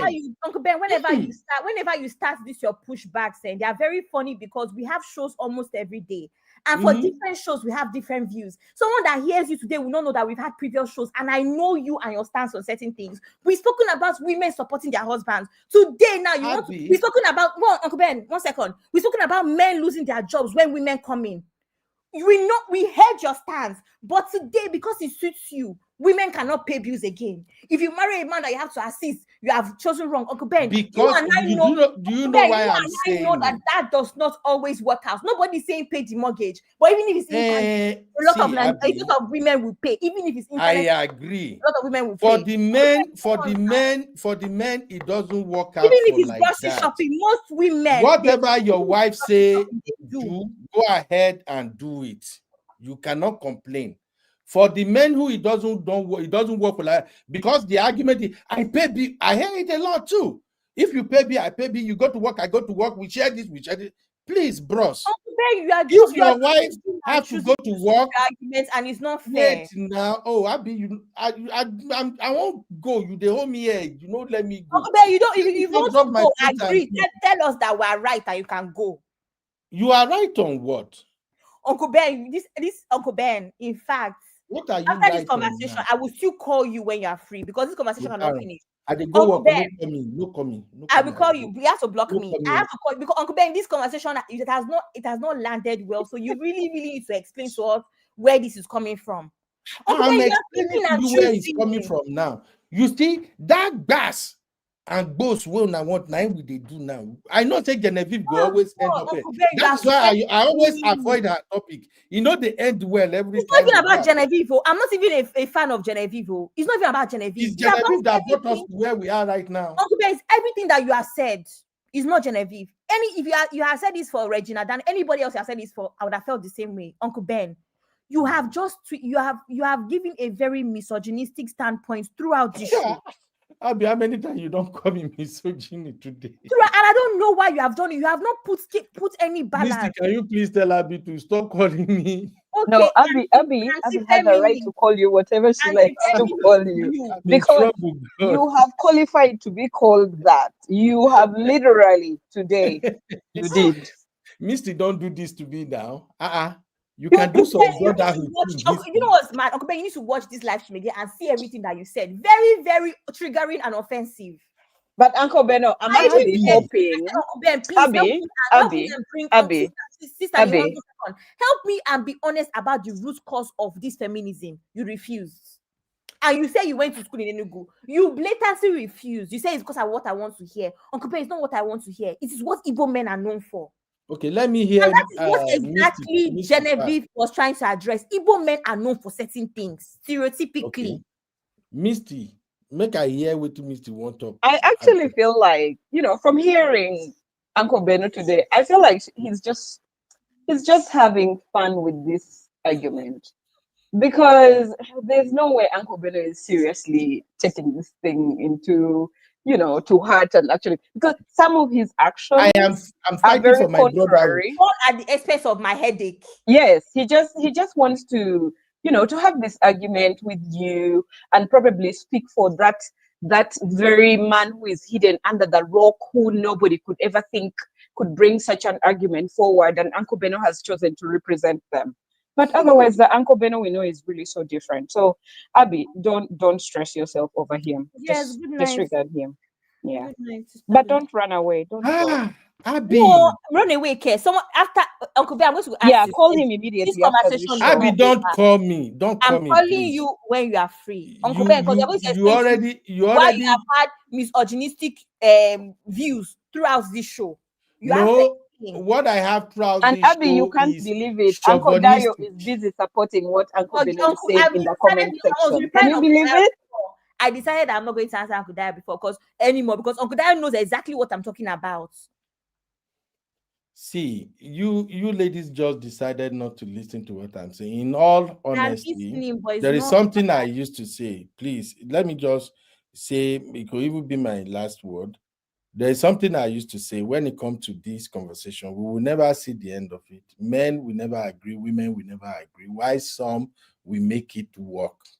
Here is my take.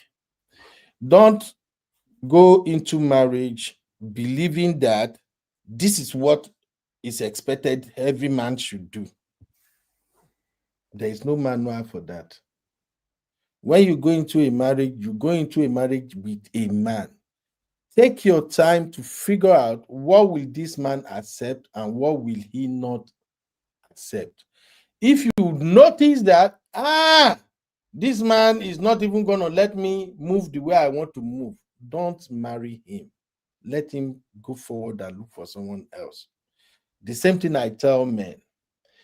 If you go into a marriage, whatever you know you're not going to take or tolerate, in fact, from the get-go, put it on the table. Auntie, I'm not going to take this. I'm not going to do this. So I won't even compromise here. I won't compromise there. But I can adjust here, and here. If she said, no, I can do it, bros, leave her alone, JJ. Oh, don't say, oh, I'm going to convince her with money. I'm going to show her. Please don't do it. That's just the bottom line of the point that I'm making. And if you come to this, Igbo men don't want to marry Igbo women, let me just be honest with you. Every weekend, Igbo men are marrying Igbo women. It's not as bad as they are painting it on that on a crazy X. Every weekend, Igbo men, they are getting married to Igbo women. And there are also some men that are getting married to women from other regions across the world. And they are crazy. My wife must crawl. My wife must lie down. My wife must bend. They don't apply it to those women. So I know that. So I am just saying it all boils down to individuality. As I did like this, I have things I won't take as a result of my upbringing, my cultural values and norms. I won't take it. If you like, go look for another terminology to take on me. I won't take it. And there are things that I don't give an F. I'll just do it for you. It no matter. Let's go. So it boils down to individuals. And it's not a must that people must, oh, what's wrong with that? What's wrong with that? To some people, a lot is wrong with that too. I think I made an example here one day. Say, in my home, doing laundry is not a big deal for me. I come back like this. Sometimes my children, they will drag their dirty linen basket down. Sometimes they leave it there. They just, either they play, they sleep, go. I come back from work like this. I see it. I dump it in the washer. I do it. But one time, I saw some, I dump it, madam clothes 9 days there. I see only one undi. And I call Madam Jeje, auntie, I won't do this laundry from now on. The only way I'm going to do this laundry, if I stumble, I see it there, is if you ensure that no undi is inside. Because where I'm coming from, it's like a taboo for a man to do that. Wash your wife undi. I'm sorry, it's not a big deal in so many other places. I'm just giving you an example. Where I'm from, it's a taboo. How would you wash your wife? You are not. You are just one sweat husband. That's the way it sounds. What if she's so I explained it, and Madam understood it. Since then, it's been like how many years now? Anytime, even reach my children own now self. Sometimes Madam go pick everything. She will take her time to pick everything out. If they don't get time to do it themselves. If I come, I say, no be to turn on, put soap, you turn on machine. So I'm just giving you examples. I go to grocery store, almost no week pass where I know the entire grocery store. And my own is even different. If you be saying now Bob, now I won't go buy. As I the enter, now they have the text. Auntie, hey, call time my children, tell their mama, do you guys need anything? I'm at so store. By the time I come out, the cat feed on full. I pay, I go. But now, if sometimes Madam can call me, babe, I beg, as they call you, if you enter China store, I want to cook fish soup or something. Can you get fish? I enter, I get fish, I come. But in a situation whereby you can't sit down, fold your leg, and babe, I'm tired today. I want you go stop for me. Buy fish, buy meat, buy oil. I go first of all look you first. Are you okay? Are you sick? Anything wrong with your leg? Ain't gonna fly. So that's just what I'm explaining, Abby and Misty. I hope, my Lord, I submit my case. So Uncle Ben, you knew all this. You could say all these things since. You could say all these things since. Because you were pressing my button, let me land. You were not pressing my own button. Uncle Ben, you started to press. No.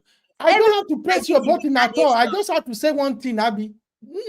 No, Uncle Ben, you did. So you could say all these things since, but you put me in this through all this. You even set me up for drag. You put her in a state of distress. How are you going to redeem yourself, Uncle Beno? He now even allowed all those banger boys to come from X to YouTube. This is what I'm talking about. You see, Misty, you are doing sisterhood now. I put her in a state of distress. How about me? Yes, you did. What state did she put me? You've been making Abby shout. I have never had Abby shout like she has done today. Literally. Thank you. So we're looking for another videographer, photographer for Bora Bora. Find your level. Exactly. So I won't even come to take photo anymore. No, go to Ibadan. Go and meet Uncle Dayo. All of you should go to Ibadan. You will take the train. Uncle Ben, remember that train, Sean and Sharon and whatever their names are. You take the train from Lagos to Ibadan. You guys are wicked fellow. No, but Uncle Ben, on a very serious note, I've seen a lot of these women that they claim are wicked feminists on X. They are happily married with 5 children. They seem happily married. They will come and their husband will take them to Paris today, to Dubai tomorrow. I mean, when I say happily married, I mean according to the internet, though. Obviously, we don't know what's going on in marriage. Uncle Beno does all those things. He's here opening his mouth just so he can have conversation with you and argue with you. He does all those things. You see him running to shop, pick the kids, do homework. He even attends recitals. That's why. See, Sally, there was a time when I said during the argument, leave him alone. Ignore him. There was a time during the argument I said some dads wear tutu and go for their dad's their babies. Uncle Beno is one of those who will do that. Can wear tutu and go for ballet with their daughter, but he was still arguing. Ultimately, I told you, Uncle Beno must speak for a man and a rock. That is my daughter. So far, is not the wife. Uncle Ben, please, let's not start. Is she not female? She's female. Do you know what's crazy is that I even wanted to go live this evening, but Uncle Ben has stressed me. I can't. No. You can still go live. No, Uncle Ben, I actually don't have energy anymore. I actually what happened to your Abby, what do you want to talk about live in the evening? I want to talk about Ezra. I want to talk about Ezra. Pay stack guy. But Uncle Ben has sucked my blood. Abby, I'm just playing with you. What is wrong with you? So, TLA, you don't even get energy. You come here, they do back, but you don't actually drained. Maybe if I can't eat a bar.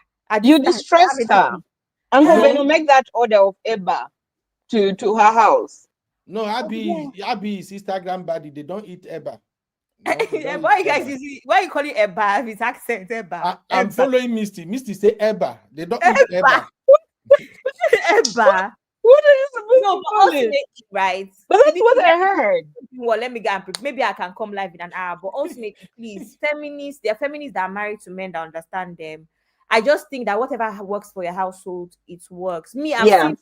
All those things Uncle Beno was laboring to explain, whether it's a cake or whatever, there are people who will find that state of where a man's role is defined, a woman's role is defined, nobody crosses the other. They like it that way. It works for them. They are happy. Yeah. Then there are homes where, both the man and the woman kind of share roles. There's no black and white. There's in between, and they're very happy. So whatever works for you works for you.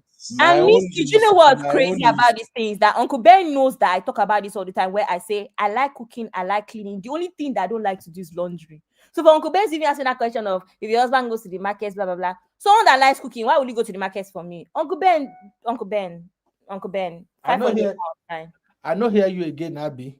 Uncle Ben, because you my know, speaker is you blocked. know that I believe in gender roles. You know I believe in being a kept wife, and a kept wife cooks good food for her husband. Oh Really? my God! Before we go, You need to Dayo, Uncle Dayo said he doesn't want to believe I'm a female chauvinist. Uncle Bento has been in distress. What am I going to do for him? Uncle Dayo, you have to fix. Why can't Uncle Dayo come into the studio? Why is he typing? You ladies stress me out.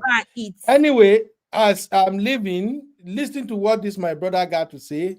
Abby, you stress me out today. Misty, you stress me out. This is no good. Abby, go refresh when you come back. I want to listen to that Ezra story. If I can join you, I can join you. But like I told you, my sister, I have no clue whatever they are talking about. Polic, shit, that thing sounds disgusting. So okay, before you go on to that new topic, Marriott just advised me. Marriott advised me that you are professional troller, so I should just disregard whatever you say. So thank you, Marriott.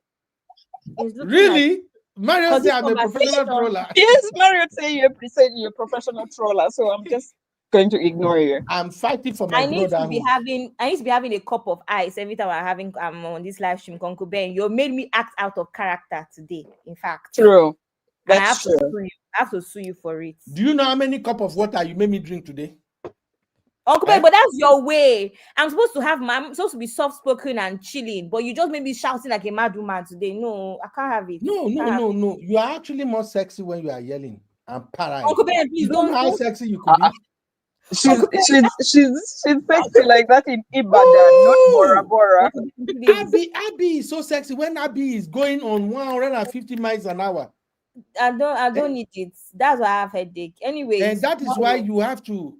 The way to manage this is when a man is talking, you allow him talk, then you talk your own, then you talk again, then you talk. You see, Uncle Ben, you and I know that recommendation is not for you. Really? I don't know who that recommendation is for. Yes, but we know that it's not for you, sir. Because you say things deliberately to cause this reaction. Deliberately. Anyway, it's a show. That's how it's supposed to be. That is why I don't do Genevieve and VDM show. You people always train me out.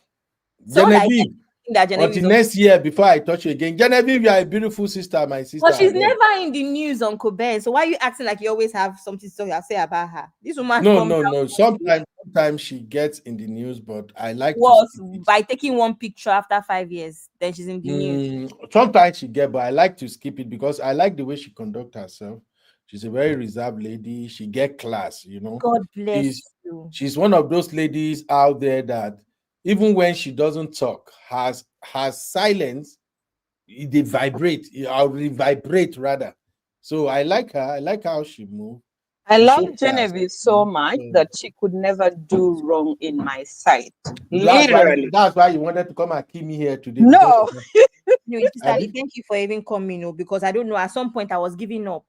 No, you know what? I came in because I sensed you were in so much distress. You needed somebody to kind of hit Uncle Beno on his head. He was just being such a pain in the you-know-where. Now, Misty, that is what I call female bias.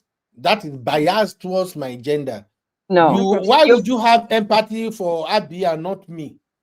That is recognizing that somebody needs you to step in at a point to help them out, and you actually do. When they are being oppressed. Yeah. Abby was oppressing me. You were oppressing Abby. No. Uncle Emeka even came because she won't even let me drop a single Uncle Emeka felt it. Yeah, Uncle Emeka felt it. You don't go text Uncle Emeka say make you come. I did not text him at all. I know. Now you text her, I can bet. Now you text Uncle Emeka. No, Uncle Emeka, come and talk to Uncle Beno. At all. Uncle Beno, now two very prominent, very dear people to me just told me that you are confirmed as a troll. And the moment I acknowledge that and I let it sink in, I'll have peace. So, Sister Yinkas, thank you very much for confirming. I always forget, but I need to start. Ladies and gentlemen, bye-bye for today's show. Una don't name me. See you in like an hour or something. All right. Bye Bye for now. Bye. Abi, not let this guy trigger you, but he has a very good point. Bye, everybody. I'm Thank not you. talking again. Bye. I just want to drop this one real quick, especially to my Nigerian brothers, my Igbo brothers, especially those who are planning to go to Nigeria to go and marry one jobless Igbo girl and bring her here in abroad. Take a look at some of your brothers who have been destroyed by our Igbo sisters. Take a look at some of your brothers who went home to marry, bring their wife over here, ask them what happened. Because in all these, their stupid patriarchy going on, Igbo men are evil. Igbo men are not good. They don't help their wife. So in all the people who are believing in abroad, all the Igbo guys who are believing in abroad are now tagged evil. They are not good enough to be husband or to be, with a wife. Simply because they went home to marry, bring their wife here. At the end of the day, the wife threw them out, or because he's not doing this, he's not helpful at home, he's not supporting me, blah blah blah. But if you ask that same Igbo woman, will you also go home and marry and bring a man abroad? Do you know what they always say? They always tell you over their dead body that they cannot do it. Like one lady said that if any man wants to marry him, if he's in Nigeria, the man should take visa and come to abroad so that both of them will meet. They are simply telling you that they don't give a shit about you. And you see some of our Igbo sisters go on TikTok, some of the platform, to say that they cannot build with any man. What does that tell you? They don't like you. So some of the people you are going to Nigeria to marry, they don't even like you. But because they see the opportunity of you being in abroad, now they want to jump into that ship and come over here. When they come over here, they start to misbehave. They start to show you because finally when they got what they are looking for, then you start seeing attitude. They will gaslight you. They will do everything, paint you black, say that you are the cause, you are the problem, so that they will be on a safer side when they leave that marriage. Either they come with infidelity, they come with cheating, come with you abusing them, come with you not helping or doing whatever. Without them saying these things, what else will they say that is a problem that makes them to leave their home? I was with my wonderful brother Omar Dubo last time in one of our brothers' life. A lady started saying that Igbo men are not helpful, Igbo men are not good, simply because the husband, if he goes to work and come back, he's got tired, he needs to rest. She said that no, he's not helping him in doing some other things at home, blah, blah, blah, blah, blah, blah, blah. When I start to ask her, how come you met this man? How come when you find out that he is not capable of being your man, he is abusive, he is all these things you have said, since you notice it from the onset in Nigeria, why didn't you leave while in Nigeria? Or when you came over here and find out that he's all these things you mentioned, why don't you pack your things and say you are going back to Nigeria? Because there is opportunity of being in abroad. Now she opened up that she married him because he believed that older men takes care of women. Number one failure. It was an arrangement. People linked him to the man, that he's a good man. Second failure. That the man promised that he will take care of her, he will do everything possible, all those things. So I'm like, okay, now I think both of them are living in Germany. So when you finally came to Germany and found out that maybe he's not living in those mansion or whatever, now what else? You now decide that you want to make her life miserable. Instead of like, okay, maybe now the tone way intake get me, fine. Let's see how things work out. No. You throw the man out, you do everything possible to dehumanize the man, disrespect the man, so that everywhere you go on particular platform, you will be telling them that the man is the problem. Why we have not heard from the man. So if you are not a gold digger, you could have saved yourself when you find out that he is that kind of man. Save yourself in Nigeria and walk out of that marriage. but because you want to come abroad, because you believe that he promised that he will take care of you. That means you're a gold digger. So all of them are like this. A lot of Igbo women are like this. We used to have good Igbo women before. That's during the days my mother, your mother, their mother got married. My mom is still living with my father, not till today. You understand? So that's why I tell Igbo men, even though you are going to marry or you are currently married, maybe you just married newly, make sure you adopt the system of 50-50. Because that 50-50, why I'm hitting on 50-50, 50-50 will let you know the kind of person you are married to. Olori Buku, weary. See the way he gentle they talk, Omo Ali. Abeg, goodbye, Jare, my people. Goodbye, Uncle B. Thank you, Jare. Yeah, yeah, yeah. You be in the building. Hey, vibe with Uncle Bino. Let's go. Now happy hour things, you know. Hang out with you, babe. It's our vibe tonight.